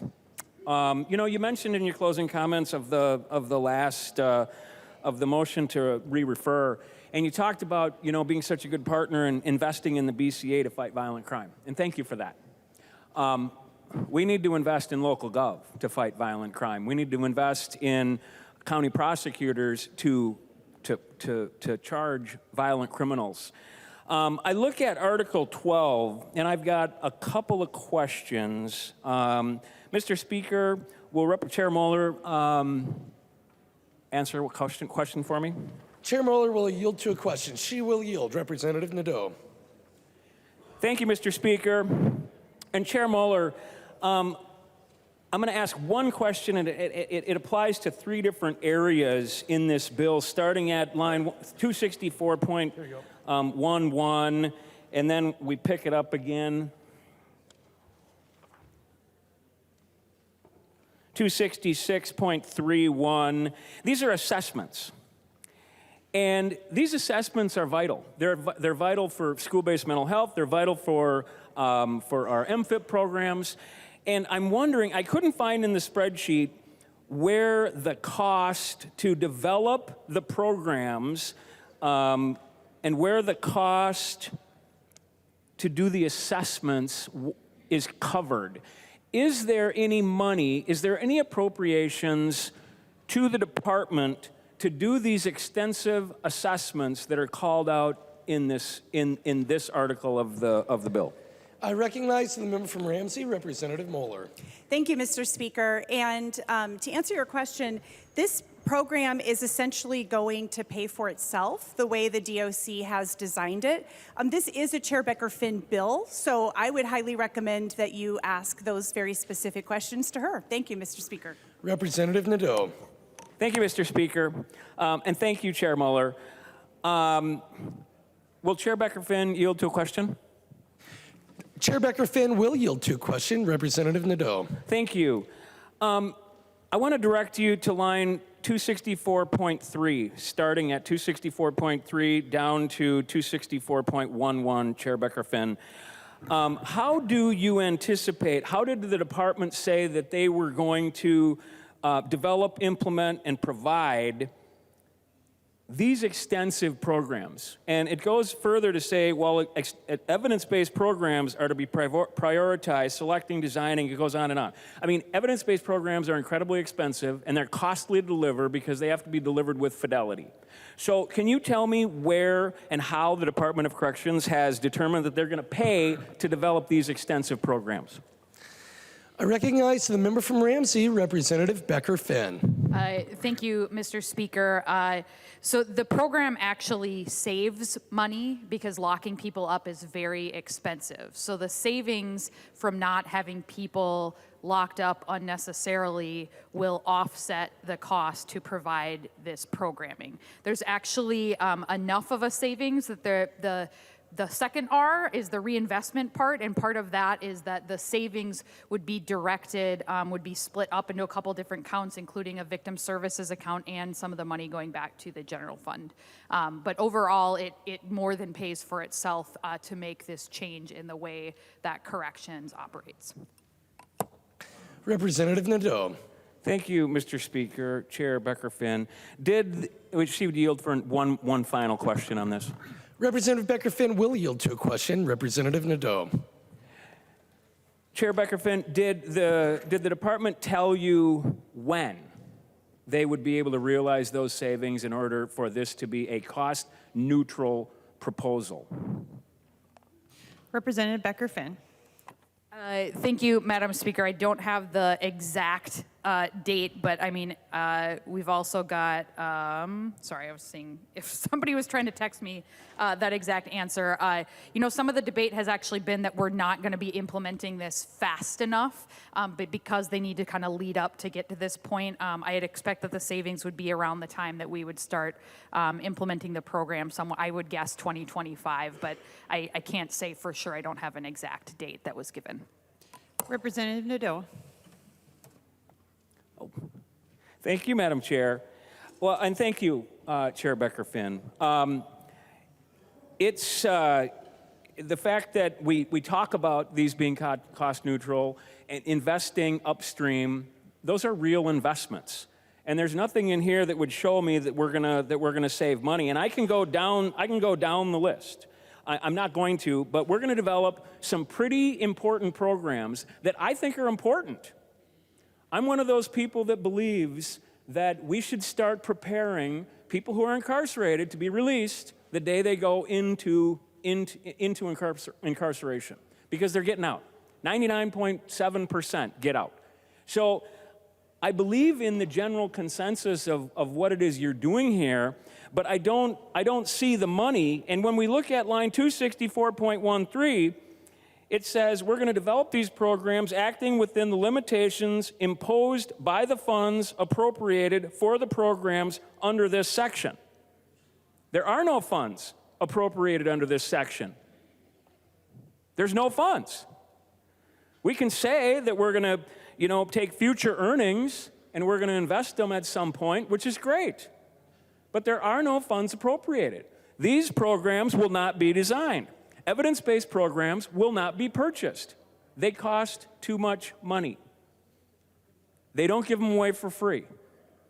So that's just the initial part. That's just the start. That's just the programs. Then we move into at that point, we move into the assessments. And I don't mean to peel this thing apart, but details matter in what we're doing. A comprehensive assessment the commissioner must develop. This is the second big cost. The first one is the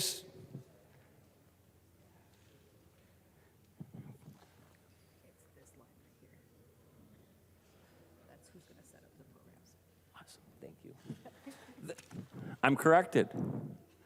There's a little money in there for the evidence-based programs, and I think it was enough to do it. So thank you for that. I missed that. Thank you.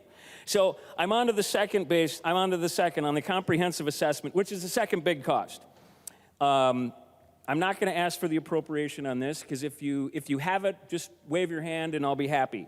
But the second one is basically the commissioner has to develop a comprehensive assessment program for each person. That's the assessment for the individuals, and then they have to build the rehabilitation plan, which is line 267.7. I didn't see in the spreadsheet. I could have missed it. Will Chair Becker-Finn yield to answer that question for me? She will yield. Representative Becker-Finn. Thank you. Thank you, Madam Speaker. The department's already doing those assessments, so it's already wrapped up into their maintain current service levels dollar figure that's appropriated in this bill. Thank you, Mr. Speaker. Representative Nadeau. Thank you, Chair Becker-Finn. So I'm not sure it's going to be built in there or not. I do know that when a student goes to be assessed for school-based mental health, those assessments run anywhere from $500 to $1,000 per student. So it is a significant cost. And then the third big cost is, of course, the individual rehabilitation plan that has to be done, that has these identified goals. It affects the incarcerated person's needs and risk factors, the person-identified strengths, available and needed community supports. This is a significant program. I don't see how it is completely funded. I am glad that we are going to build evidence-based practices. Hopefully, they're going to be delivered with fidelity. I'm not sure. I didn't hear it, but it is important. And the biggest thing that I have a concern with this particular article, and I'm not even going to get into the earned incentive releases. That I don't think that's done anywhere in the country, and someone can correct me if I'm wrong. But too many reforms, or the attempt to reform too many things at one time, breaks things. And with this population in Minnesota, we have one of the highest recidivism rates in the country. And as we go through here, we look at the abatement status, the supervision abatement status. Once people are released, they're out in the environment, then we're going to immediately put them on a new status where they don't have to meet with their parole officer, but they still have to continue to they don't have to report anywhere. And so we still have that same problem of releasing people into the community without aligning them with the proper supports that they're going to have. This article, as much as I agree with it in general principle, I don't think it's workable. I'm glad that there's some money for evidence-based programs, but I just don't see how this, at least in metro counties, is going to be a very, very easily implemented program. So thank you, Mr. Speaker. Further discussion. I recognize the member from Meeker, Representative Gilman.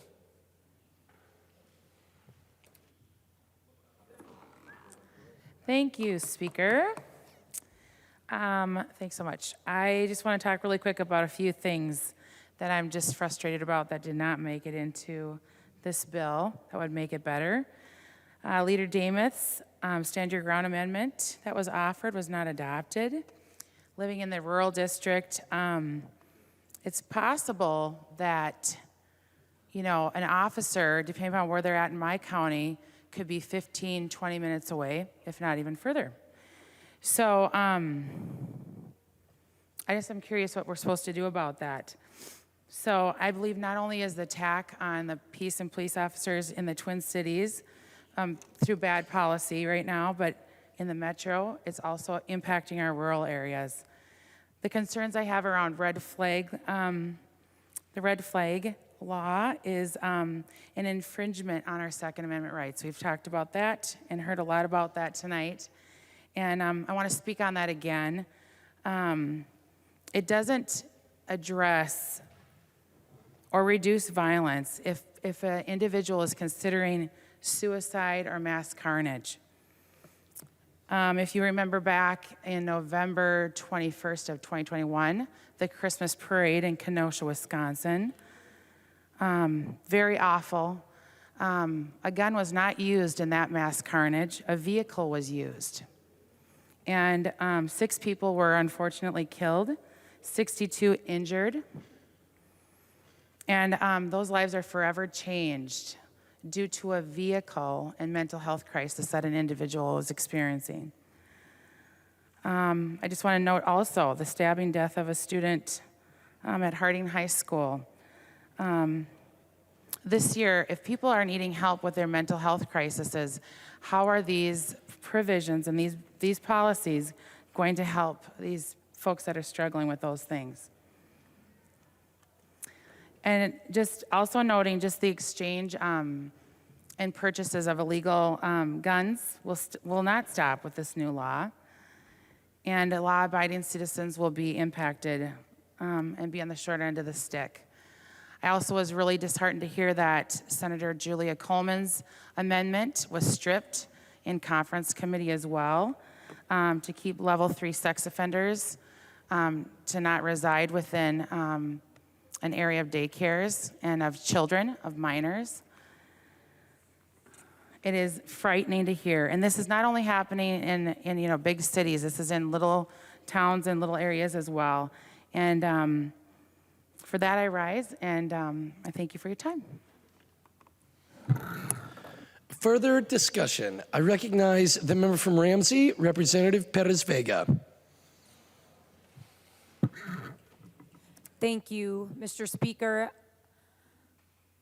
I'm here to shed light on a matter that continues to affect our communities throughout the state, and an incident that happened, a tragedy that happened,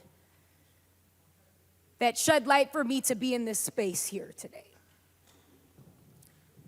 I want to give praise to the work of both committees, but highlight the life and the name of Amir Locke. Amir Locke is the son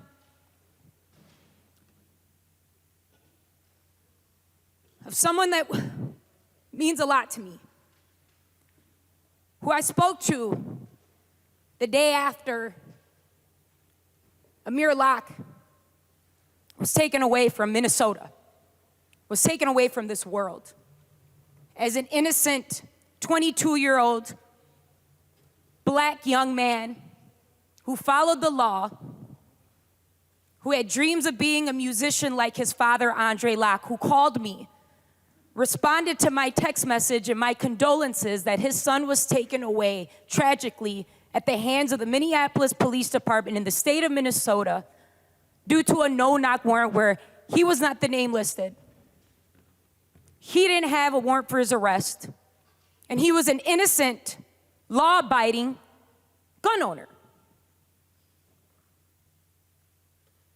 This replay of tragedies that we see, in particularly of black men taken away at the hands of the law. I'm friends with police officers. I have police officers in different states that are family members. They kept calling me to ask me what's going on in Minnesota, but what's going on in this world? What's going on in our nation? And through tragedy, we have to find triumph, and we have to find medicine to cure these poison actions. And what we are here today defending is policy towards steps of justice for so many lives, the lives of colleagues and friends of mine that have been taken away at the hands of law and that the whole world has seen. We yell justice for Amir Locke when we talk about what we're hearing here today. We say justice for Philando Castillo, who is a law-abiding citizen who had a permit to carry. Like his mother taught him to protect your right as a human being, but also know the law. And I think about my colleague and my friend and a protector who made sure that my band was secured in nightclubs that are not always safe on the inside and the outside. George Big Floyd. When I received a phone call on that February of 2022,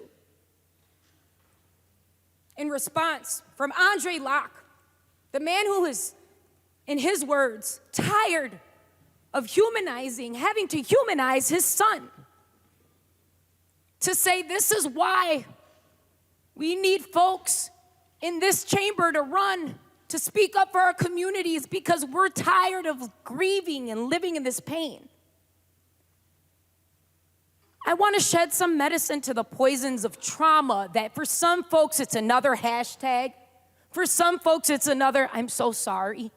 What are we going to do? How do we tell our children, whether they're black, brown, white, our Minnesota kids, regardless of how their parent vote in that box, we have to think about them. And when I think about the work that has been dedicated to Representative Moller, Representative Baker Finn, champions of policy that have cared to listen, and the committee members that have cared, and the public that have given testimony, and I think about the mothers who grieve due to gun violence, like Katrina Mendoza, a constituent of mine. The mother of my friend, Gabriel Dino Mendoza, was taken away due to gun violence as he was a proud security guard protecting patrons in a place of business due to guns that are accessible and shouldn't be. I think about that. I think about the mothers and the fathers and the sisters and the brothers and sisters like Maricela Thielen of the West Side Leadership and Youth, whose brother Mauricio, who was like a nephew to me growing up. In our barrios, who graduated from Augsburg, who loved to do danza, who loved his state, was taken away by a gun that went off at a Halloween party. I think about the cries and the tears of so many parents and children. So many students of mine that have had to been rushed into a closet because it's not a drill. Someone has a gun outside going inside the building. And then we're supposed to just click back and go back to class like it's normal after the code red goes back to code green. No conversations with our kids. Go back. That's what's been normalized in our Minnesota system. And this law right here gives hope. But more than hope, it takes action. It takes action so that we don't have to have those phone calls from our friends saying, please don't give up. I spoke to Andre Locke before we came back in from recess, the father of Amir Locke, to tell them that I'm praying that he doesn't have to continue to go into chambers and to committee rooms, whether it's in this state or in Washington, D.C., so that folks care, whether they know the victim or not, that folks care about public safety for all, whether you're on the side who has a badge or the innocent victims that are being taken away. It talks about communication, having conversation, having healing. There's nothing in this world that can bring those names that I've said. Nothing in this world that can bring the students that have had this crisis of living with fentanyl and opioids in this crisis of this world that's placed outside in the schools. This is what's taking action. Taking action is what you're hearing and what you're reading in this bill. It's not ignoring the fatalities on both sides. It's ignoring. We're done ignoring. We're here to take action. Action is a part of the word reaction. We are going to react today with change. I want to bring back, and I want to give a moment of silence to the law officers that were taken away, the innocent victims on all, whether you had a badge or not, whether you're a human being that has been affected by the injustices of what's in public safety that hasn't been cured. I want to smile though too. I want to smile because we cry too many times. We're telling our kids to dream when we're living in nightmares, when their brothers aren't there, when their tios and tias aren't there, when they say, why do police kill people or why do people kill police? This is about why are people killing? Why are people in a space that isn't safe? We're making our state safer. Whether you believe it or not, I want to leave here with the words of Amir Locke's family, Andre Locke, and the sounds of blackness that I remember when our great Senator Paul Wellstone and his family had their funeral. Sounds of Blackness stood up there, the family of Amir Locke, and sang, people all over the world, join hands, join the love train. And their family is still singing that with songs like So Thankful that was recorded after Amir has been taken away, and we witnessed that nightmare, all of us in this chamber. I'm pretty sure everyone's seen it. If you haven't, you shouldn't. Listen to the song So Thankful by his family.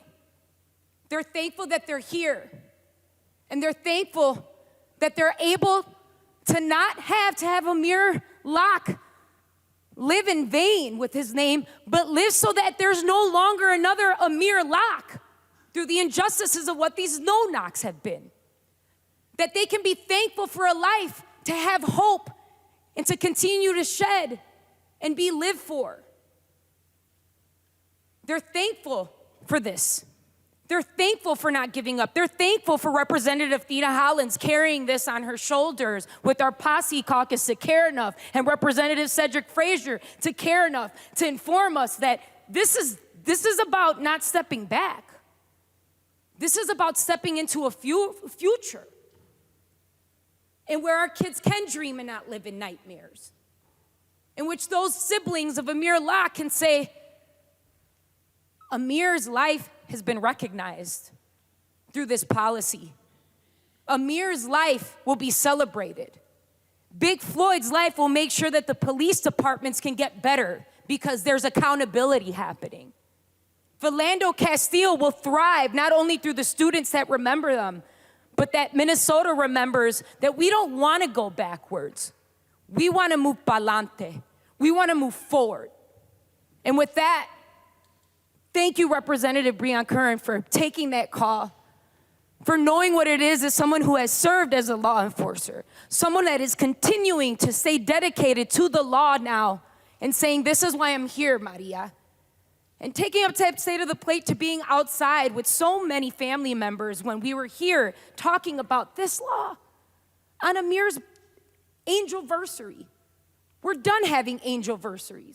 We don't want no more angelversaries. We want to celebrate cumpleaños. We want to celebrate graduations. We want to celebrate those record deals that Amir Locke had awaiting for him. This is a part of that celebration. Thank you. I urge a green vote. Gracias. Further discussion. I recognize the member from Dakota, Representative Kosnick. Thank you, Mr. Speaker. And members, we had a really long and robust debate about Democrats shutting out Republicans out of the conference committee and the final wrapping up and putting together of this year's public safety bill. But this bill, since Republicans were shut out, represents the Democrats' extreme public safety agenda, and that's unfortunate. But to me, one of the most egregious parts are the infringements on our Second Amendment rights. And while I'm not a big hunter, I did have a permit to carry and have recently renewed it. A citizen's right to protect themselves under the Second Amendment and to have that infringed is enough to not vote for this bill. And as a body here in Minnesota, it should be even more evident that we're moving in the wrong direction when we look at what happened in the aftermath of George Floyd and the riots that broke out. I'll give you a couple examples. I toured with many of my colleagues across the aisle, many Democrats, on the east side of St. Paul, a couple of the stores that were looted and rioted, where business owners poured their life savings into their inventory, poured their heart and soul into their businesses. And I went around so we could assess really what happened. Came into the St. Paul on this one particular occasion, and we were at a liquor store. And the owner of that store stood behind the counter as people just came in and took his inventory just because they could, and the police were not able to respond. And his message to me was, I should be able to protect my business and stop people from stealing from me so blatantly. He wanted castle doctrine for his business.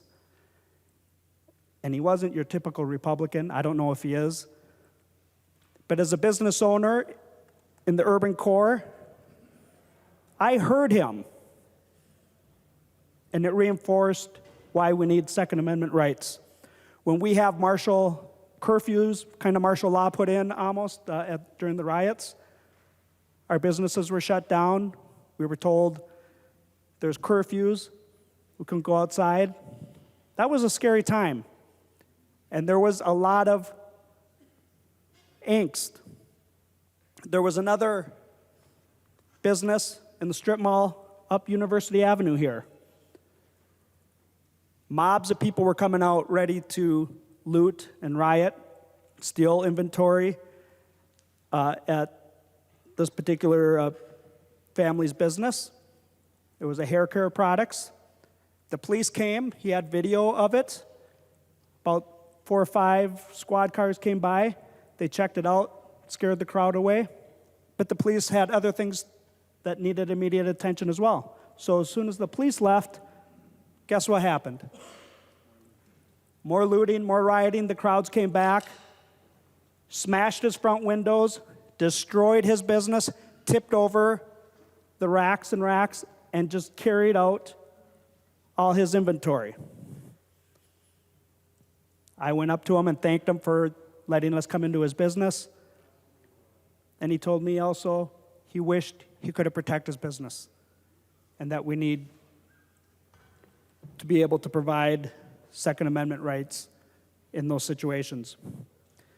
But those are Democrat areas that I experienced. There was another, those were in St. Paul. Representative Gomez likes to call me out friendly for visiting Mercado Central. And we went on a bipartisan tour of Lake Street. Some of you were with us. And some of our Republican colleagues were not able to attend, so we came back, I think, 2 or 3 days later. And we were invited to meet with the owners, the business owners in Mercado Central. And they explained to us how they banded together, stayed up all night for fear that their building was going to be burned down, that people were going to come armed and steal their livelihoods, steal their inventory, burn down their business, their kitchens, and that they needed help. And ironically, a couple days later, there was the second round of riots. And one of the gals that was there sent me a text message. Representative Kosnick, can you come help us protect Mercado Central? They're coming at us again. We need people to help us. It probably wouldn't have been the best place for a state representative to be standing out vigil in case riots, and they did. There was people out on the streets, and it was not safe. It was after they shut down the freeway that night, and so I couldn't come up to the cities even if I wanted to, but it probably wouldn't have been the best place for me to be at. And in case something happened, you really have to think twice before using that use of force. It comes with responsibility. But that is a responsibility that's enshrined in our Constitution. And this bill, whatever you might think of the other provisions, when you infringe on the constitutional rights, it's enough to vote no. But those are stories in the inner core where visibly you could tell public safety was in deep, deep danger.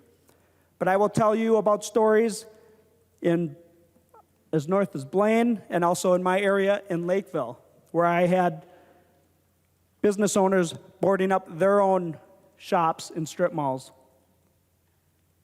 And I've heard from constituents very, very concerned because they either worked in the areas that were affected or they were concerned that it would spread out even further.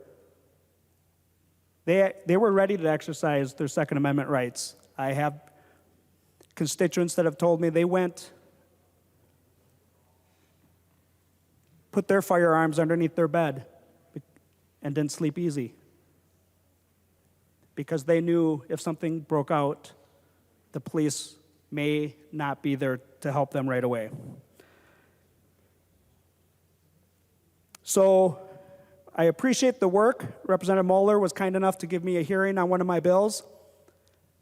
And we found another home for it. It's not in this bill. Representative Hewitt. I was going to ask you to find it just for a little fun. I exercised earlier today, if you could find it in the bill for me. But it's okay. We have it in a different bill. So I appreciated the hearing, and I know you work hard to help stem the tide of police PTSD, and it should help improve retention. So thank you for that hearing, and thank you for considering that originally. But ramming this controversial gun control laws that won't address the root cause of so much of the gun violence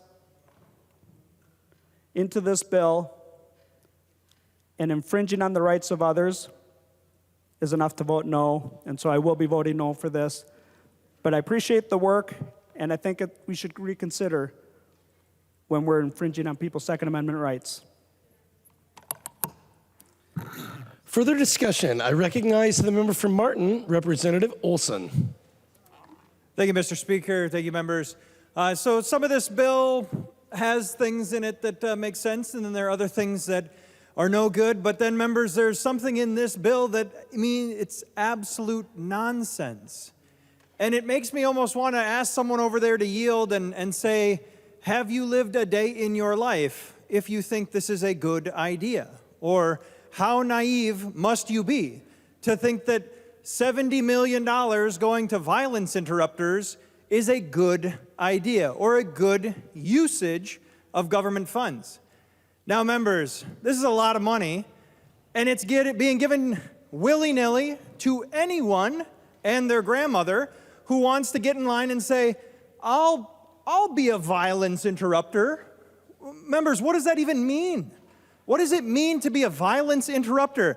So actually, members, I looked it up, and I looked up some of the requirements. And granted, there's very little in the form of requirements. I could probably walk in and say, I've got some experience not committing crimes, and I could probably win a grant with this. But I found out that in order to be a violence interrupter, according to one of these nonprofits, you receive 20 hours of leadership training. Members, that's less than 3 full days of work.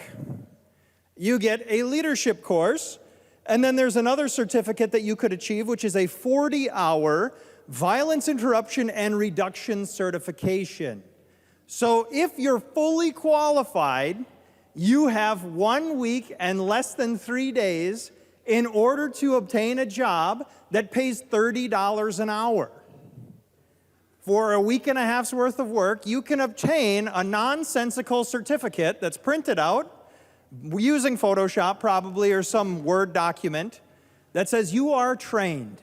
Now, members, the least required amount of training in the United States to be an actual public safety officer or a peace officer, the lowest amount of training in this country is 20 weeks of training. That is 800 hours. And there are people who criticize that, saying it is not enough training. Now, members, if a police officer with 800 hours of training is not trained enough, as some individuals on the other side of the aisle would argue, I would most profusely argue that 60 hours worth of violent interruption training and leadership training is far too little in order to safely perform any form of violence interruption. And one of my biggest concerns, members, is what happens when, due to that lack of training, someone does something wrong. Who's liable? Who pays for that mistake? Because it's going to happen. And you're naive if you think it will not happen. Now, members, this sounds a lot to me like vigilantism. And there were groups in history, I know you all really love history like I do. In 1859, there was an organization that came together and they called themselves the Anti-Horse Theft Association. And they were devoted to preventing horse thievery. And I think they were fairly successful on that. There was a man just a couple years ago, actually, he called himself the Shadow Hare. He wore a mask, he had a cape, he had a hare on his, a little rabbit on his front of his shirt. He walked around with handcuffs, a taser, and pepper spray because the city of Cleveland, Ohio, allowed that legally. He was a member of the Allegiance of Heroes. Legitimate, I'm not lying. Between 2005 and 2010, this Allegiance of Hero member walked the streets, and he interrupted violence. Along with 3 of his friends, they all wore capes. One was named Elliptico, another was Wall Creeper, and the last one was Master Legend. And they fought crime on a daily basis, members. He actually dislocated his shoulder in one encounter, and the chief of police of the city that he was protecting is quoted as saying, he's putting himself in jeopardy for something he's not trained for. We just don't want someone to get hurt. Members, in 2011, he stopped wearing a mask. He actually joined the United States military, so thank him for his service. But members, if you spend 20 weeks of your life becoming trained to be a police officer, but you only need to spend a week and a half to become a violence interrupter, this is nonsense. What you are doing is absolute nonsense. I can't even, I can say you've got some things that make sense and some things that don't make sense, but this is literal nonsense. $70 million worth of Minnesota taxpayer money is being thrown away. And you're naive if you think it is not. For that reason, 70 million reasons why you should vote against this horrible idea. This absolute nonsense, members. Vote red. Further discussion. I recognize the member from Hennepin, Representative Edelson. Thank you, Mr. Speaker. Well, members, last week of session is always very boisterous and lots of energy. I want to rise to speak in favor of some of the great provisions in this bill. I've always been known for my bipartisan work, and many of these provisions are bipartisan. So the supplemental nonprofit security grants is something that is matched with the Department of Homeland Security. It's important because it makes sure that we can harden many of our religious facilities. And just saying that is kind of sad. We had a mosque just a few weeks ago that was vandalized in Representative Hassan's district. And as a Jewish member, Minnesotan, I can think of 5 times in the last several years that my kids couldn't attend religious school or synagogue because there were threats against our synagogue. So those grants are important and needed. I would also want to just bring up the sexual assault victim, which matches, what it does is it does payment for medical forensic exams, and it aligns how the state pays for it. Counties right now and hospitals struggle with how much it costs, and it can be hard and unpredictable. So this is really, Minkasa has done a lot of great work. It is a good bill. There are so many things in this public safety bill that is led by a dear friend and prosecutor who is very balanced. I know we like to say things in this chamber that sometimes are not true, but that is true. And last, I just want to talk about how important the 2 gun legislation provisions are. In 1999, I graduated high school. Yes, do the math, I'm old, 42. In 1999, the Columbine mass school shooting took place. And it was honestly shocking and terrible. I think many of the people my age, 18 years old, getting ready to head to college, were scared. How could that happen in Colorado, not that far from us? And here, fast forward, where we are today, since then there's been 380 school shootings. 380 school shootings. And do you know what, I think several of our members on the other side of the aisle, and regardless if we don't agree on this, I still like you, we can be kind to each other. Hopefully we actually look at the same facts. But do you know what most mass shooters have in common? They all bought their guns legally. Most of them, excuse me, 77% of them bought their guns legally. 77%. Those are the facts, looking at law enforcement data, and it has been compiled. These are true facts. And I just want to say, as I wrap up really quick, I've been here for 5 years, and I've heard, we have disagreements. I represent Edina. I know you guys like to tease me, but Edina usually, we try to find middle ground. We really do. And the seat has been represented by Democrats and Republicans.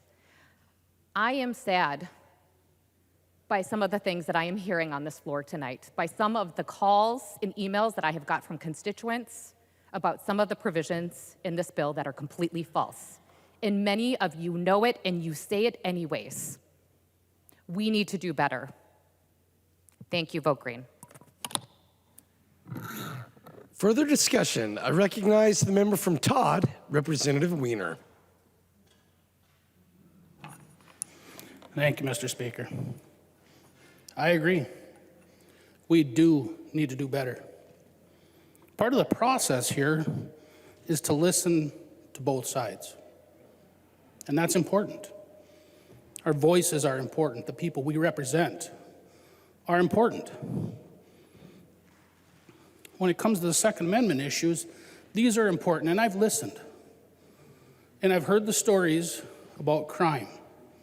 And every time there's a crime, it's involved with a gun. But the other side to this is the tradition and what we have out in greater Minnesota. So I'll explain it to you, and hopefully you listen. At a very young age, generally your dad, uncle, grandpa, whatever it is, shows you the safety of dealing with a gun. The safe handling, how to respect it. You never aim it at a person. Never. First thing you learn, always to handle it safely. We didn't have locks on our guns. They're in a cabinet. Actually, it was right beside the liquor cabinet. Granted, there was nothing in there for liquor, but it was always called the liquor cabinet. Didn't have to be locked. We knew to treat them with respect. There was not a single crime committed with a gun in our household. As a matter of fact, if you look out in greater Minnesota, there's hardly any crimes that are perpetrated with guns out in greater Minnesota. What you have here is a cultural issue. We look at this as not a bad thing with guns. You're taught at a young age to respect them. At about 10 years old, you start getting excited for your first year of deer hunting or bird hunting, maybe shooting clays. 12 years old now, you get to go out there with your parents, mom or dad, grandpa, whatever the case is. And you take that first deer or that first pheasant, and it is a joyous occasion. It's something that years later you're going to have this picture of that animal, that memory of something fun, enjoyable, tradition. We don't look at guns necessarily as this evil because we don't relate it to crime. And that's where there's a big difference. So when we look at a little bit of the statistics, it's estimated that 3 million times a year, a gun is actually used to stop crimes. To stop crimes. We hear about the tragedy when crimes are used, or guns are used to perpetrate a crime, but they're also used to stop crimes. And we look at gun control and how well it's worked in other areas. Let's just look at England. We always talk about Europe and how Europe does this and it's a great thing, and Europe does that, it's a great thing. Well, Europe, or actually England, enacted gun control. What happened? An increase in crime. Interesting. So now with our society the way it's going and the rise in more crimes across not just the metro but all over our country, the biggest groups of people who are actually purchasing guns right now for self-defense are minorities and women. Interesting statistic. We know that a gun, I think Samuel Colt said it, that all men are created equal, or no. Now I'm going to screw up the quote. That God created man, but Samuel Colt made all men equal. That piece of machinery is used by women to protect themselves on many different occasions. When you're attacked by a man and you have a weapon in your hands, you can protect yourself. It is the great equalizer. I tell my wife, who's an avid shooter, to keep it close when I'm not there. My kids know to respect it, to keep their hands off of it. Not even a single accident in our house. And it will probably stay that way. I hope it stays that way. So when we look at this and we talk about sharing in committees and why we have these discussions and why it's important to have both sides, these need to be heard. When you're always associating guns with a crime, I can understand the negative connotations. But the truth is there's way more positive connotations for many of us. And we didn't even have a voice at the table. So not only, somebody had said many times here that the Republicans didn't have a voice at the table. That's not quite accurate. Our people, half of Minnesota, in many of these committees did not have a voice at the table.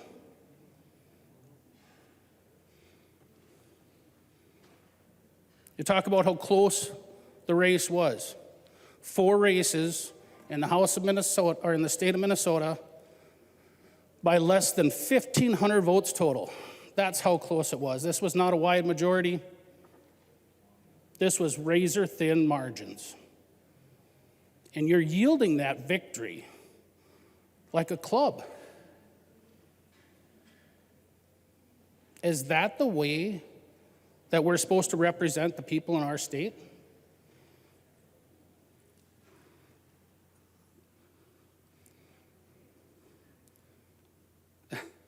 We used to have these posters in high school. I thought most of them were kind of stupid, but there was one that kind of sticks out.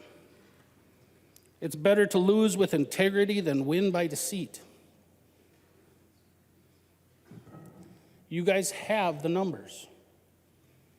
But when you don't put people on the committees so that the voices are heard, that's as deceptive as we can get. And you're not giving people in Minnesota the voice that they have, that they need. If gun control wasn't the only issue, we also have the pedophile issue. Which to me, and this is just one simple thing that I would like to point out, because I think it bears saying. Not too long ago, there was a design that was presented to change the LGBTQ flag. And it was rejected by the LGBT community because they said pedophilia has no place in our community.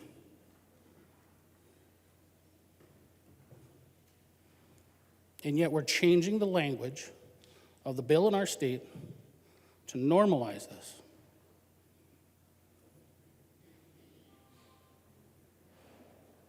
Think about that. So with that, I think pretty much everything's been covered on this bill. There's a few good things, there's mostly bad things, but the Second Amendment was enough for me. And somebody said, do we even have a voice here? And I thought about,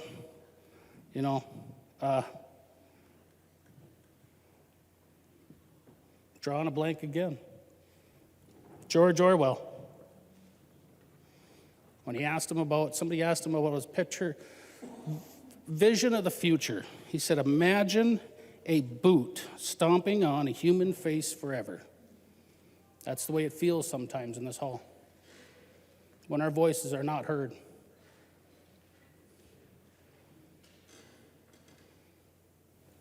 Do you want to have victory by stomping on other people? I don't. And I never will. Thank you. Further discussion. I recognize the member from Carlton, Representative Dotseth. Thank you, fellow chair, members. You know, this bill, I try to be bipartisan when I look at things and look at my approach to things. And there's some things in this bill that I can agree with. I've actually got some things in this bill that are good, that are great for my community and great for the residents of Greater Minnesota. But when you look at the root of this bill and the long-term effect of how this is going to affect Minnesotans and our country, that's what we have to focus on, is what's the long-term effect? What's the agenda behind the agenda? You know, I can respect Representative Nash when he spoke over here about being played. You know, I thought that we could work along party lines and try to get some things done. I as well feel like we were played. 126-0. 126-0. You hear what I'm saying? 126-0. And now all of a sudden you forget what was agreed upon? Come on. We can do better than this. I mean, we were elected by, 43,500 people to elect our districts. I don't know about you, but my email's been lit up tonight. In our district, they're opposed to this bill. If all else fails, you look at the Second Amendment. Our constitutional rights are at stake here. Does anyone even know what the Constitution reads anymore?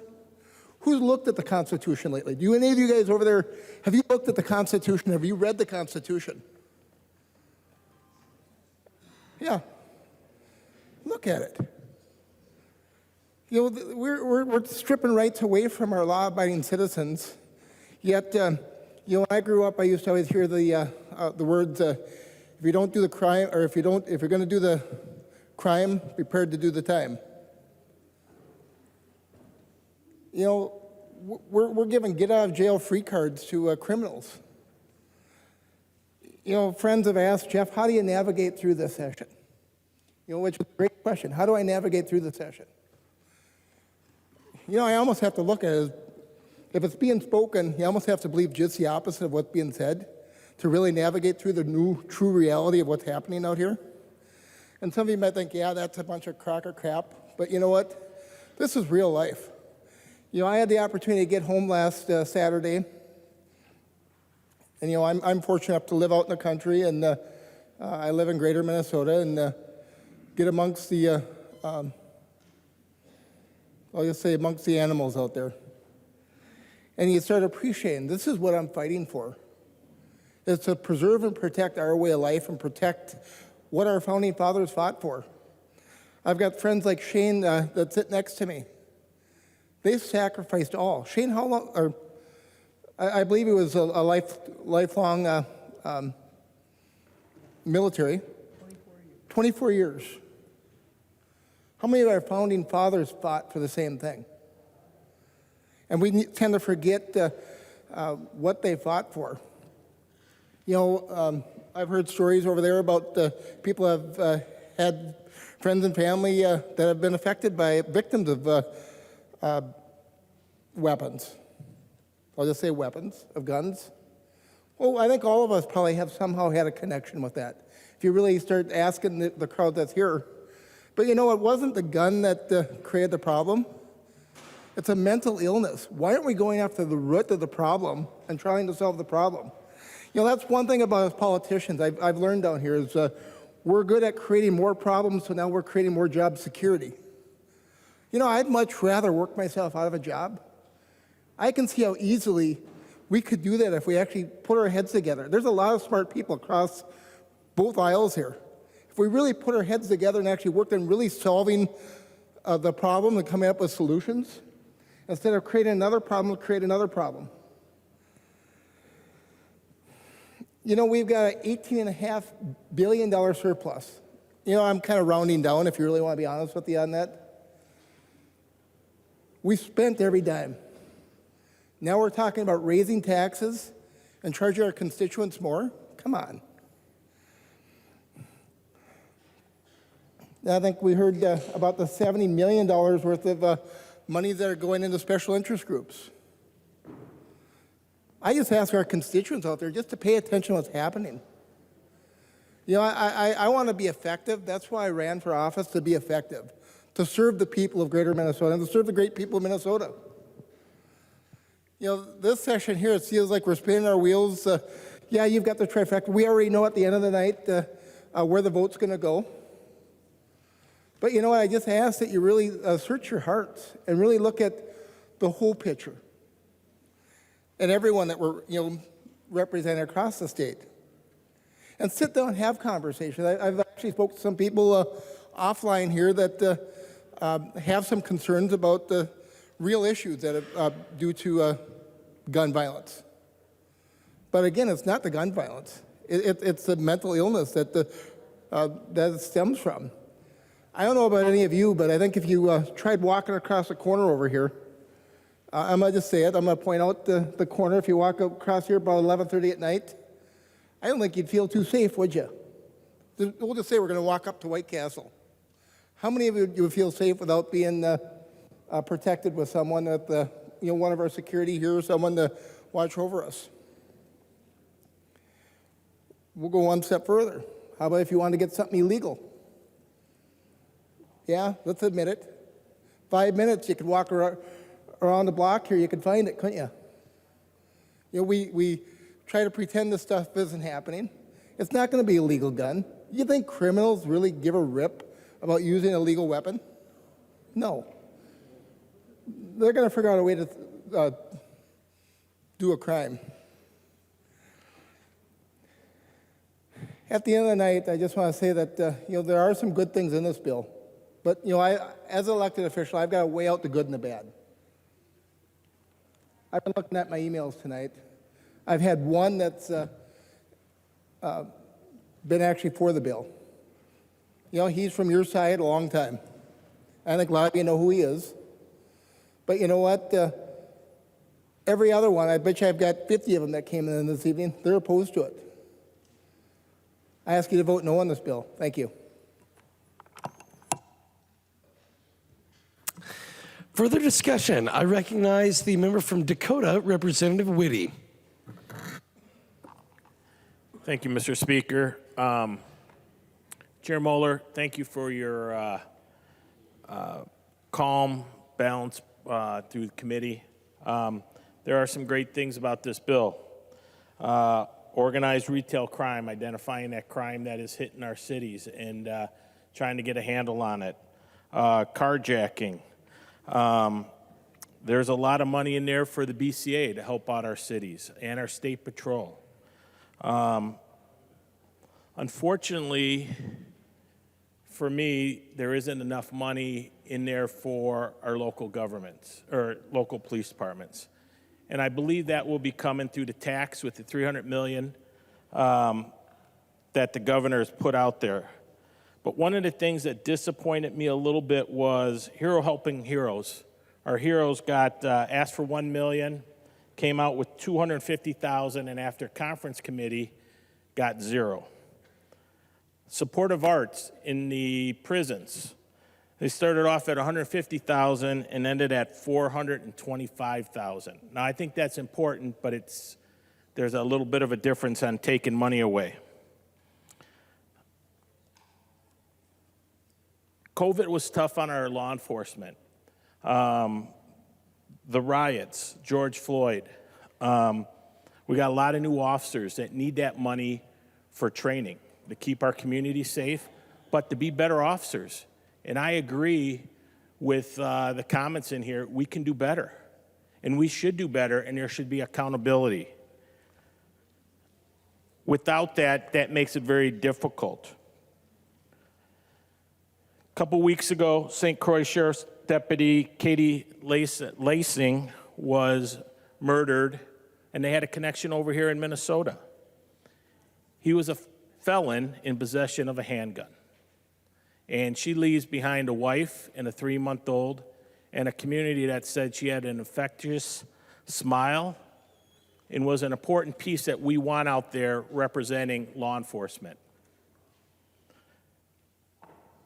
Today was nice having a House resolution read, and it was on both sides. And I think that was important to show that we got bipartisan support. What I heard when I was campaigning is they want us to work together. They want us to come up with these solutions and meet in the middle. After our first session during recess, I took a walk down to the Peace Officer Memorial right here in St. Paul down our steps. And I saw the wreaths, and I saw a wife and a daughter laying the wreath at a fallen officer during the ceremony. It was very powerful to see. I had the opportunity to talk with one of the Law Enforcement Memorial Association officers there, and it was a sheriff from Olmsted County. And the same message I shared when this first came through, they were asking for respect and support. Support in funding, support from their community. They can't do it all together. They need our help. We can be that beacon of hope. And I'm going to leave you with this, because in my 27-year career, I had a lot of friends and community members ride with me. And they got to see the importance of law enforcement, but they also saw the difficulties. And I'd go home at night, and I wouldn't share it with my families. I didn't want them to know that there was evil out there and the things that I saw. So a police officer is a composite of what all men and women are. Mingling of a saint and a sinner, dust and deity. What that really means is that they are exceptional. They're unusual. They're not commonplace.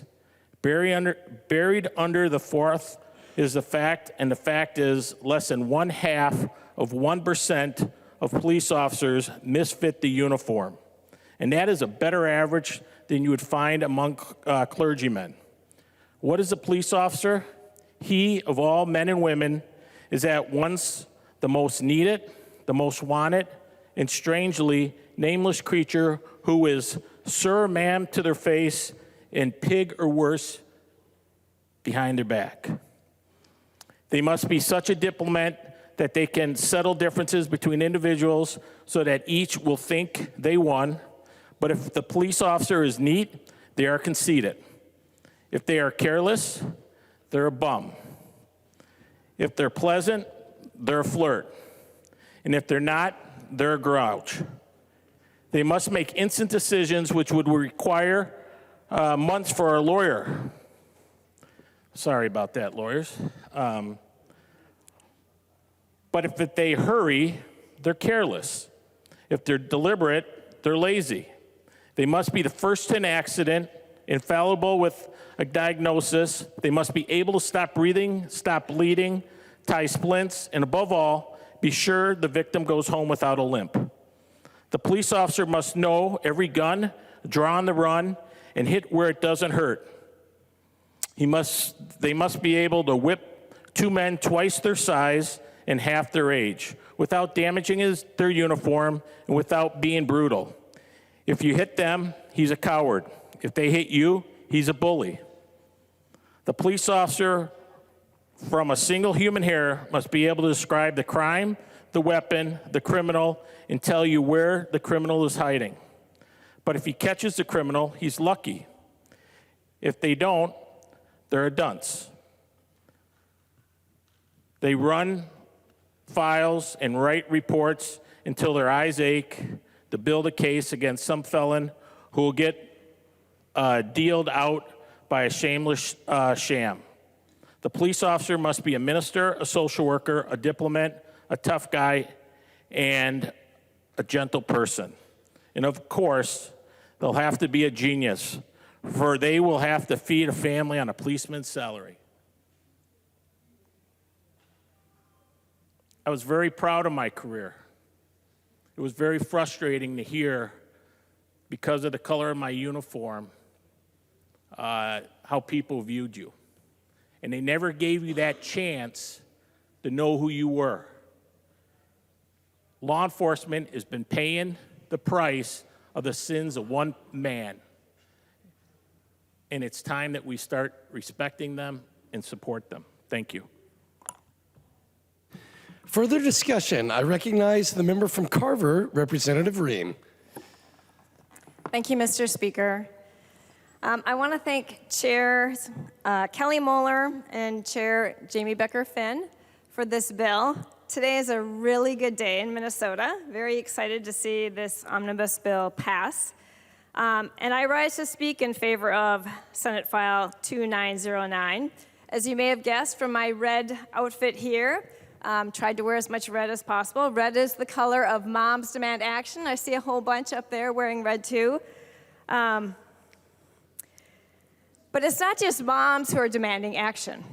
I will tell you, I'm getting a lot of emails and phone calls from men and dads who demand action. And we were elected to do something, not to sit around and pick apart things that, aren't perfect about bills, but to actually take action, because we have a growing gun violence epidemic here.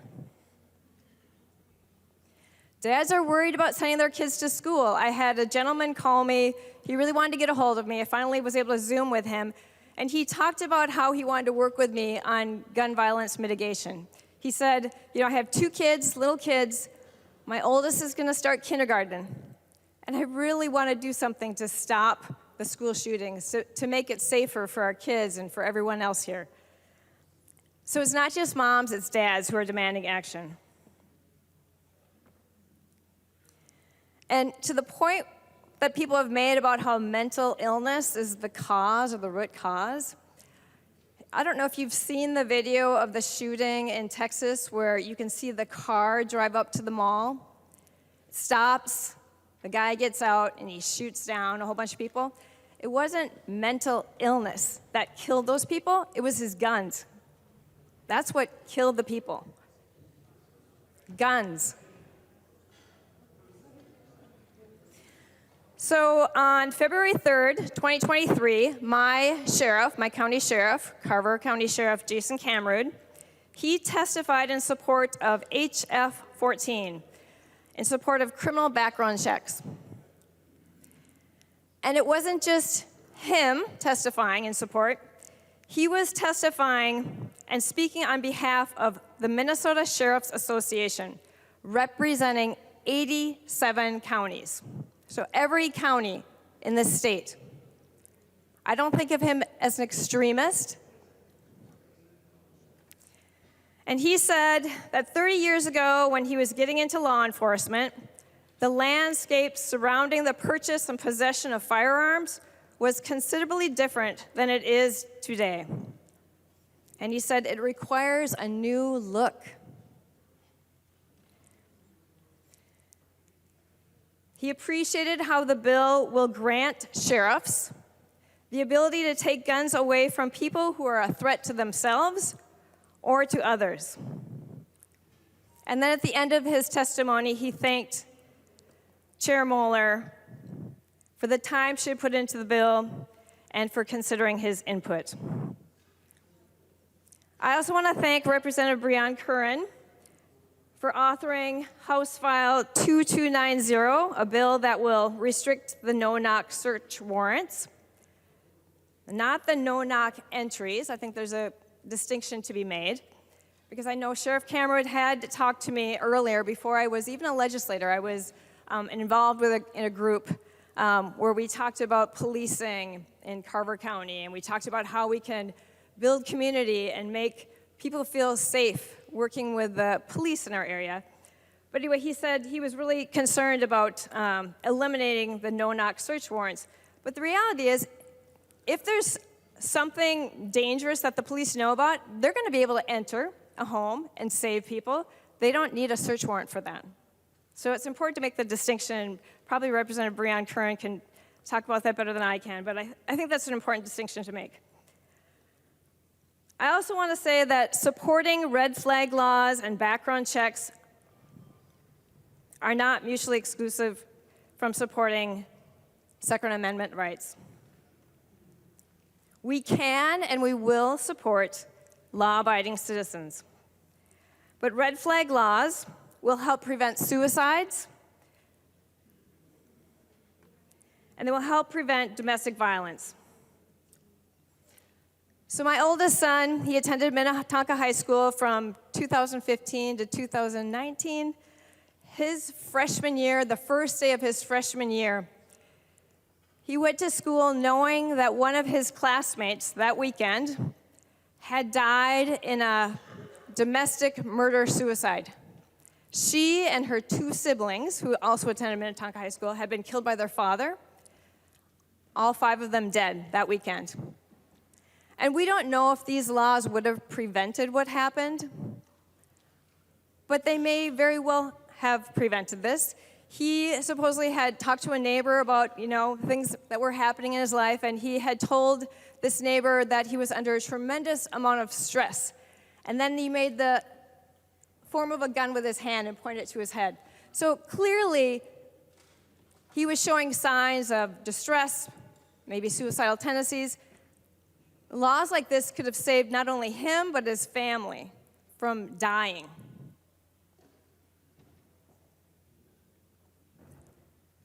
Do you know what the leading cause of death for pregnant women in the U.S. is? Right, homicide. Women in the U.S.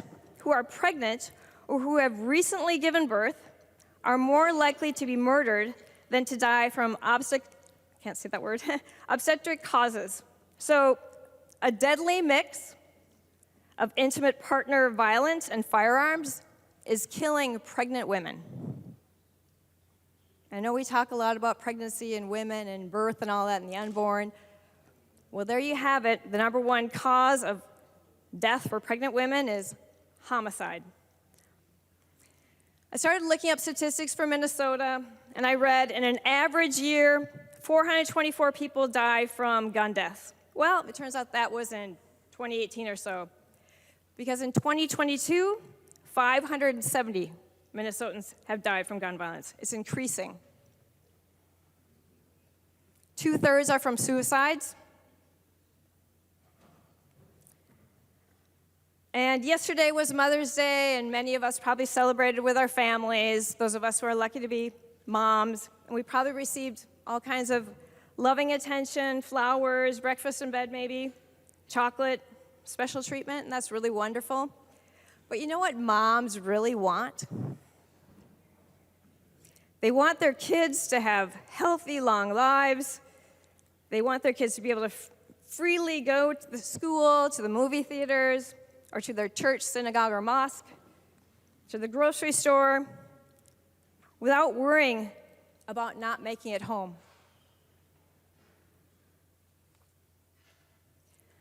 So passing this bill, which is an excellent bill, it's not going to bring back Amir Locke. It's not going to bring back the Short family from Greenwood, Minnesota, and all the others who have died from gun violence, but it's a start. It's a really good start. Passing laws like these, this is the action that we need to take. It's a darn good start, and it's a very good day, and I urge all of you to vote green. Thank you so much. Further discussion. I recognize the member from Freeborn, Representative Bennett. Thank you, Mr. Speaker. And members, it's been a long evening, but I'd like to comment on a few parts of this bill that are concerning to me and also some parts that I support.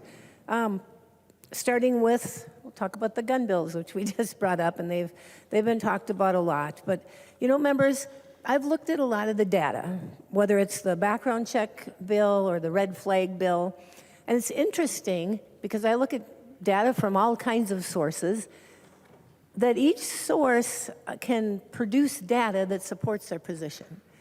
And so then it's like, all right, which is it? And then I have to think, well, just think about common sense.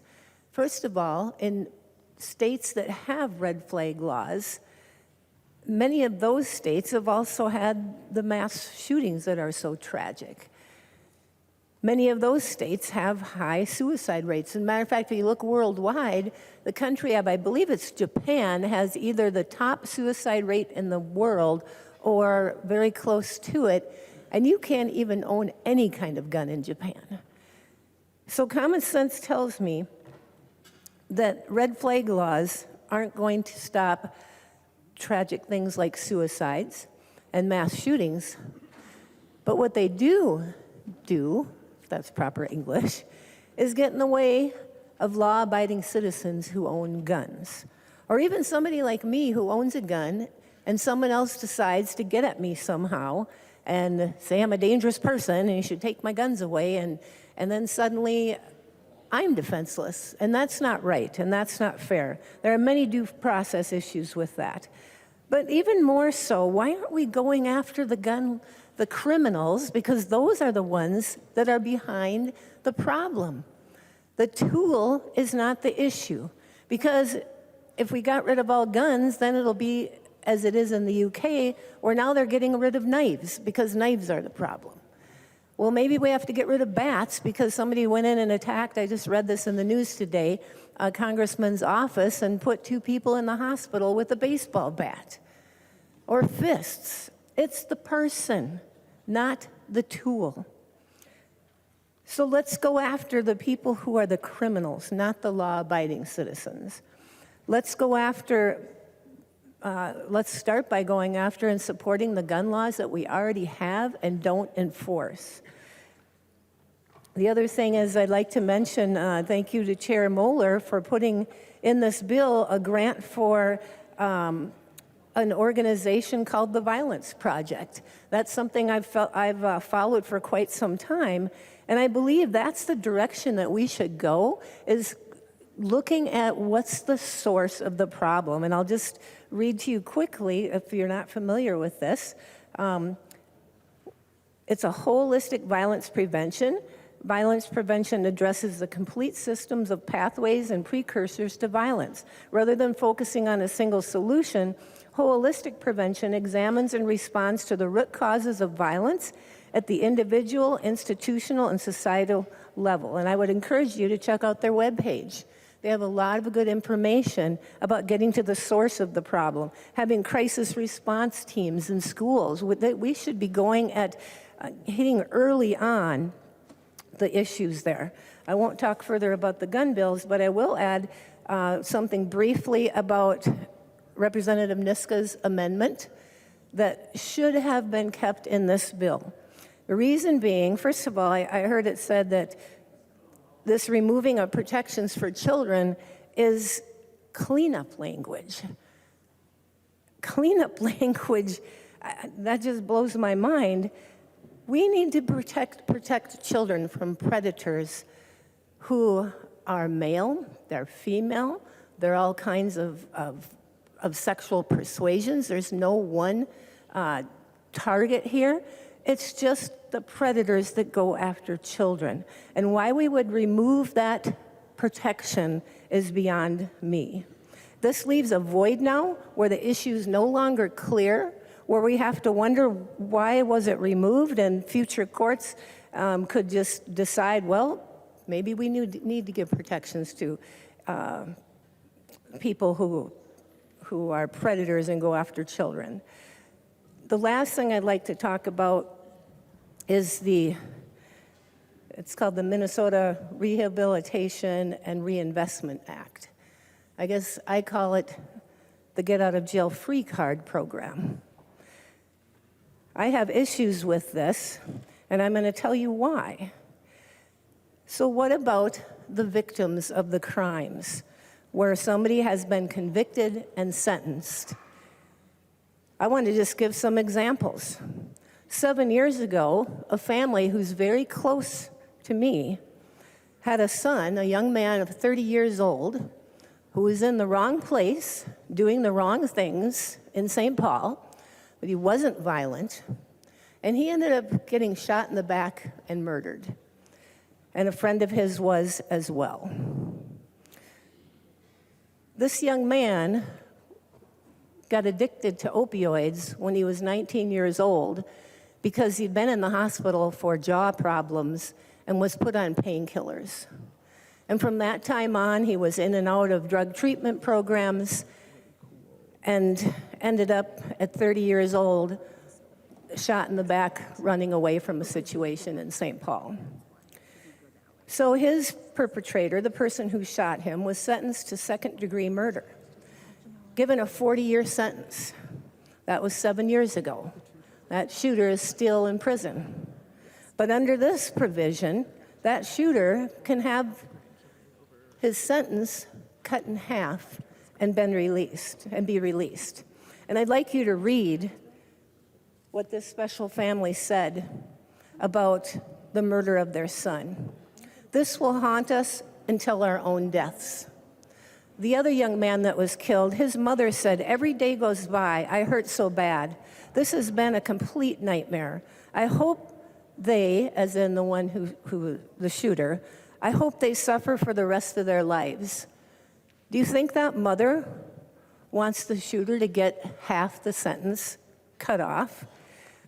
How about just this year in Albert Lee, a man was convicted of sexually abusing a child, and it was first-degree criminal sexual conduct, which under this provision would be given the opportunity to have his sentence cut in half.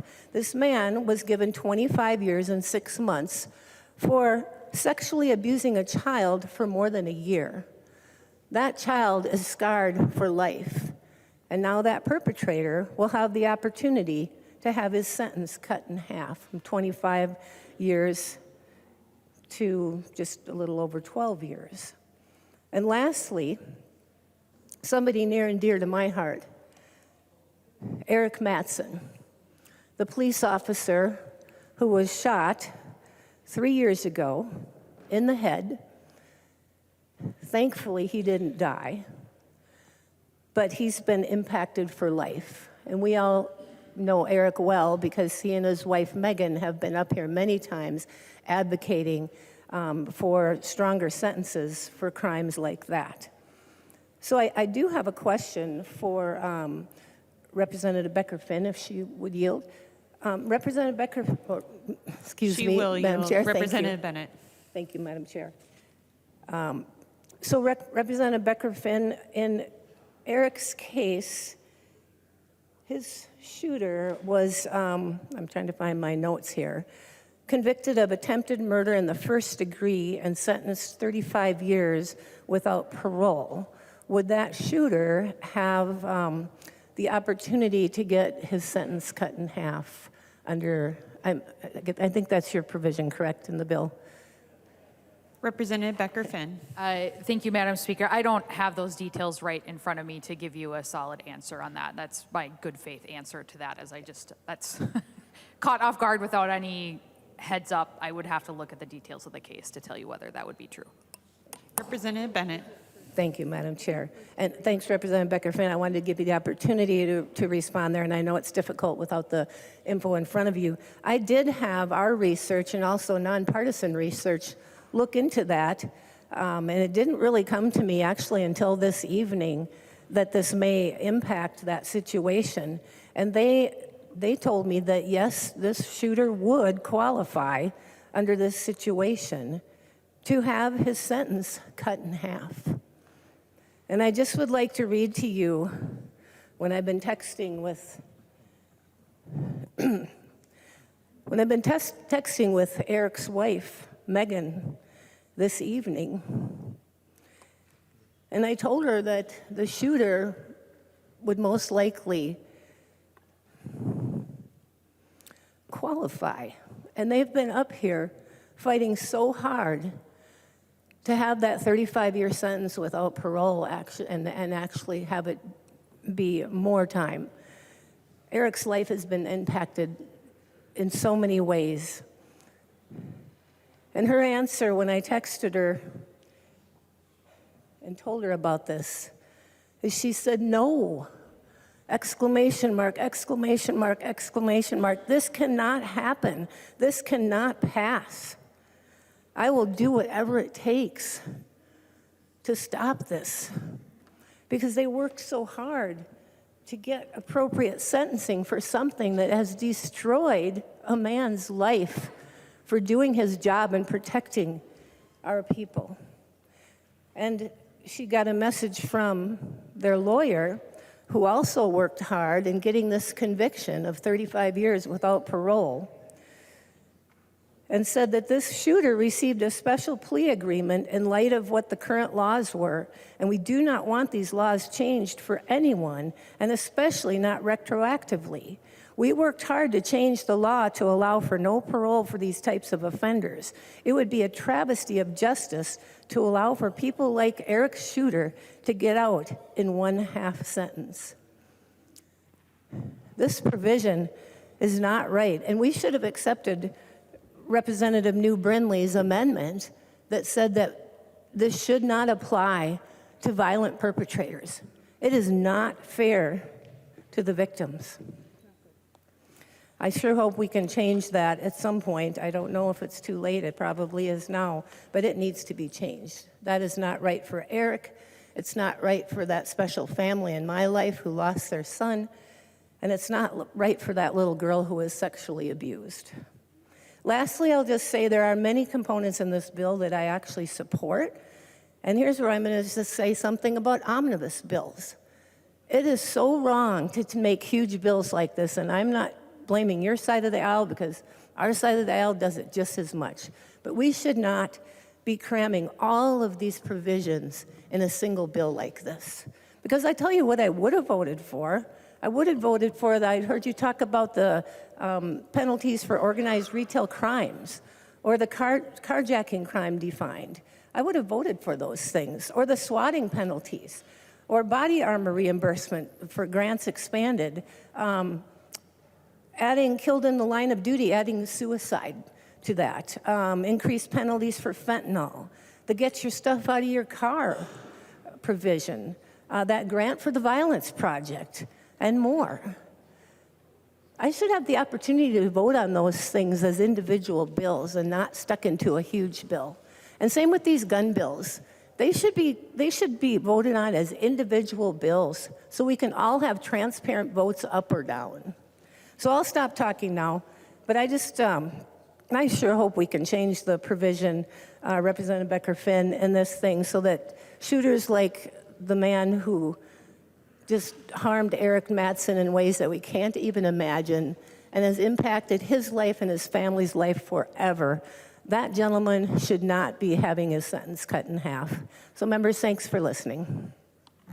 The member from Ramsey, Representative Finke. Thank you, Chair. Speaker Olson.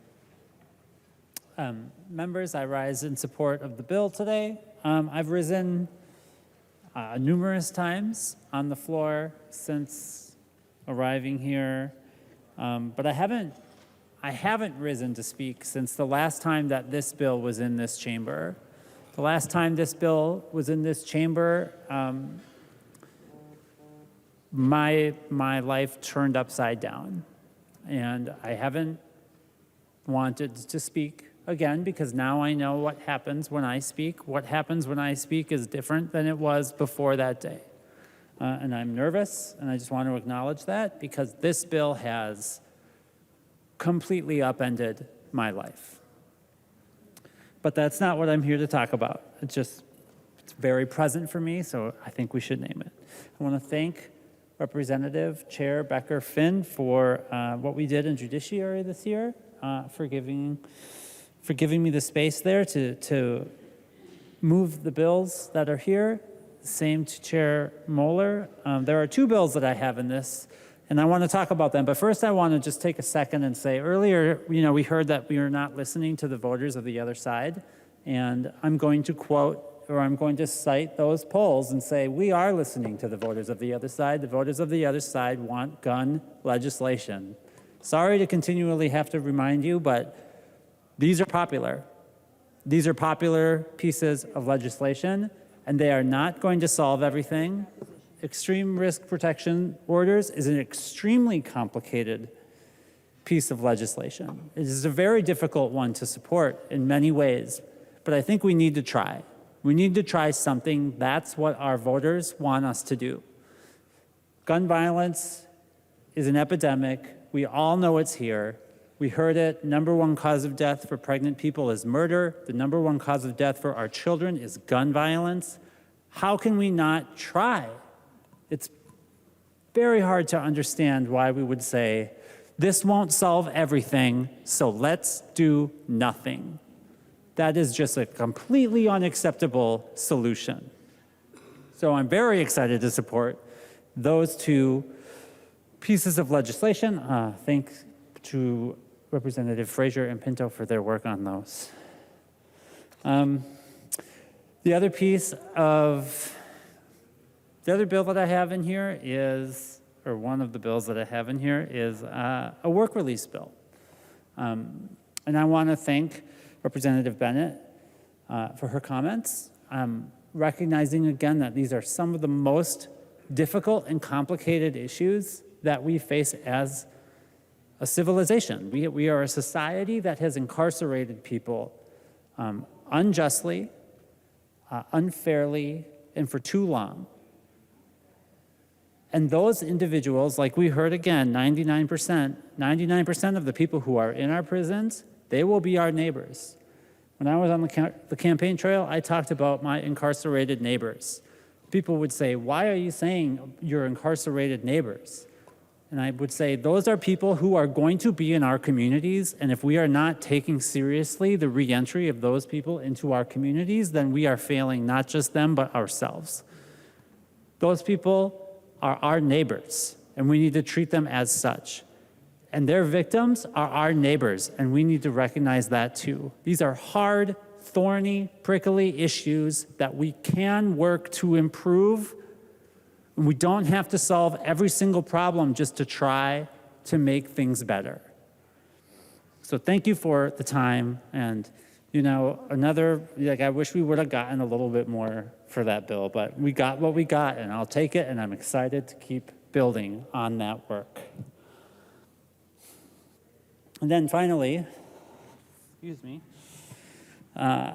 my other bill that we have in this project is the Take Pride Act. And, you know, a lot of things have been said about that piece of legislation. A lot of things have been said for the last few weeks, a lot of things in the Senate, a lot of things here tonight about this agency bill that I happened to pick up in my first session. And, you know, a lot of people tonight, you know, specifically have said they just can't understand it. You just can't understand why. Why would we do this? And I just want to say that, you know, I think we've done a pretty good job of laying that case out. I made the case in committee along with the commissioner, Rebecca Lucero. I know Brianne Curran has been fighting the good fight, making the case. Representative Becker-Finn has made the case. The why. Why does it matter to us? Why does it matter so much to us? You just can't understand it. And if you've heard our reasons and you don't agree with them, that's fine. I would just like to say, it's okay that you don't understand it. Maybe you don't need to understand some things. I'm a trans person. People tell me all the time, they just don't understand the gender thing. I just don't get it. They think it's a delusion. They think it's unreal, right? We heard tonight, somebody kept saying LGB community, and we hear that. We hear that you're dropping the T, right? Because there aren't trans people. It's like, we live here. We just have this space where people they either don't understand or they don't want to. And you don't need to understand it. You could listen. You could listen to what we're saying here.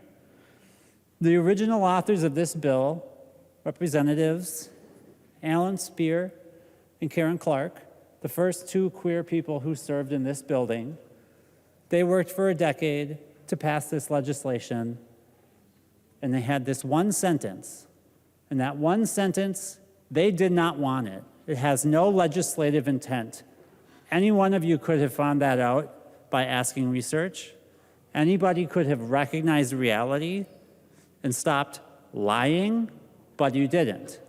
It's a sentence with no legislative intent that the original queer members of this body did not want. And it's not a surprise to me. It's a shock, but it's not a surprise that the first trans person and the first non-binary person get into this body, and we have to spend a month fighting over one sentence with no legislative intent. Nothing. It's just poison. It's a poison pill. And somebody here said, nobody thinks LGBT people have anything to do with pedophilia. And I'm going to just say, if you think that's what happens in this country, you don't know queer people. You don't know what our lives are like. You don't know what it means to be associated with the most vile, cruel lies possible. I know what that's like now, because that lie spread through this building, and it has turned my life upside down. So please stop acting like this one sentence is everything. What matters is these gun laws that we are going to make here that are going to help people survive this world. We're going to get people back into a place in their lives where they can do good. Do good. Help people. Who are you helping? Who are you helping by continuing to attack one sentence that every person here who is a member of this community has told you is harmful? We are saying it's harmful. If you don't understand, I'm sorry. Maybe listen to the queer people in the world who are telling you, and move forward with your lives, recognizing the truth, which is that this sentence has no legislative intent and it should be removed. Please support the bill. The member from Clearwater, Representative Grossell. Thank you, Madam Speaker. I'm just going to take a step back here for a second. Today is a Peace Officers Memorial Day.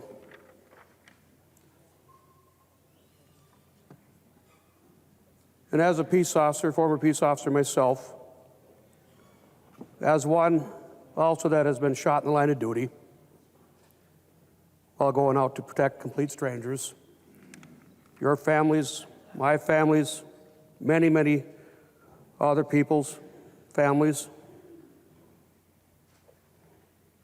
I'm just going to read a little list of officers who have died in the line of duty because it is Peace Officers Memorial Day.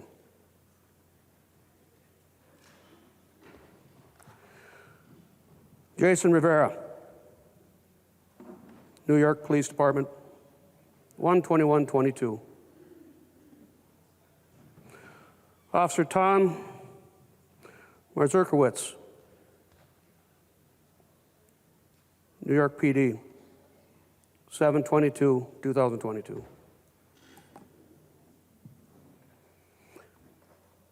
I have a couple officers from Mississippi.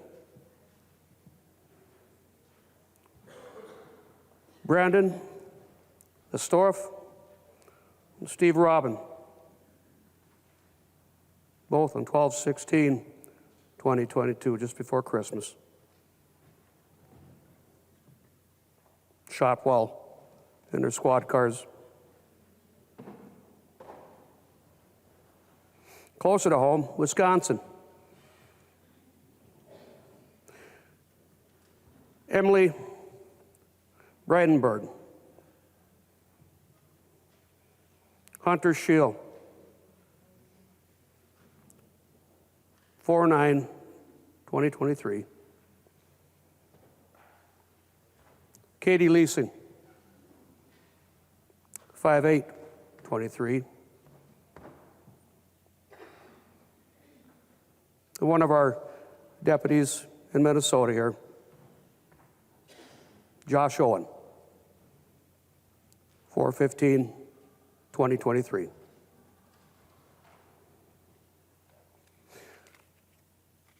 These are the men and women who sacrificed everything so that we could live peacefully and safe. They've left behind loved ones. They've left behind family.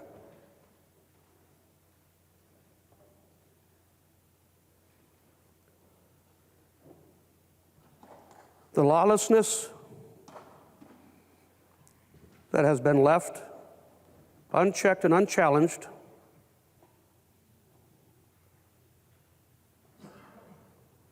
not because officers aren't doing their job, is because they're woefully undersupported.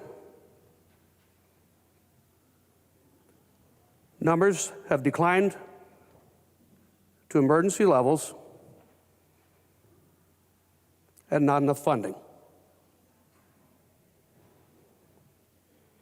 These men and women continue to go out day after day after day, night after night after night,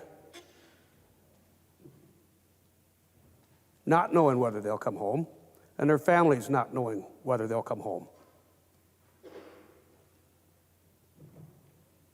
They've been spread so thin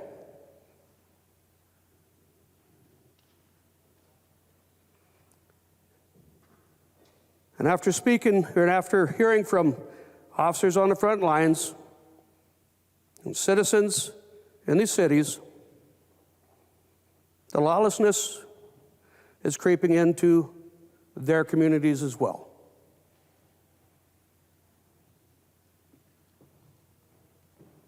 Where gang activity had been shut down, lack of officers has allowed it to reappear and come back with a vengeance.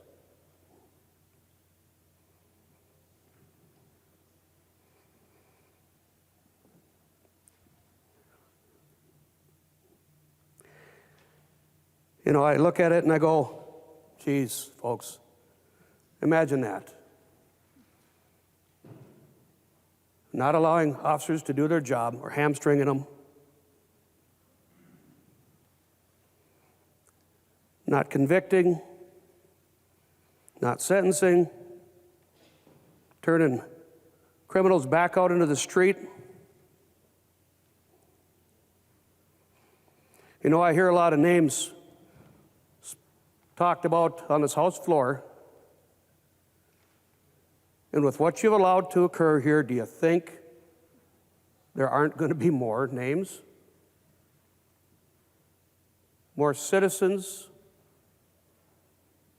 More officers? Because we won't, well, because you won't do your jobs. You won't let us help. You won't let us help and give you solutions, bring you solutions that can stop violent crime.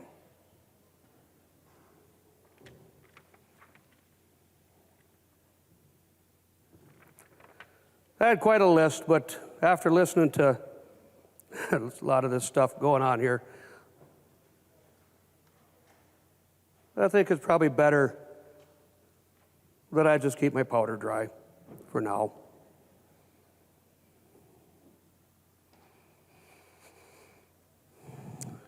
Because the lack of one sentence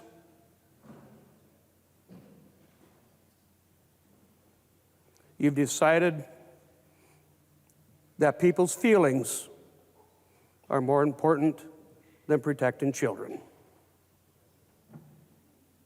I find that very disheartening.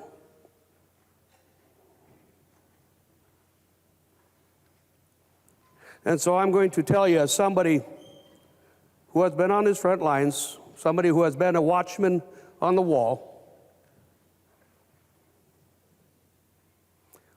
that if you let this go on and continue on, I see that danger approaching. And I'm giving you warning. If you do not pay heed to the watchman's warning, the danger that approaches, calamity will come.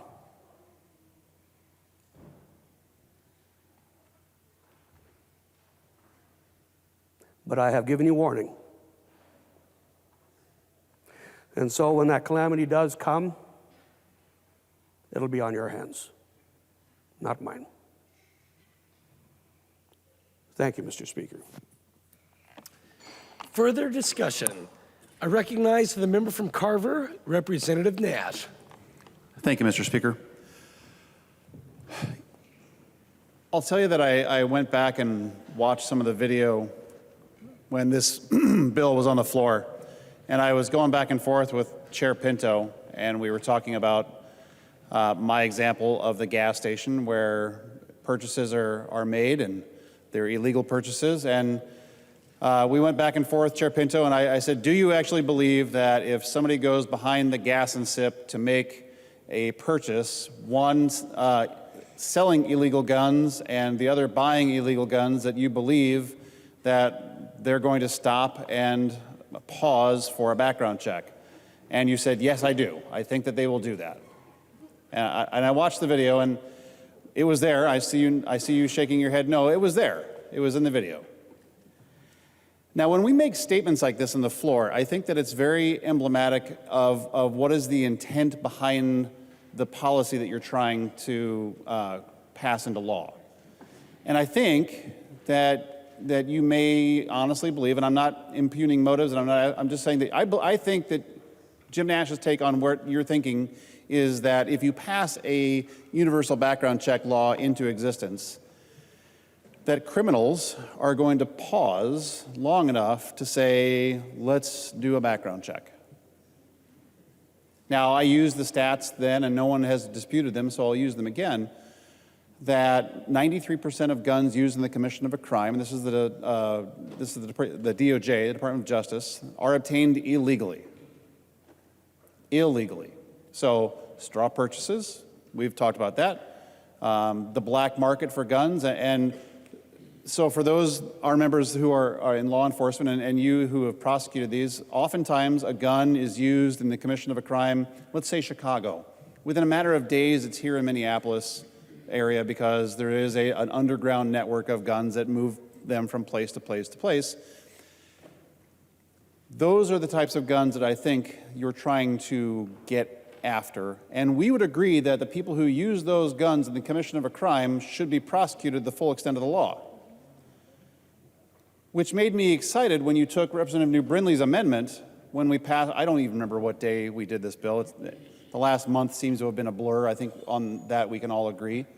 But I got pretty excited when they took her amendment because you said we're going to dial up the volume. And if you ever watched Spinal Tap, you were going to dial the volume up to 11 on prosecuting gun crimes. I was hopeful that you would do that. Magically, in conference, that came out. So that sends a message to us that you want to go after the gun, but not the person using the gun. And a couple of our members have talked about that. I want to again impress upon you that if somebody is going to commit a crime, a new law is not going to impede them from committing the crime. They don't think that way. So if and I'm not going to use anybody here as an example, but if somebody, we'll call him Johnny. Johnny, I remember Representative Marquardt used to use little Johnny. So,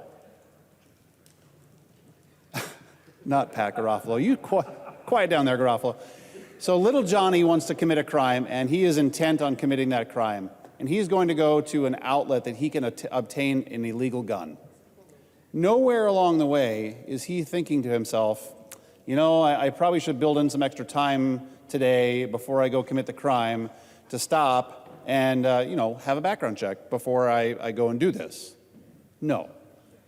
Little Johnny's going to go to the gas and sip and find someone who will sell him a bag of guns and the appropriate ammo to go and commit the heinous crime.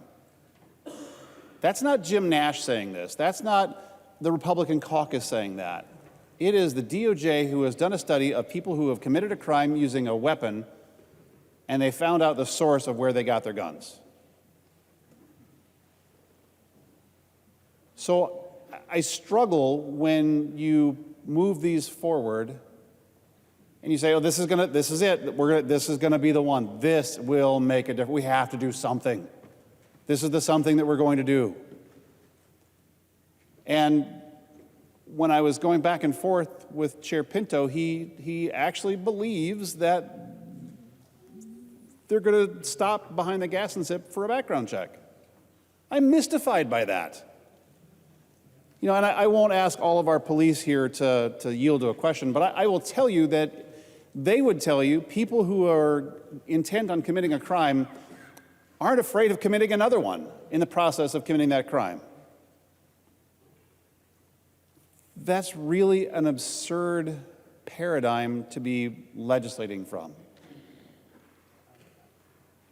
So I just think that as this bill becomes law, because you have the votes, the governor is going to sign it.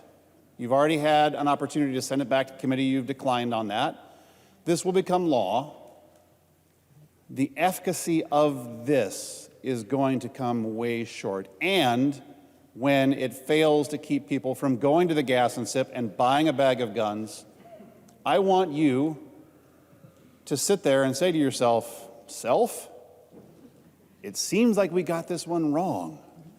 Because the only people who are going to be impeded by this new law are the people who wake up, like myself, and are concerned about not becoming a prohibited person by violating the law. That's all you're solving. That's it. You're not going to change the behavior of somebody who is already intent on committing a crime. What you're doing is violating the Second Amendment. And I don't know whether this will or will not be challenged in court. I'm sure that there will be some challenges. But the bigger challenge is this, that it's not going to do what you hope it does. It's not going to stop little Johnny from driving to the gas and sip and buying that bag of guns. And you're going to be sitting at home wondering, now what's the next thing? What do we do? It's deeply troubling.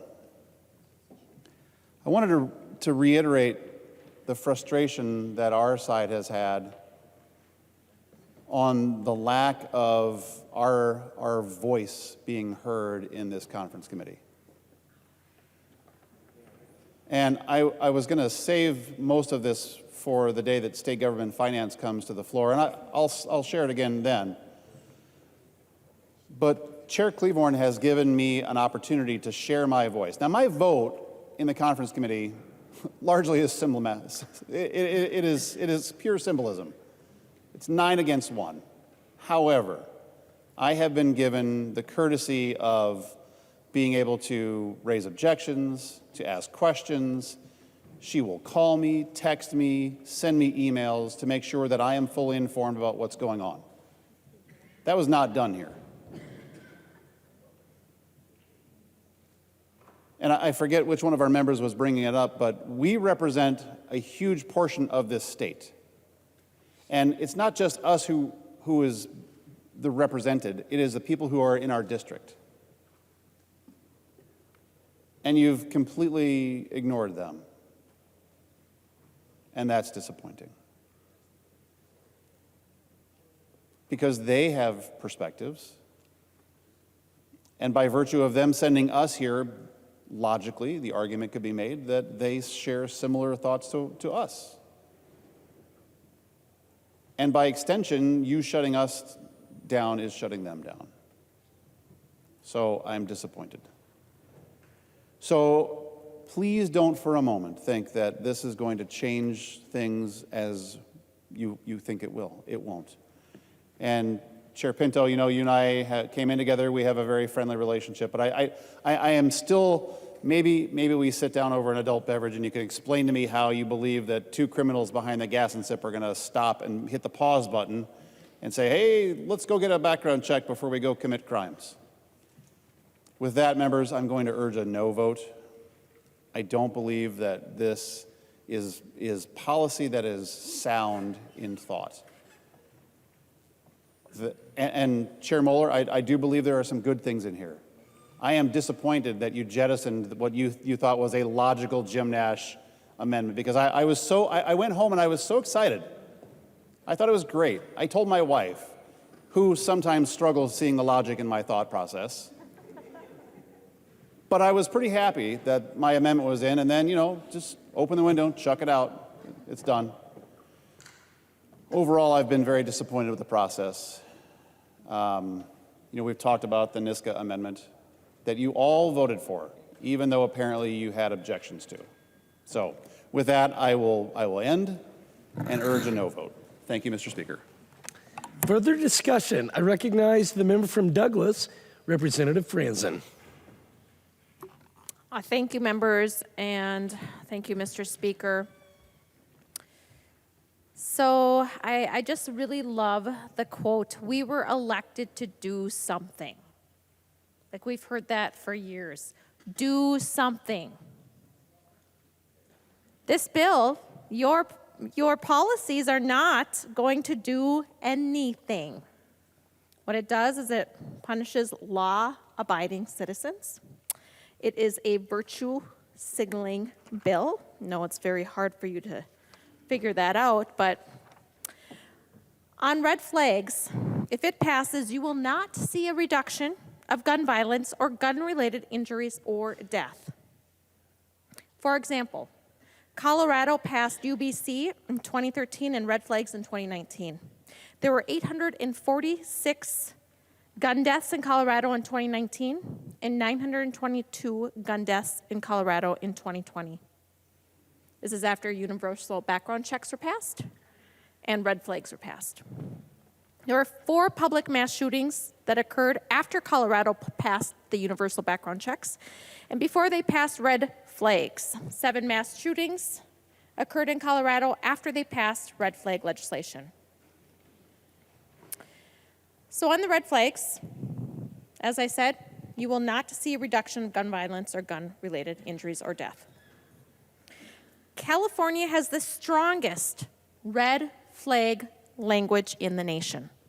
When they passed the more recent, stronger language in 2020, allowing employers, coworkers, and school employees to file ERPOs, legislators insisted it would put a stop to school shootings.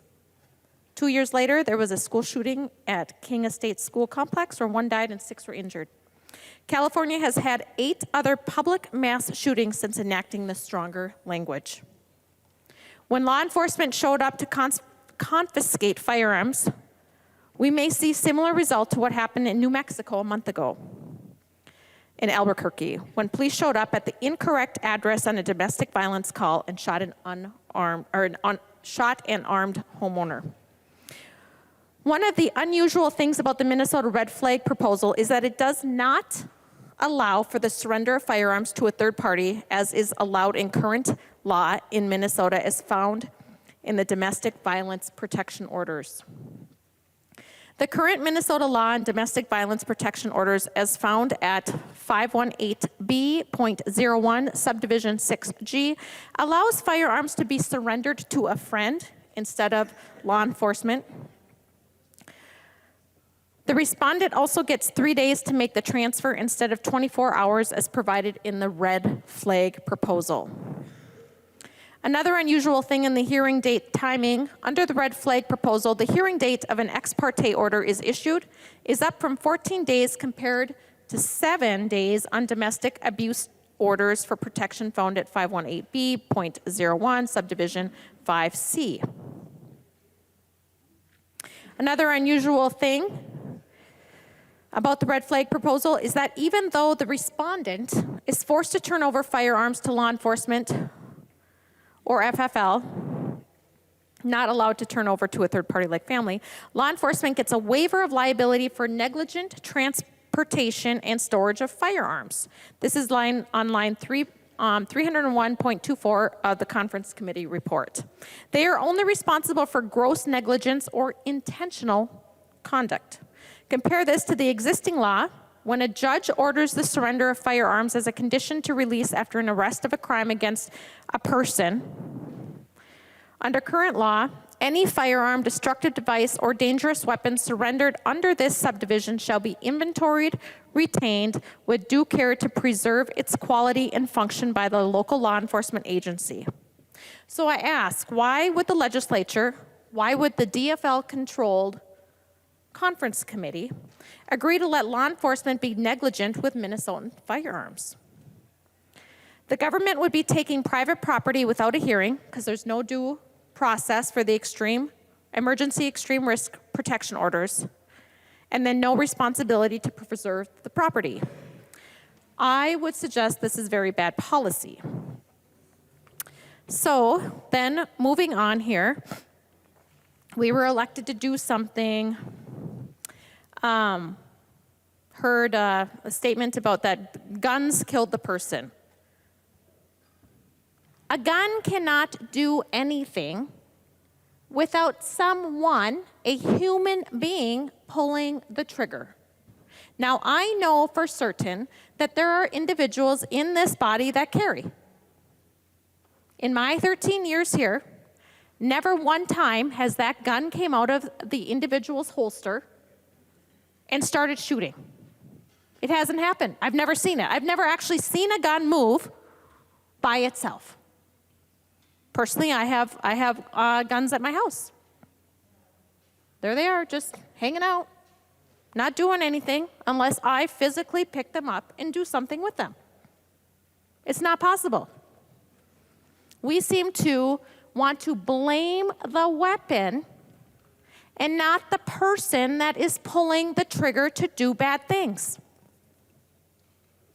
Members, the night is dark and full of terrors. And why do I say that? Because at 10:08 p.m., what time is it now? About 10:40? Is it about 10:40? And so, yeah, it's 10:37. I guess I should have looked on my phone here, 10:37 p.m. Well, at 10:08 p.m., Crime Watch Minneapolis tweeted this. St. Paul, I want you to listen. St. Paul, at least 2 people have been shot. What were they shot with? A BB gun. In separate incidents at the Capitol in Rice Street. So just right over there. Just right over there. Capitol and Rice Street. A window was also shot out. And then guess what the suspect reportedly did? They got on the light rail. I know. Crazy, with a BB gun. Now your bill, red flag and universal background checks, they don't touch BB guns. But in this case, 2 people were shot with a BB gun.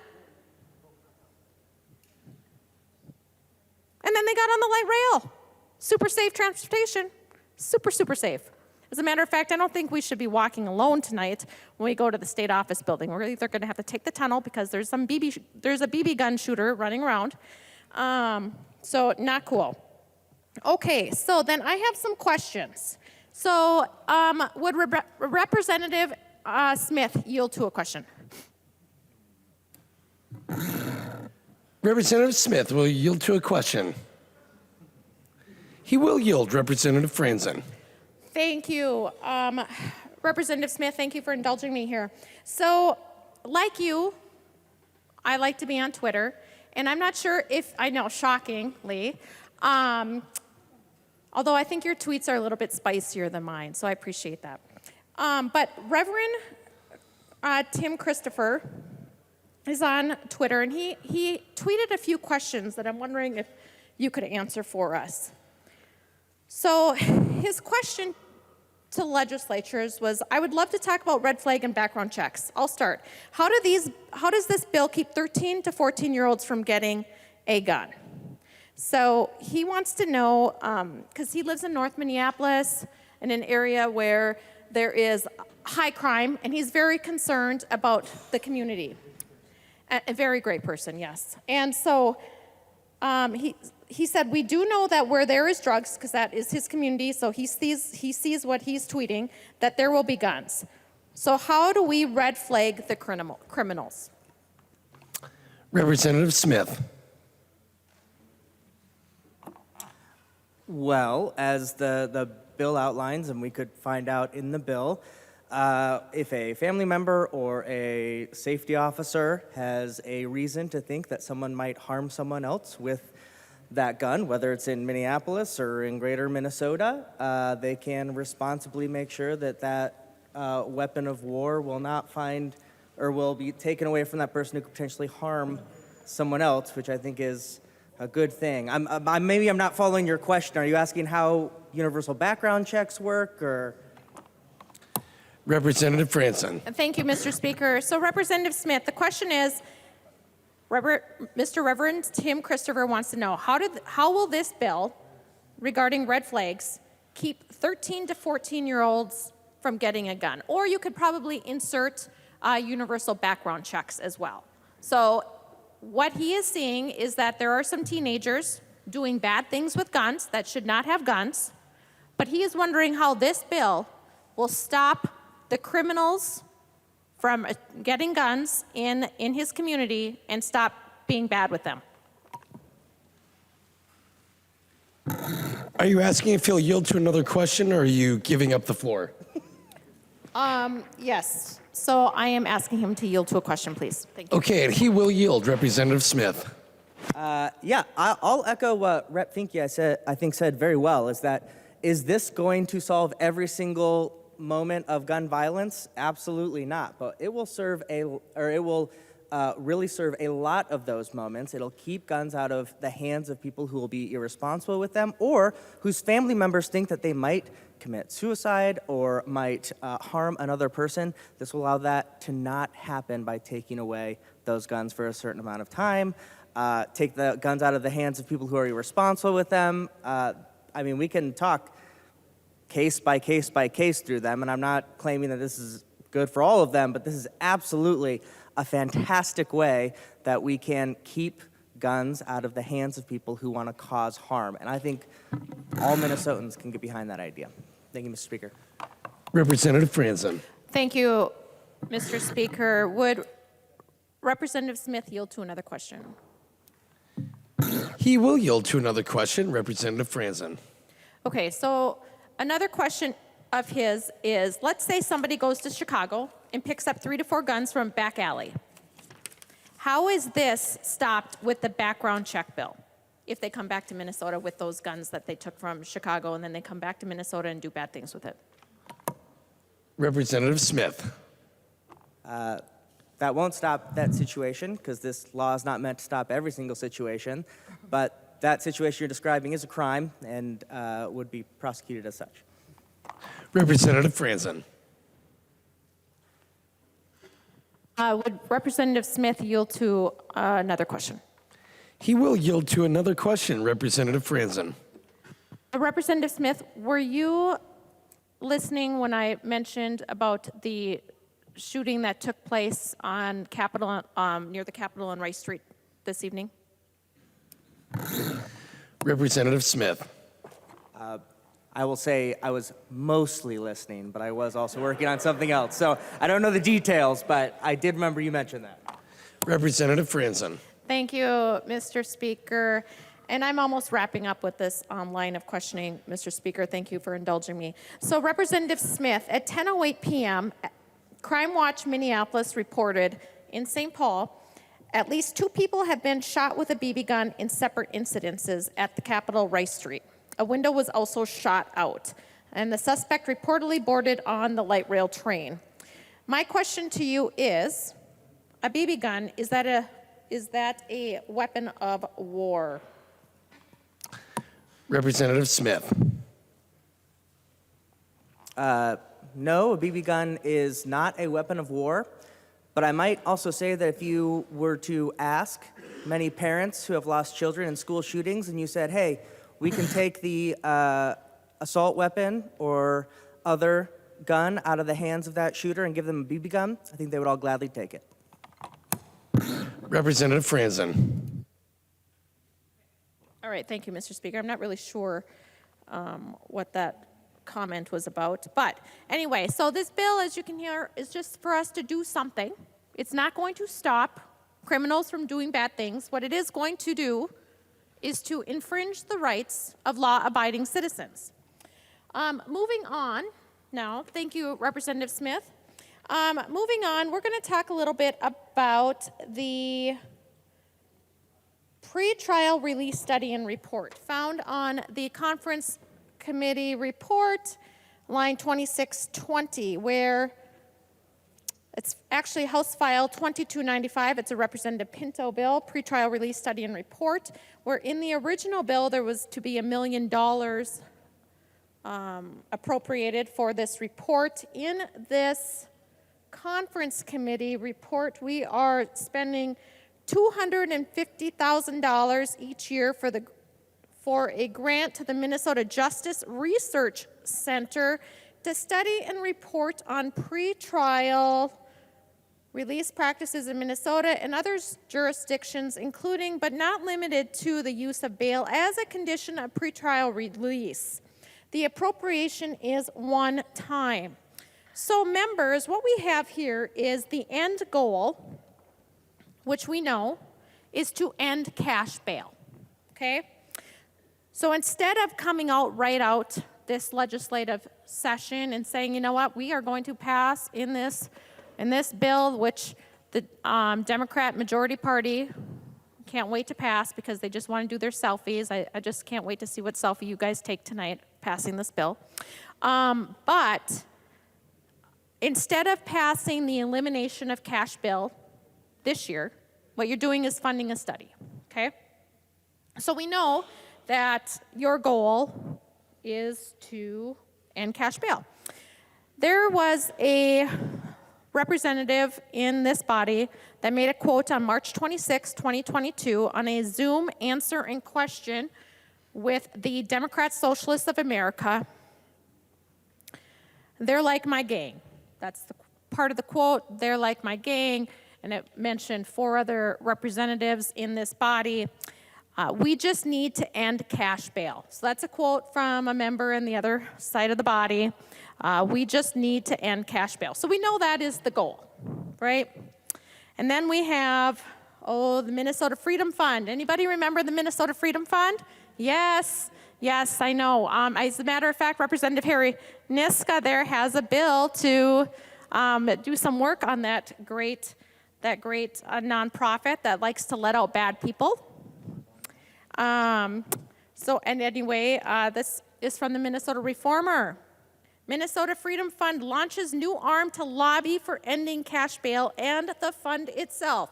So I suppose it's probably getting a little expensive for the Minnesota Freedom Fund to continually having to raise money from Hollywood elites and maybe even the vice president herself to bail out the Minnesota criminals. So that is just taking up so much work of their fundraising time that they're just like, you know what, let's put ourselves out of business and let's just end cash bail totally. So, got that. All right, then we have, this is from the Star Tribune, March 1st, 2023. March 1st is a very good day in my life because that's the day I was born, the start of my birthday month. But on my particular birthday this year, Minnesota Freedom Fund starts political organization seeking to end cash bail in the state. All right. And then we have, okay, so this is a study from the Minneapolis Foundation. So I am a little confused to why we have to spend $250,000 of taxpayer dollars on a report, which we know what the report is already going to say because, what did I do with my notes here? Hold on. I know, thank goodness I have you right next to me. Oh, gee whiz. Okay, well, we talk about that. We know that the end goal is to, we know what the report is going to say, because it's going to say, hey, guess what? We did this report, and we are going to end cash bill because that's what needs to be done. But the funding, right? So this funding, the $250,000 each year for a grant to the Minnesota Justice Research Center to study and report on pretrial release practices. Okay, so the Minnesota Justice Research Center, you guys, I hate to tell you this, it's just a payback to DFL cronies. Now, I'm going to start naming some names, okay? And so just follow the yellow brick road. Justin Terrell, the executive director of the Minnesota Justice Research Center, is a crony of Jamel Lundy, the Hennepin County attorney, Mary Moriarty's legislative liaison. And then we have a Kara Letowski, the associate director of Minnesota Justice Research Center, and is the wife of former Representative Jim Davney. Are you following the yellow brick trail? Then we have Mr. Mark Haas, the treasurer of the Minnesota Justice Research Center Board of Directors. Representative is an Long. employee of the Ramsey Representative County Franzen, Attorney you do John not have Troy. the floor. Representative Long is seeking recognition. Representative Long, state your point of order.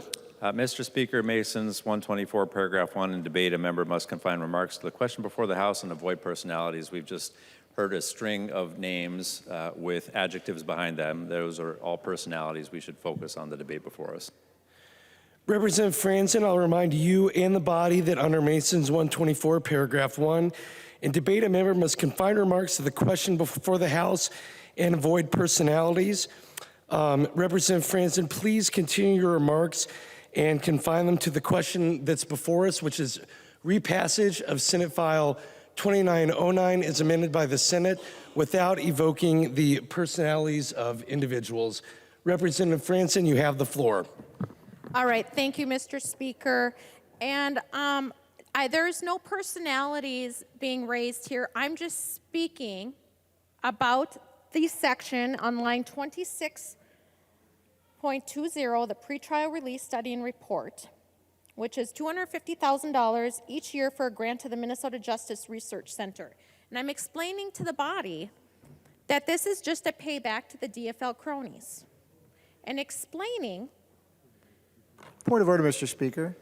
Representative Pinto, state your point of order. I believe Representative Franzen is invoking motives in describing the purpose for this section, and I would ask her to please refrain from doing so, Mr. Speaker. Representative Franzen, it's not proper for you to arraign motives of why something is in a bill. If you could keep it to if you could confine your remarks to the substance of the bill, not arraigning motives, not evoking personalities. Representative Franzen, confine your remarks to the question before us. Without doing that, you have the floor. Thank you, Mr. Speaker. So I'm just trying to bring awareness, Mr. Speaker, to the body about some potential conflicts of interest, because what I would hate to happen, which we seem to happen quite often here, we pass a bill with some funding, and then there's some expose that Fox 9 has written about, or MinPost has written about, or maybe even the Minnesota Reformer. Sometimes the Minnesota Reformer actually does better work than some of the other media in the state. And so what I would hate for us to be is like embarrassed with our pants caught down when we could have had this discussion here about the cronyism that I feel is happening on the pretrial release study and report, with $250,000 each year to a grant to the Minnesota Justice Research Center to study.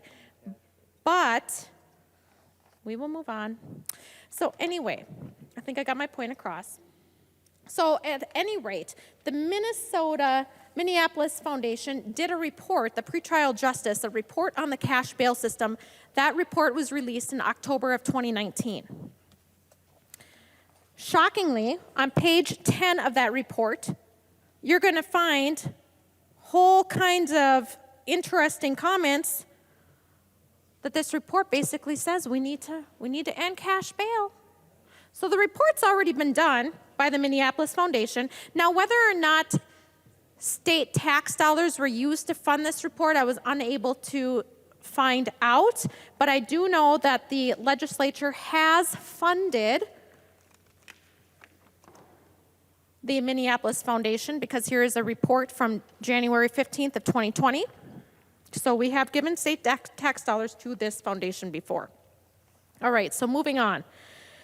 A press release in 2022 from the Yolo County District Attorney's Office in California stated that 70% of those released on $0 bail from their county committed new crimes, okay? Republican and Democrat lawmakers regretted the impact of eliminating cash bail in New York just days after it was enacted. And then there was all kinds of stories of criminals who were arrested not long after they had been bailed out by the Minnesota Freedom Fund. Unfortunately, Minnesota is on the radar for really letting really bad people out with the Minnesota Freedom Fund. But bail is a constitutionally protected right here in Minnesota. We recognize that. And members, with that, I'm just going to say that I'm just very disappointed in this public safety bill. I'm disappointed that it shut out Republican voices, that Republicans were not heard on those conference committees, and that your bill here just highlights the extreme nature that the Democrats have against law enforcement. And so, again, this bill is not going to do anything for your gun control issues that you want to do except harm law-abiding citizens. And one more thing that I want to put on the record here. There was a comment about homicide being the number one, gun violence related to pregnancy? Okay, so I did a little Google search on that. And what I did find was from the CDC. Now, I'm not a big fan of the CDC, but at any rate, the CDC pregnancy mortality surveillance system does speak differently to that report that I think was, I did see Representative Raymer about your report, your study that you were highlighting there, but the CDC does say other things, and which cardiovascular conditions make up 14.5%, infection or sepsis 14.3%, and you can go onto the CDC website yourself. I won't belabor you with that information, but you might want to go look there as well for a different point of view. So members, I want to thank you for your time, and I look forward to a no vote on Senate File 2909. Further discussion. I recognize the member from Anoka, Representative Niska. Thank you, Mr. Speaker and members. This bill, this all-Democrat conference committee report, and really the debate we've had tonight is almost a perfect distillation of the reasons why the Democrat trifecta is wrong for Minnesota, why the Democrat trifecta is unfit to govern this state.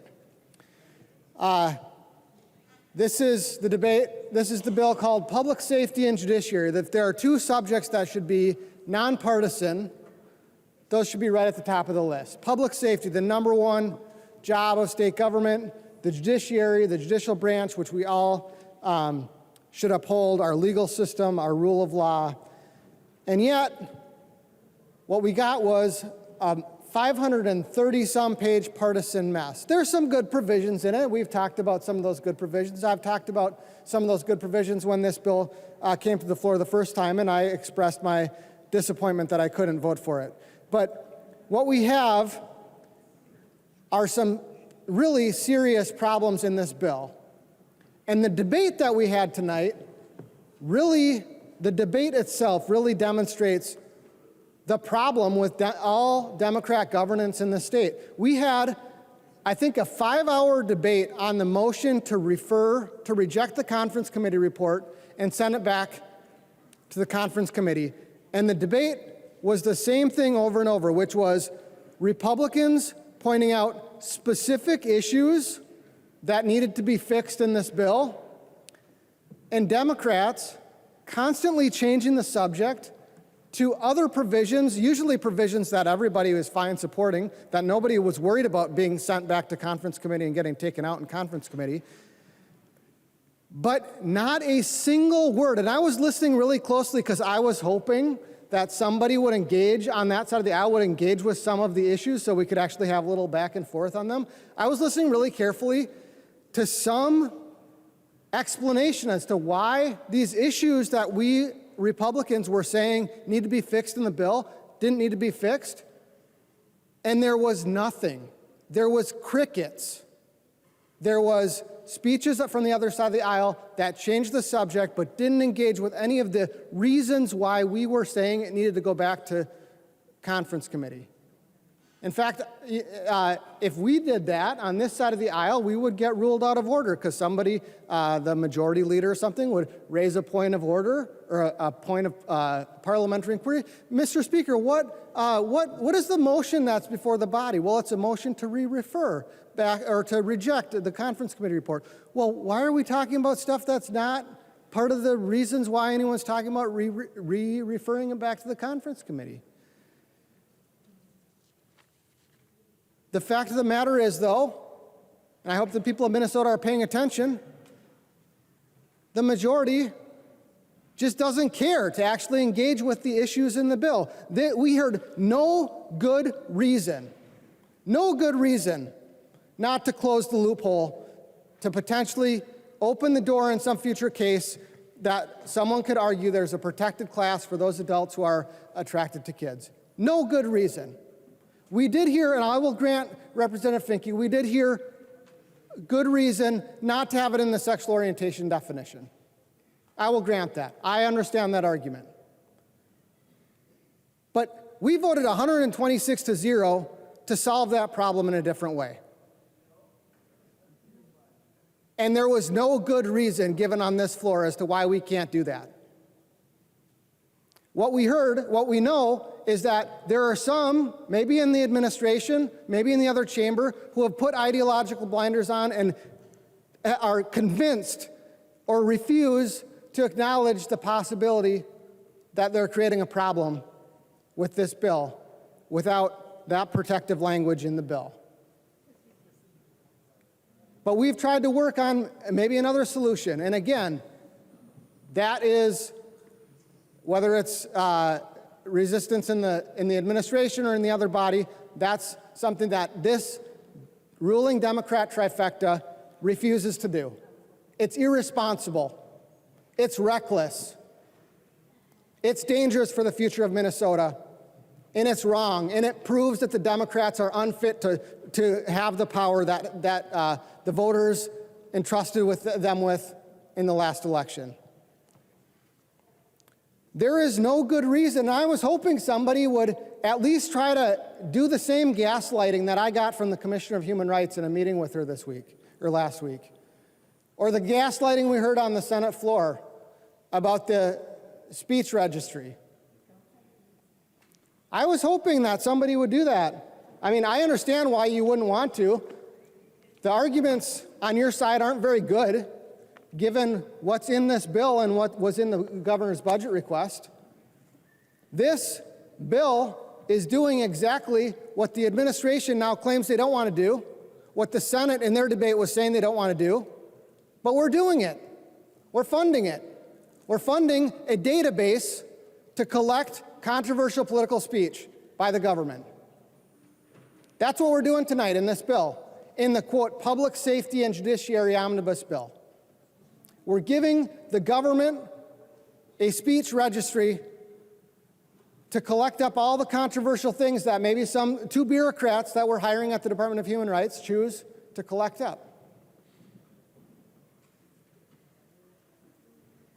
And I was listening really closely, Representative New Brindley, Representative Scott, a bunch of folks on our side of the aisle in the motion to re-refer debate, brought up a bunch of specific provisions that just had support in the House and were just inexplicably dropped. Representative New Brindley's amendment that the DOC would work with stakeholders to exclude violent crimes from the Minnesota Rehabilitation and Reinvestment Act. Representative Bennett spoke eloquently about why that's such an important provision. And I didn't hear one word from the other side of the aisle as to why it was okay to drop that provision. None. We don't care. We don't care about increasing the penalties for second or subsequent assault on a peace officer. That amendment was just dropped in our public safety and judiciary bill. And we're all high on ourselves about emergency risk protection orders or red flag laws that frankly aren't going to do anything. The background checks, they're not going to do anything.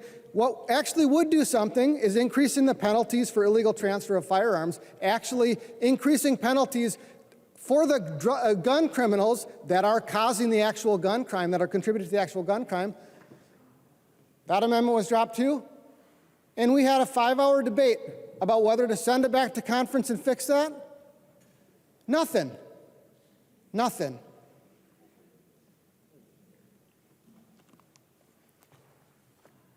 This is the problem, members, when we have one-party rule that's not just one-party rule, but arrogant one-party rule that shuts the other party out and doesn't listen to them in a conference committee. You know, after the conference committee was closed up, Chair Becker Finn and the commissioner had a meeting with myself and Representative Scott, and we discussed some of these issues, a couple of these issues that we've discussed today. And the message at the end of it was, well, all right, well, maybe the bill language isn't perfect, but it's done. The conference report hadn't been closed up, hadn't been posted. But even that kind of a discussion, that didn't happen during the conference committee process because the arrogant, reckless Democrat trifecta shut us out in order to advance this extreme agenda, putting ideological blinders on, trying to ignore the problems instead of actually dealing with the problems. And the people of Minnesota are going to be worse off for it. And I hope, we talked some about whether people are watching. I hope people are watching. Because I think today is a very important day in the history of Minnesota for people to see what they were sold in the 2022 election and what they got. And what they got is a government that's unfit to take care of the people of this state. And I, for one, am going to spend a lot of time over the next few months making sure every Minnesotan knows it in every single one of your districts. This is a horrible bill. Vote no. Further discussion to repassage of Senate File 2909 as amended by conference. I recognize the member from Isanti, Representative Johnson. Mr. Speaker, members, I've seen some bad public safety bills, or should I say anti-public safety bills, but this is one of the worst. Right now, this side of the aisle, and 2,784,000 people that we represent have been shut out. No voice whatsoever. The committee refused to have anybody from this side of the aisle on the conference committee to advocate for the positions that we stood for and the amendments that we did manage to get onto the bill that were all stripped out. It's unfortunate. Because there's things in this bill I'd love to vote for, as Representative Bennett mentioned. There is a few good things in the bill. And what's surprising to me is I actually have a provision in the bill that I never had a hearing on. It's the second time that's happened to me in my term down here, where I have a bill that's included in the omnibus bill that I did not have a hearing on. I would love to have that hearing to talk about how important it really was. Now, one thing I want to talk about tonight is what's going on with the Department of Corrections. We have staff getting assaulted just over every 2 days. Lack of accountability for those who commit the crime. Talking to the corrections officers, the morale in that department it's already been flushed down the toilet. It is horrible. There's nothing in this bill to deal with that. The inmates are running the asylum, and we actually did things to make it better for them. We have a great program called Heroes Helping Heroes. It did not get funded, but Art for the Inmates did. Earlier today, we passed House File 1234. Heroes Helping Heroes was a program put together by law enforcement officers to help officers stay on the job. But that wasn't funded. That funding was stripped out in the conference committee. You're really standing behind your officers. It's very much disappointment. Not only helped the officers that are out on the street, it helped our corrections officers as well, so we could keep them on the job. Disappointment after disappointment after disappointment. Another thing that's in here, it's on line 142.10 or 0.10. Sentence Reduction Act. Oh, I read that wrong. Sentence adjustment. But there's only one way they can adjust, down.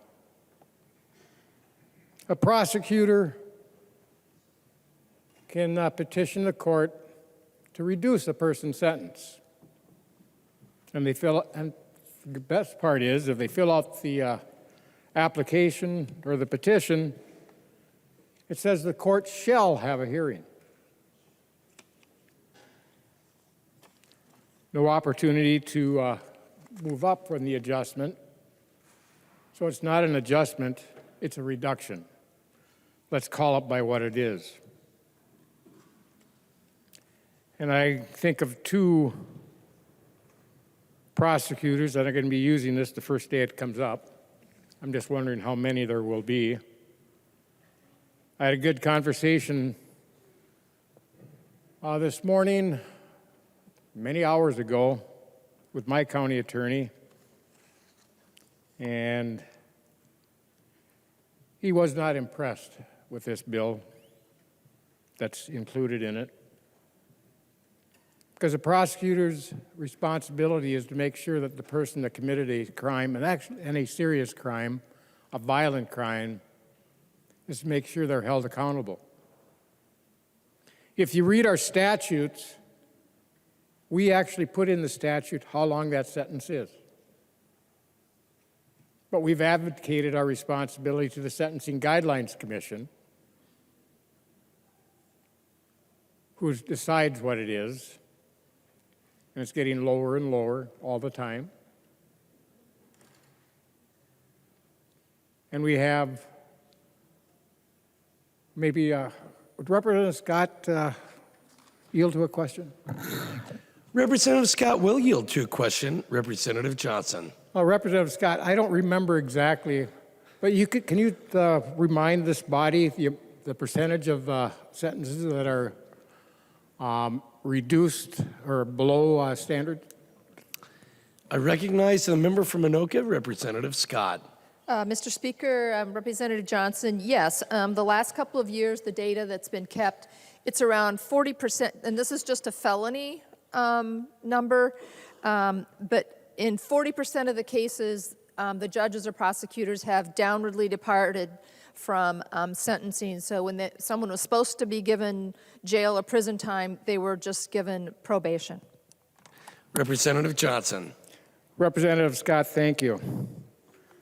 So they We set a sentence. Sentencing guidelines reduces that.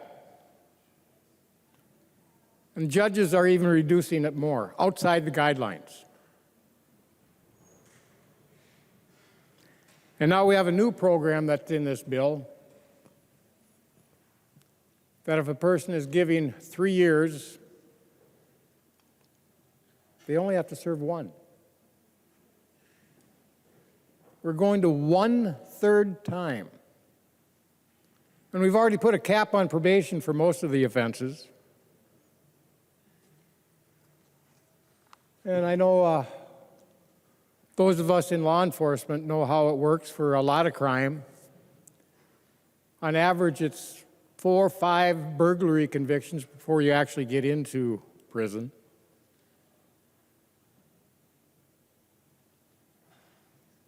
And now we're going to reduce the sentences, reduce accountability. And we can have our prosecutors even reduce it more after they've been sentenced. And when that sentencing is done, they're supposed to do a pre-sentence investigation. Fortunately, in my county, they generally do. So the judges can actually have a good idea on the sentence unless it's a plea bargain. But when they go through trial, they do a PSI. At least they used to. I hope they still do, because that's how you get the proper information. So you know what their criminal history score is.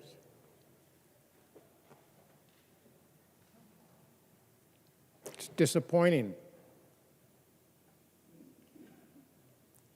that we do not want to hold those who commit crime and violent crime accountable. Representative New Brindley had an amendment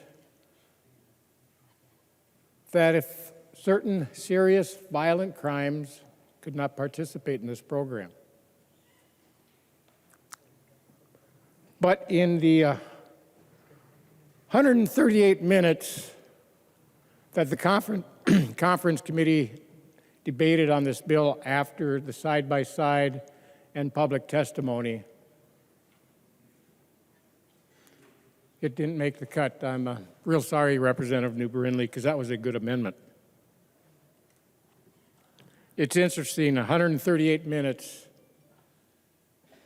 to deliberate, vote on all the provisions in a 522-page bill. I guess that's what happens in a democracy. It's just jammed through mob rule. But that's right, we're not a democracy, we're a constitutional republic, where we have a constitution, laws, and rules that we follow. But so far this year, we've had, between the House and Senate, 3 conference committee reports returned to the conference committee because of violation of rules.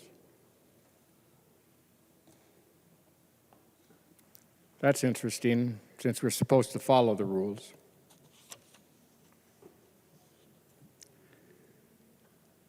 Now, another area I want to talk about besides the Department of Corrections, and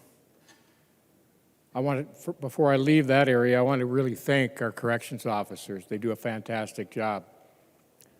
They're under a lot of pressure with no support from administration, but they're still willing to do the job. So thank you. Now, another area I wanted to hit was the red flag law, which, as Representative Franson pointed out, in other states hasn't done anything, hasn't really helped, hasn't really stopped anything. They say it does because they had the order, so it didn't happen. We don't know, because we don't know what the person would have done.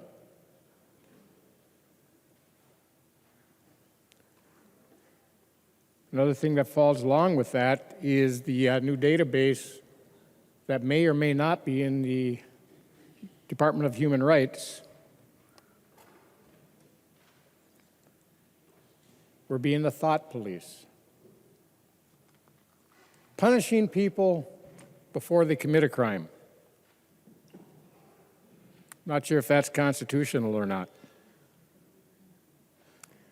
Now, in the red flag law, we tried to put in a couple amendments. One that was important, because we have people that are not qualified to make decisions on somebody's mental health status. Prosecutors, law enforcement officers, judges are not psychologists. They don't have the expertise to make that decision, yet they're making that decision to restrict or remove somebody's constitutional right. I had an amendment that was shot down, that if the person that receives the order, the respondent, would happen to decide to go get help, and the psychologist says there's not a problem, the order would have been rescinded. That's having a professional take a look. Is there a problem? Does the person need help? But no, that got shot down like I won't say it, but it got shot down.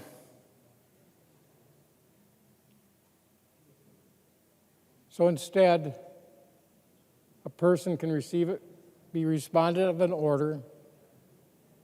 He might be in crisis. He might be having issues, but there's nothing in this order for the officer to bring him for help. No court order, no nothing to require the assistance he may need.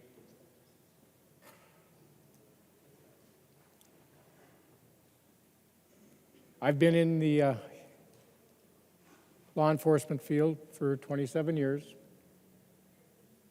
dealt with many situations like this, brought numerous people to the mental health unit, better known as 1 East, which unfortunately is shut down now, which many beds in many facilities across the state we don't have anymore to get them the help they need if they need it. Law enforcement wants to bring these people to get help.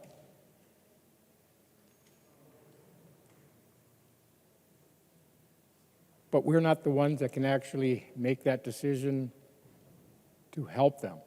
We only can provide them or bring them someplace, and we try to talk them into going on their own. But sometimes that doesn't work. We have to do a 72-hour hold. And for those of you over there that don't understand the 72-hour hold, that just gets them in the door. And once the psychologist talks to them and evaluates them, if they say it's fine, they get to walk out. But if they need the help, they keep them there for 72 hours, and then they have to go before a judge in order to keep them. Because we're restricting their freedom and their rights by holding them. That's why it's only 72 hours. 72 hours for the evaluation and get them before a judge if needed. But this bill doesn't require any of that. And because of the amendment that you shot down, I have a bad feeling this is going to be shot down because you didn't provide it when you had an opportunity. We'll have to wait and see what happens in court. And I believe the way this one is written, it is going to go to court.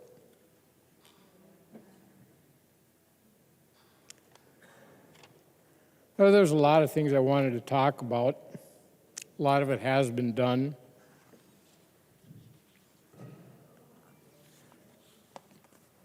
But I also want to talk a little bit more about the mental health issue And on these red flags and the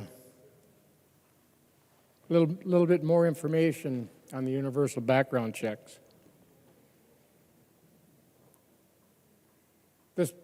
Your side of the aisle has been going hard after the Second Amendment. I know there's people up in the, I can't see if they're still there or not with the red shirts that want to end our Second Amendment rights. But what's interesting, when you look at the statistics, this is from 2021 from the Minnesota Department of Health. We had, I believe the number around 500, between 400 and 500 firearm-related deaths, most of them suicide, in 2021.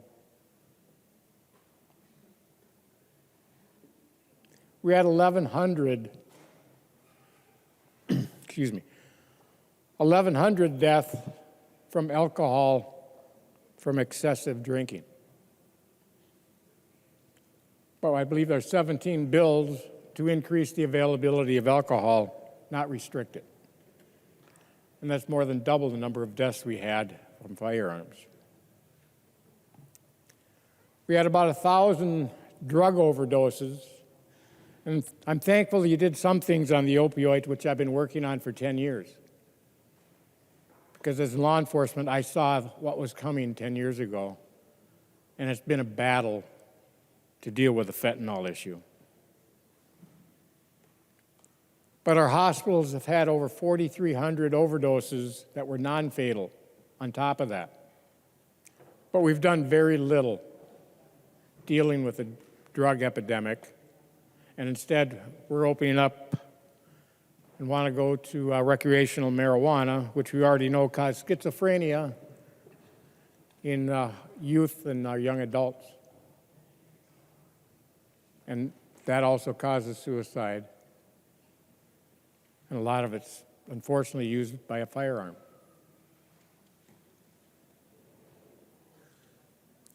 What's more interesting, and this, I'm reading this right off the Minnesota Department of Health website. American Indians are 10 times likely to die from drugs and alcohol than Caucasian Minnesotans. Our black Minnesotans are 3 times more likely to die from drug and alcohol.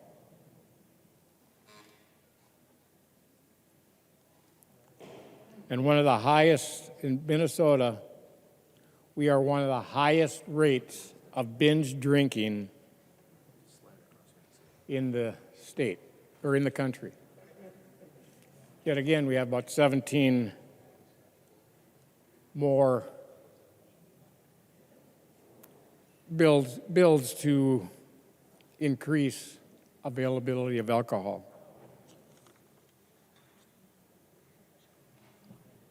It's time to send this bill back, vote no, get it fixed. There's many, many problems. These bills on the Second Amendment aren't going to help because the people with the firearms, killing people, shooting people, injuring them, are not getting them legally. They're not going to get them at the local gun store. They're going behind, as Representative Nash would say, the sipping gas or sipping fuel or whatever it is. Gas and sip, that's it. That's not going to stop that.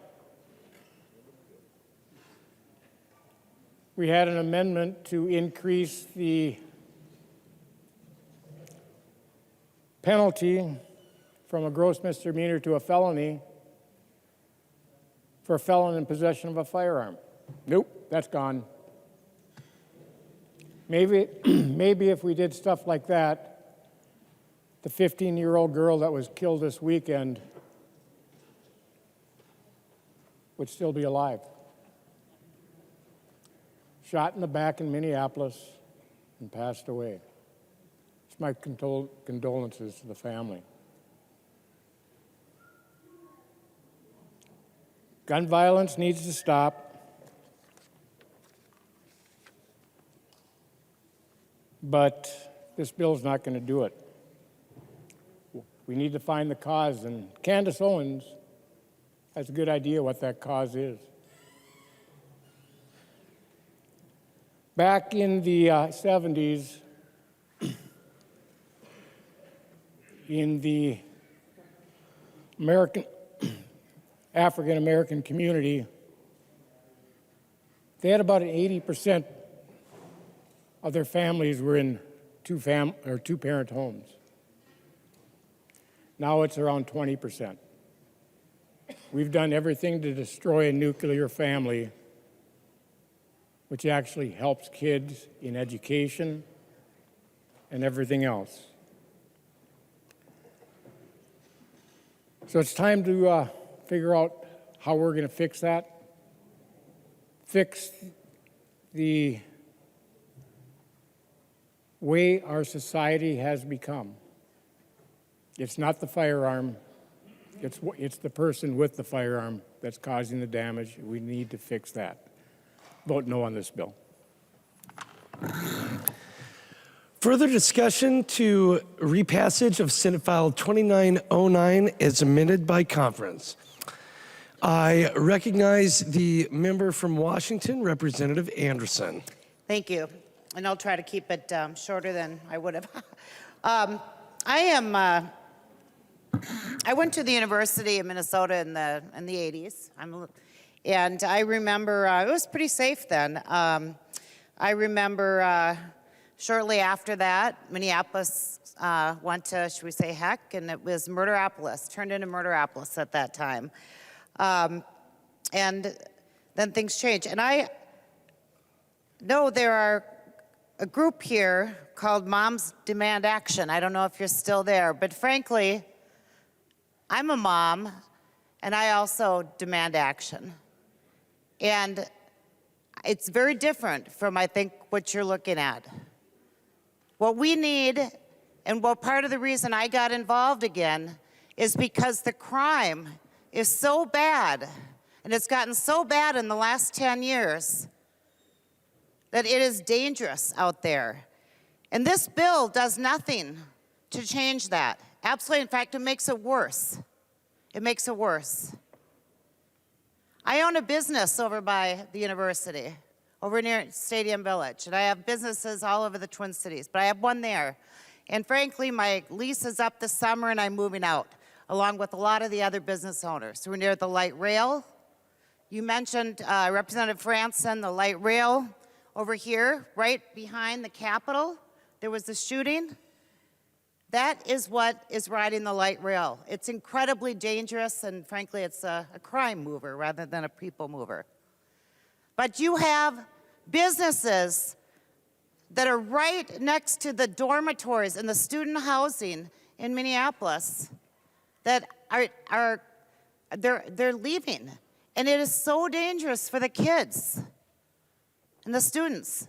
It's so bad that they won't walk home from work. They have to be escorted. They're given jobs. There's drug addicts. There's needles in the parking lots. This is in Minneapolis at the U.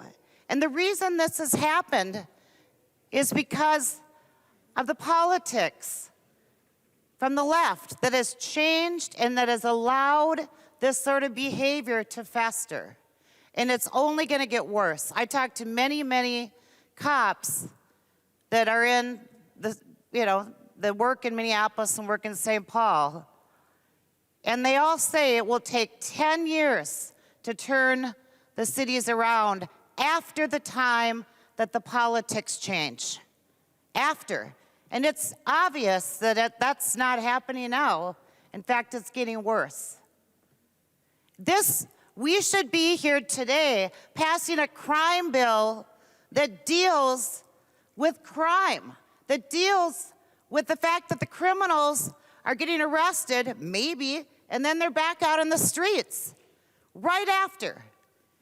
And they don't fear the police. They don't fear consequences. They just do it over and over and over again. And the difference between Murderapolis in the 90s, when essentially it was a turf war with gangs, and it was isolated somewhat in certain areas. The difference between that and now is it's no longer a turf war of gangs. It is a war of mostly children, minors, okay? But people that are going after anybody they can victimize. Anybody they can victimize. Because there are no consequences for any of it. And now it's long out of the cities, it's into the suburbs, it's going into greater Minnesota, and it's affecting everyone across the state. We have to get our arms around this. And instead, there are gun provisions in here that are going after law-abiding gun owners. And it's because we're not going after the bad guys at all. So instead, we go after the good guys. Now, back in the 90s, there was a debate in this legislature, passionate about concealed carry. And the folks on that side of the aisle, who I think were in the minority at the time, on both houses, I believe, said the concealed carry was going to be like the Wild West out here. Wild, Wild West. There are almost 400,000 concealed carry permits in the state right now. 400,000 people that have it. Because people who are law-abiding don't commit crimes. Generally. Generally. It's the people who are criminals that we need to go after. And someone mentioned a number, 93% of the crimes committed with guns, they are illegal guns, illegal guns. So as a mom and a business owner who wants action, we need to be going after the illegal guns and going after the criminals. And this bill does none of that. So thank you. Further discussion. I recognize the member from Wright, Representative O'Neill. Thank you, Mr. Speaker and members. I want to start by saying something that I think really works in the bill. And I had just seen Representative Herr on the floor, and I think she might have just stepped off. But Representative Herr has a portion in this bill that actually really does work. It was something that we worked on together. It was something that the Ramsey County Sheriff had said, and County Attorney Choi said that this would really, really help. And so there's a pilot project in there for Ramsey County, and that's doing an intensive treatment home for juveniles. And what Sheriff Fletcher had said in the Star Tribune is that about 75 youth across St. Paul are causing most of the problems. And if we can get them in a secure location and help them to change their ways, then you're going to see a drop in crime. So that's what that does. A couple things that we had talked about quite a lot tonight is the 2 gun control measures. Now, the 2 gun control measures are doing 2 things really, really well. And that is making criminals out of law-abiding citizens. And let me give you the 2 examples. So in the background check law, we did drop, so if you have a transfer, so that's basically you sell your gun to somebody, you have to hold on to that transfer. Initially, that transfer, you had to hold on to it for 20 years, and it did drop to just 10 years, and it went from a gross misdemeanor, which is a pretty serious crime, down to just a misdemeanor, but you're still making them a criminal. So a law-abiding citizen, if they lose a piece of paper after 10 years or within 10 years, you are going to be charged with a misdemeanor. That's a problem. Secondly, and this is something that nobody has talked about, so I think this is something incredibly important. And this is in both the extreme risk protection order and the emergency, which the emergency order for the red flag bill it allows for an ex parte hearing. So ex parte means a person that's being brought before the court doesn't actually have to be there. So if your guns are being taken away, you can do an ex parte hearing and you don't even have to be there. Now, if you look at page 298, starting in line 8, you can see the language, and it's really, really problematic. And the reason I know this is problematic, and it's continued to be problematic, is because when I was on the Public Safety Committee, I think for 4 years we talked about this language, and it did not change. It was problematic then, and it's problematic now. And what it says is that if I think that you, anybody you, whether it be a you in my house or a you not in my house, are going to cause me physical pain, I can start the process to have your guns taken away. Do you hear what I said?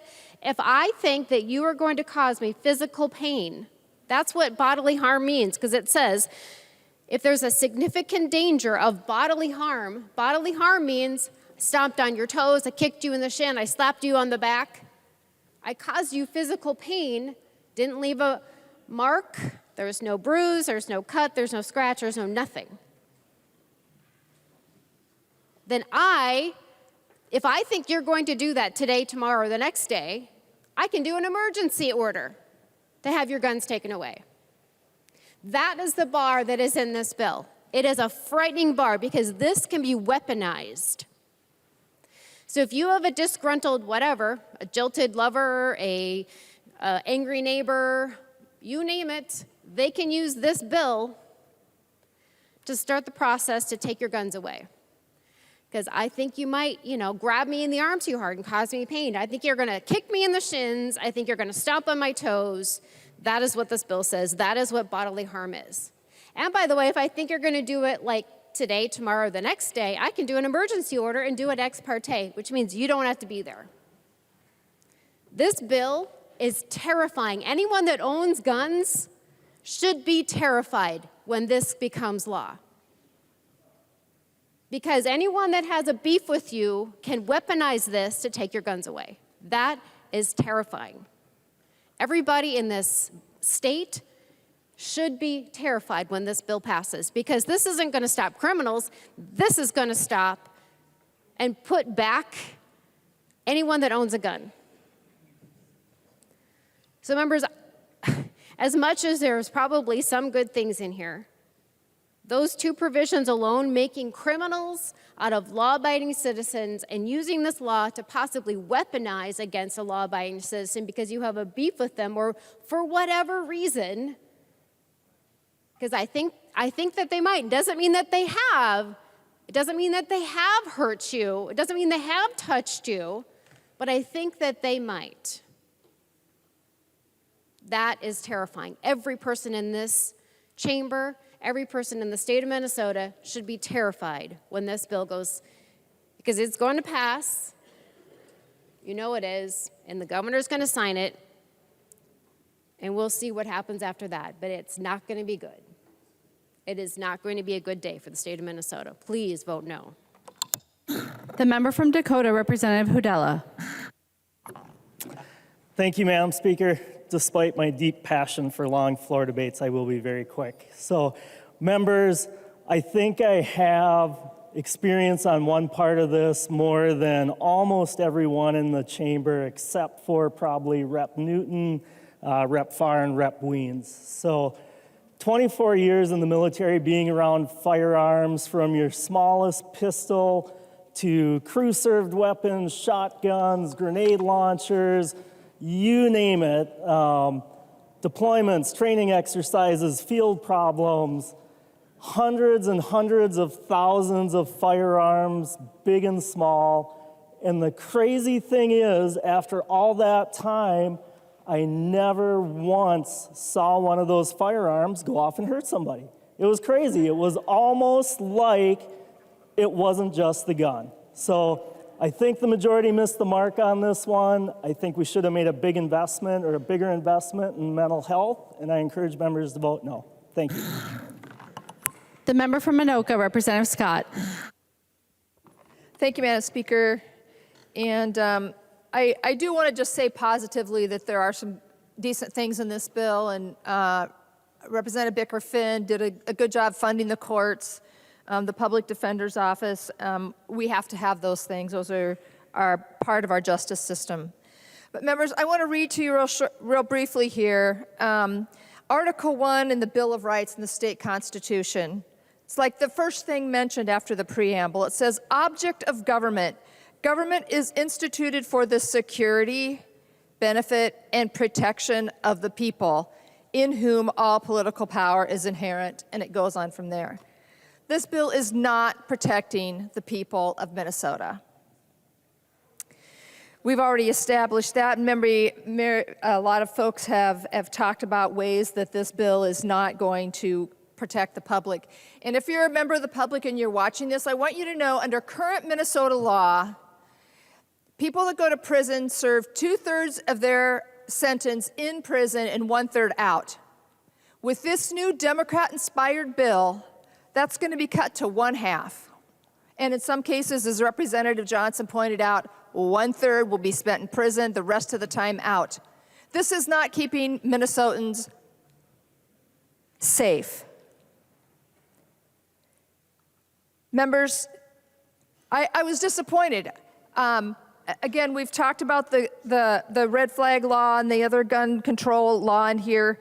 And when we had the opportunity to actually do something about the real criminals and make stiffer penalties for the transfer of firearms to illegal persons, which an amendment that you all gladly took on the floor. I should have known, right? I should have known.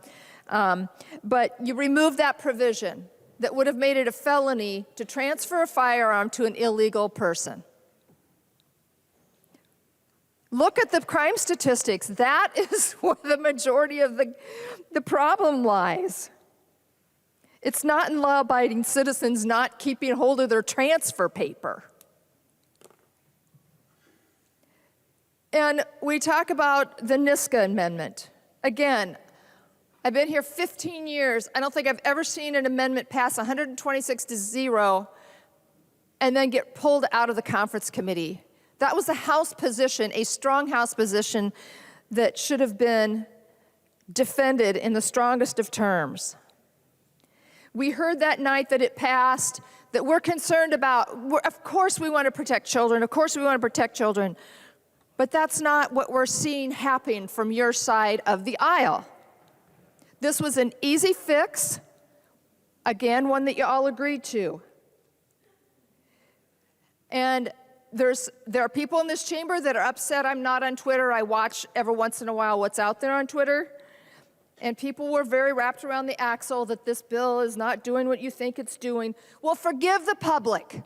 Forgive the public for thinking that, you know, that this isn't being done to harm children, when the track record that y'all have so far this session, a sanctuary state for abortion where you can bring a minor child from another state who could be being human trafficked to bring them here without their parents' knowledge or blessing or consent to allow them to have an abortion. Or the sanctuary state to have gender-affirming care.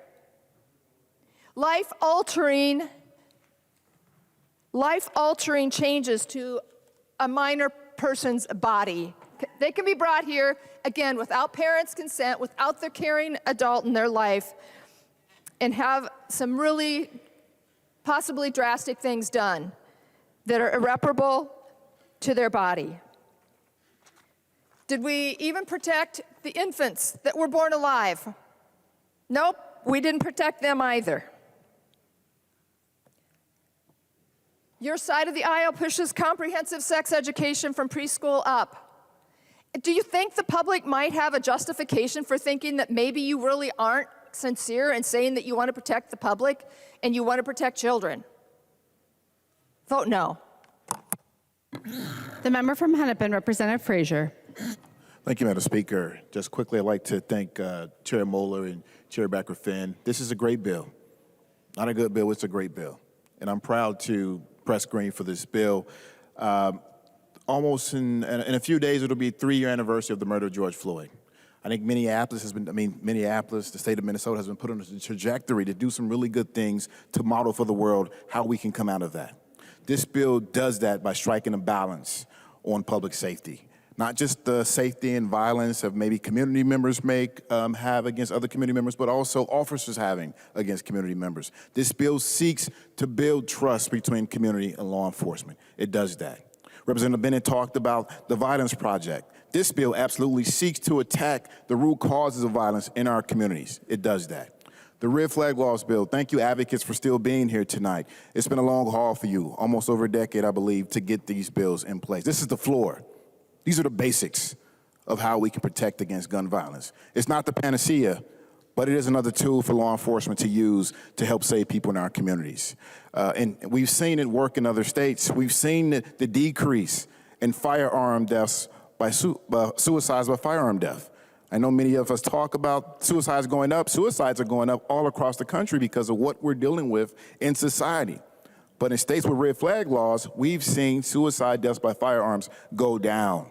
And a large portion of our deaths by firearms happen with suicides in greater Minnesota, in our state. We can do something about that. And I will say this as I close. I am a praying man, and I think a lot. I thought about this, I prayed on this, and this is what my answers and the answers to my prayers was to take action because I have the ability to do so, and that's why I'm going to press green on this bill. Thank you. The member from Sherburne, Representative Novotny. Thank you, Speaker Hortman.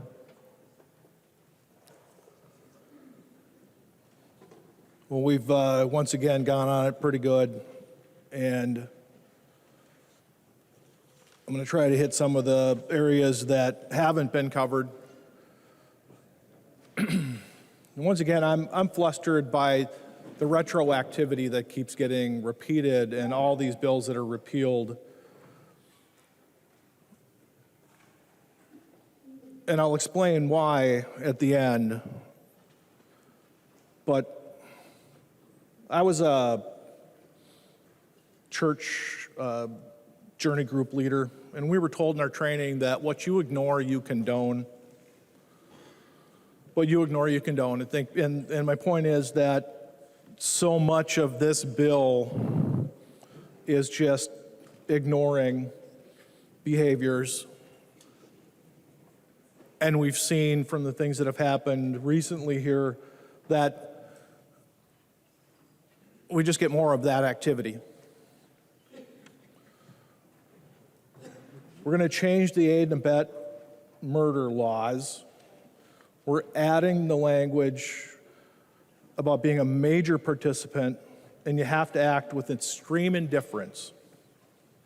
Well, that raises the bar pretty high. I don't know why we just don't delete that law, because no one's ever going to be convicted of that law going forward.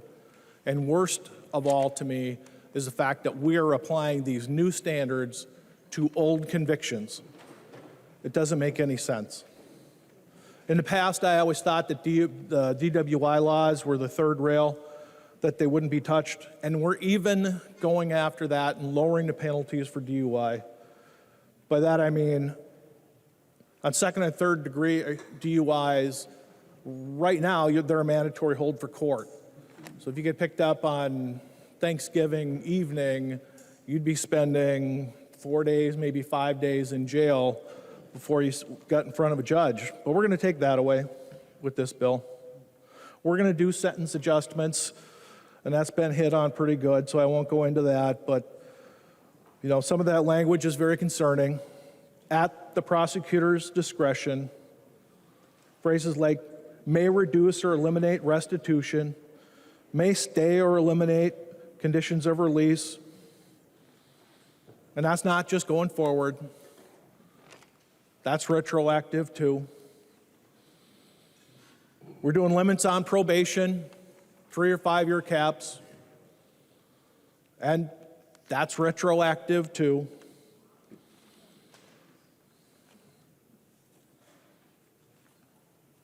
There was talk about the funding that's going to some of the justice research, but nobody brought up the Violence Prevention Project Research Center. They're getting $500,000, and they're going to prepare a report on crime. And surprisingly enough, it's right in their mission statement, it's going to be about firearms crime. So Representative Stevenson, you had that nice report that you wrote with, what was it, Chat GPT or something, artificial intelligence. I spent 30 seconds on this group's website.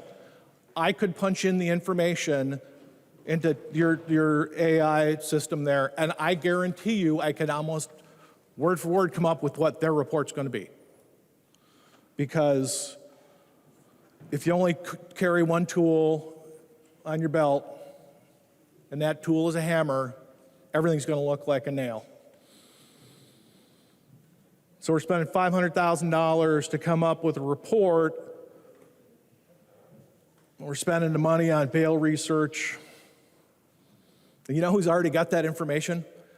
Who's got that information that can tell you everything that's been going on and can tell you who's got what bail and how many times they've been caught and released? And, you know, I'm going to hear a groan when I say this. It's one of the only reasons I'm on Twitter. It's Crime Watch Minneapolis. And I've heard groans about them before, and oh my God, you know, it's that one Twitter site. And you might not like their conclusions, but I've never once heard anybody say they're wrong.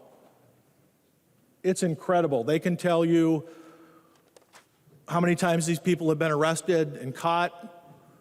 They can tell you who the victims are. They're the only ones that we know who all the victims are, not just the high-profile cases. They report on all of that. I don't know how they do it. I don't know how they keep it all straight. They've got the information.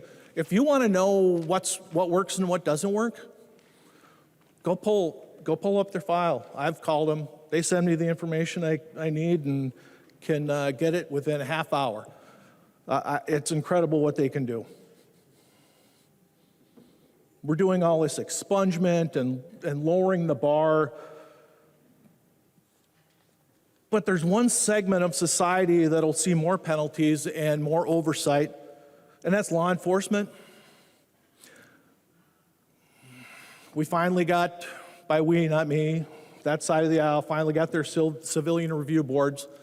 So not only are you subject to civil law and criminal law and federal law and sanctions from your employer, when that's all said and done, you'll have a civilian review board that'll now have subpoena ability. And they'll be able to call witnesses and compel testimony. And, you know, because the first 5 or 6 layers wasn't enough, we're going to have a civilian review board to make sure that everybody got every drop of blood that they could.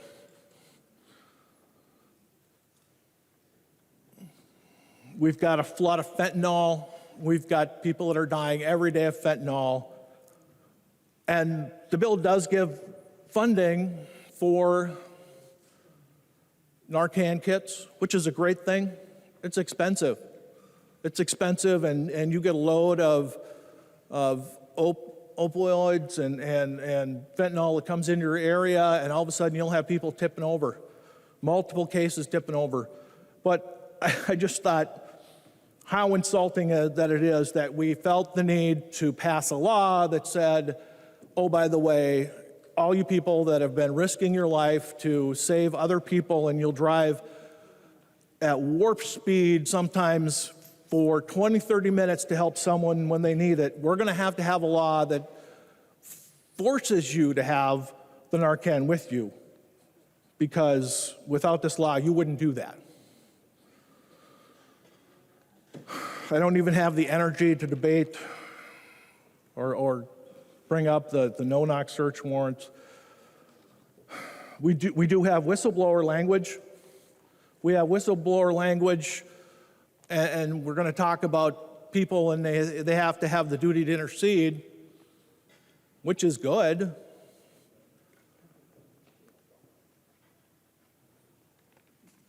But the training that I've been proposing for years that specifically addresses that and was in the bill got pulled.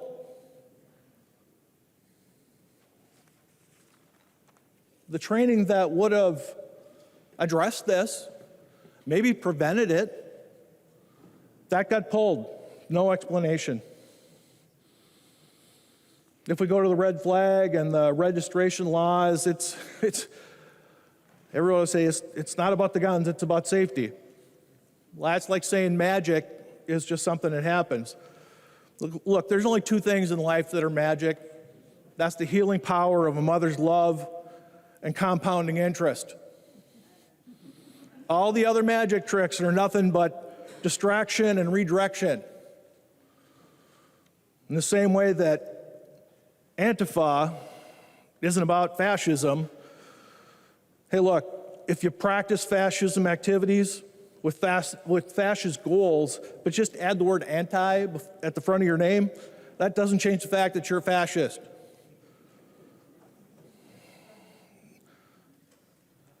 If the other side of the chamber's real goal was about safety, we'd have heard and added these bills that came out at the last minute that would have increased penalties for false transfers. People that shouldn't have had guns. If we really were concerned about safety, we wouldn't have taken out all the things that we agreed on and made sense. What you ignore, you condone. What you ignore, you condone. I'm going to paraphrase a well-known Minnesota philosopher, and I won't mention her name, but she's a statewide office holder. And she said at a recent bill signing, when children tell you who they are, believe them. Representatives, when adults tell you repeatedly who they are by their actions, believe them. We've got two high-profile murder cases that have happened in the last 2 weeks. The shooting of a man who interrupted a car burglary and the shooting of a deputy in Wisconsin. Both of these people would not be dead right now if statutes 60911 and 609.1095 had been followed.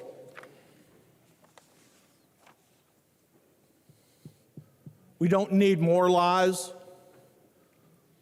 We don't need to inconvenience people or take away their Second Amendment rights.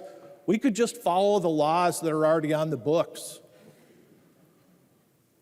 I'll circle back to Minneapolis Crime Watch. And if you don't want to do it, that's fine. I'll give you the synopsis. Over and over and over again, the booking photo is accompanied by their past convictions, and people who have been arrested as felons in possessions are over and over again given stayed sentences. What does that mean? The new crime, the new murder wouldn't have happened if we followed existing state law. I'll read it for you. If you're convicted under this statute, shall be committed to the Commissioner of Corrections for not less than 3 years, dropping down to subdivision 6. Any defendant convicted and sentenced as required by this section is not eligible for probation, parole, discharge, or supervised release until that person has served the full term of their imprisonment. Over and over and over again, we find that that is ignored. So if you're really serious about public safety, let's start following the laws that we already have. I don't mean to take away from the work of any of the other committees or the omnibus bills that this institution handles, but the decisions that we make in this bill are literally the difference in life and death. And it is a heavy weight that I carry. I'm sure all the rest of you in the committee carry that same weight, that same burden. It is important.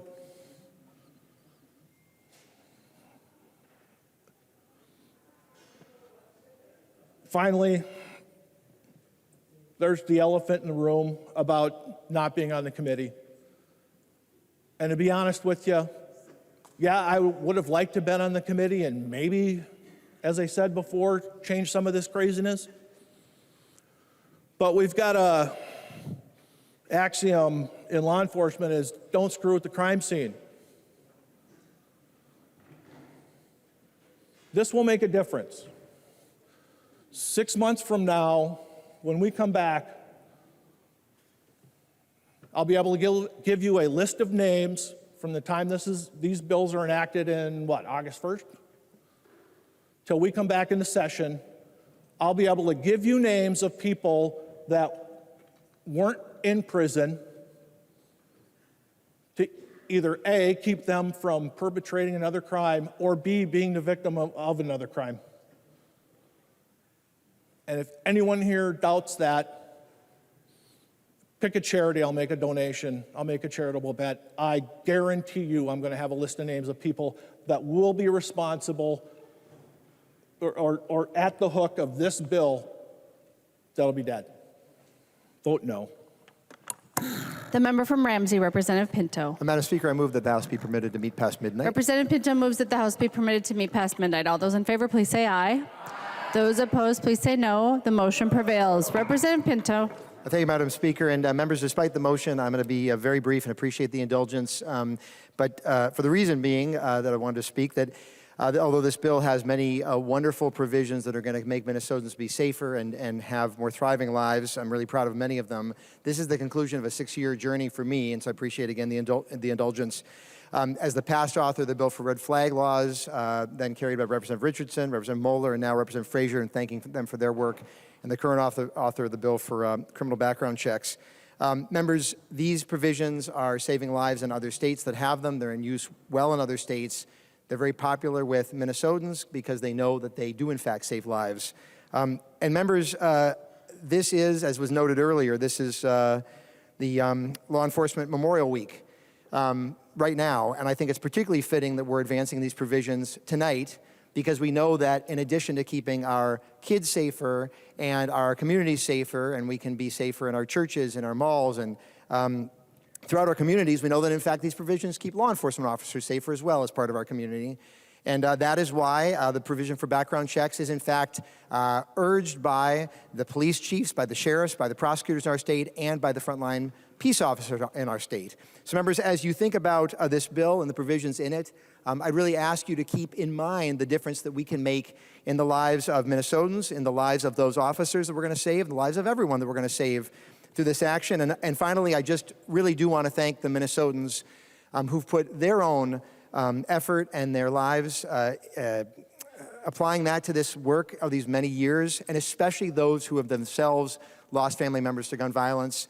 You have turned your tragedy and your pain into action on behalf of others, and the vote that we're going to be taking in just a few minutes is for you and for all of us. Vote green. Thank you. The member from Ramsey, Representative Becker-Finn. Thank you, Madam Speaker. I'm glad that you all listened to the things that I say, since you guys stated that a lot, but you did misstate a couple things. Nothing in the Human Rights Act has any bearing on someone being held accountable by our criminal laws. There's no loosening of protections of kids. It's a civil rights law. It protects people who are discriminated against in housing or employment. Our criminal system is strengthened in this bill. It is completely false to say that the definition in Chapter 363A has any bearing on people being held accountable for harming kids. It's simply not true, and continuing to repeat otherwise is lying. Stop lying. The current statute does not provide a protected class. The statute change in this conference committee report will not create a protected class. There's no door being open to anything because there is no door. Onto the MRRA, here's the thing, our current system doesn't work. We could keep doubling down on that, but it's gonna continue to not work. The MRRA is an earned release program. The incentive of earned release or supervision abatement must be proved through meaningful engagement in programs, workforce training, addiction treatment, mental health programming. What is important is that we hold people accountable for violating our laws, but imprisonment alone does little, if anything, to reduce recidivism. Incentivizing system-involved people to take full advantage of the system's programs is smart policy because they are less likely to reoffend. It's smart on crime because it prevents crime. I didn't get played. Despite visiting Vegas on a regular basis, I don't actually gamble very much unless you count bingo on Fridays when I'm not stuck here. This bill will make our state better for many, many years to come. I came here to do the right thing. This bill is the right thing. So no, I didn't get played. I didn't lose. We didn't lose. This is a darn good bill. We did the work. We did it in a good way, and we're going to pass a transformational bill tonight. Let's send this to the governor, Miigwech. The member from Stearns, Representative Demuth. Thank you, Madam Speaker and members. You know, last election, we heard a lot of promises from some of our DFL colleagues on the other side of the aisle. And some of those promises were that they were going to support law enforcement, crack down on carjacking, fight violent crime. These are some of the same Democrats that also promised that they would deliver full Social Security tax relief, tax cuts with a $17.5 billion surplus.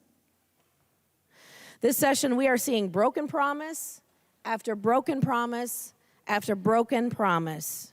And it's Minnesotans who will end up paying that price. We see on the news almost every night that the criminals terrorizing the streets have rap sheets a mile long. Many are out on probation and given a second, third, and fourth chance instead of being sent back to prison for even violent offenses. So I have to tell you, members, this is failing Minnesotans. Last month we learned, according to KSTP, that car thefts have more than doubled compared to this time last year. And I want to repeat that again. They have doubled compared to last year at this time. Earlier this week, a Minneapolis man was charged with a double murder that took place in February. He was out on the street after being convicted in January of last year for felony illegal possession of a firearm. He should have received a 60-month sentence. He should have been in prison. That's what our laws that we have passed here in the legislature said. But he was given a plea deal by a Democrat-appointed judge. 2 people might still be alive if we had had Rep. Scott's amendment that Democrats removed from this bill. Democrats are imposing new restrictions on law-abiding gun owners, but have yet ignored year after year after year our efforts to make sure that gun criminals are actually held accountable.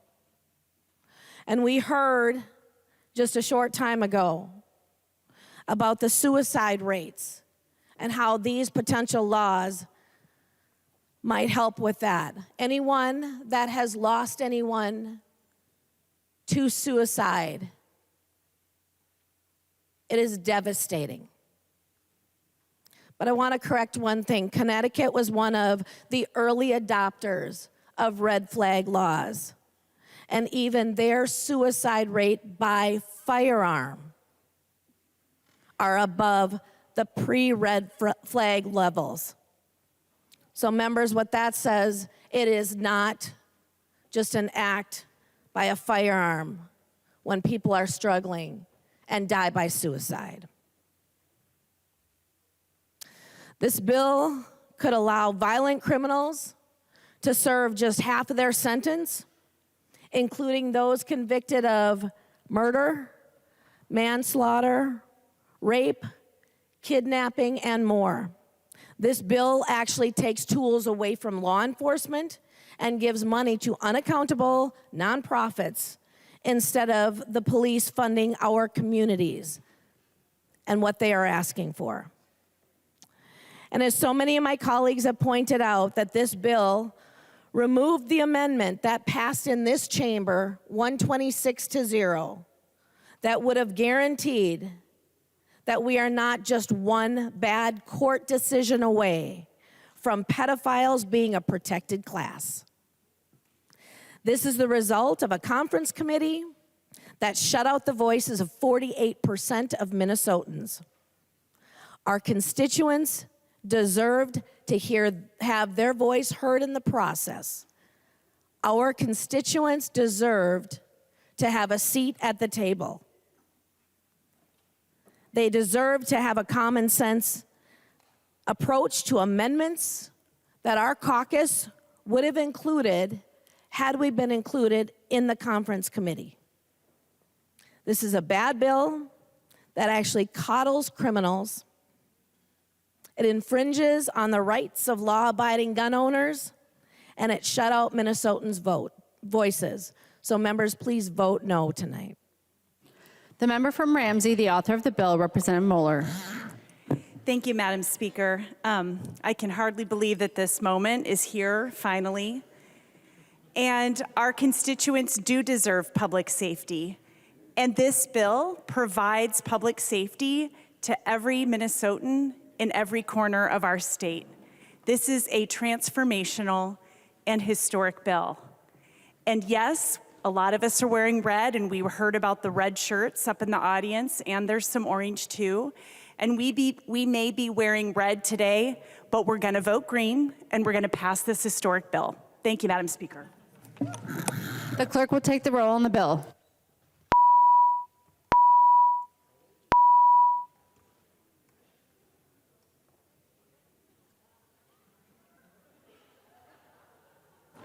What are they doing?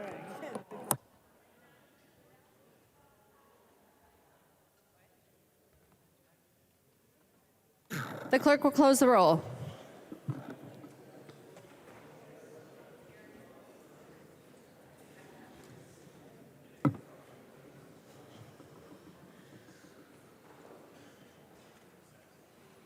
There being 69 ayes and 63 nays, the bill is passed as amended by conference and its title agreed to. Representative Long.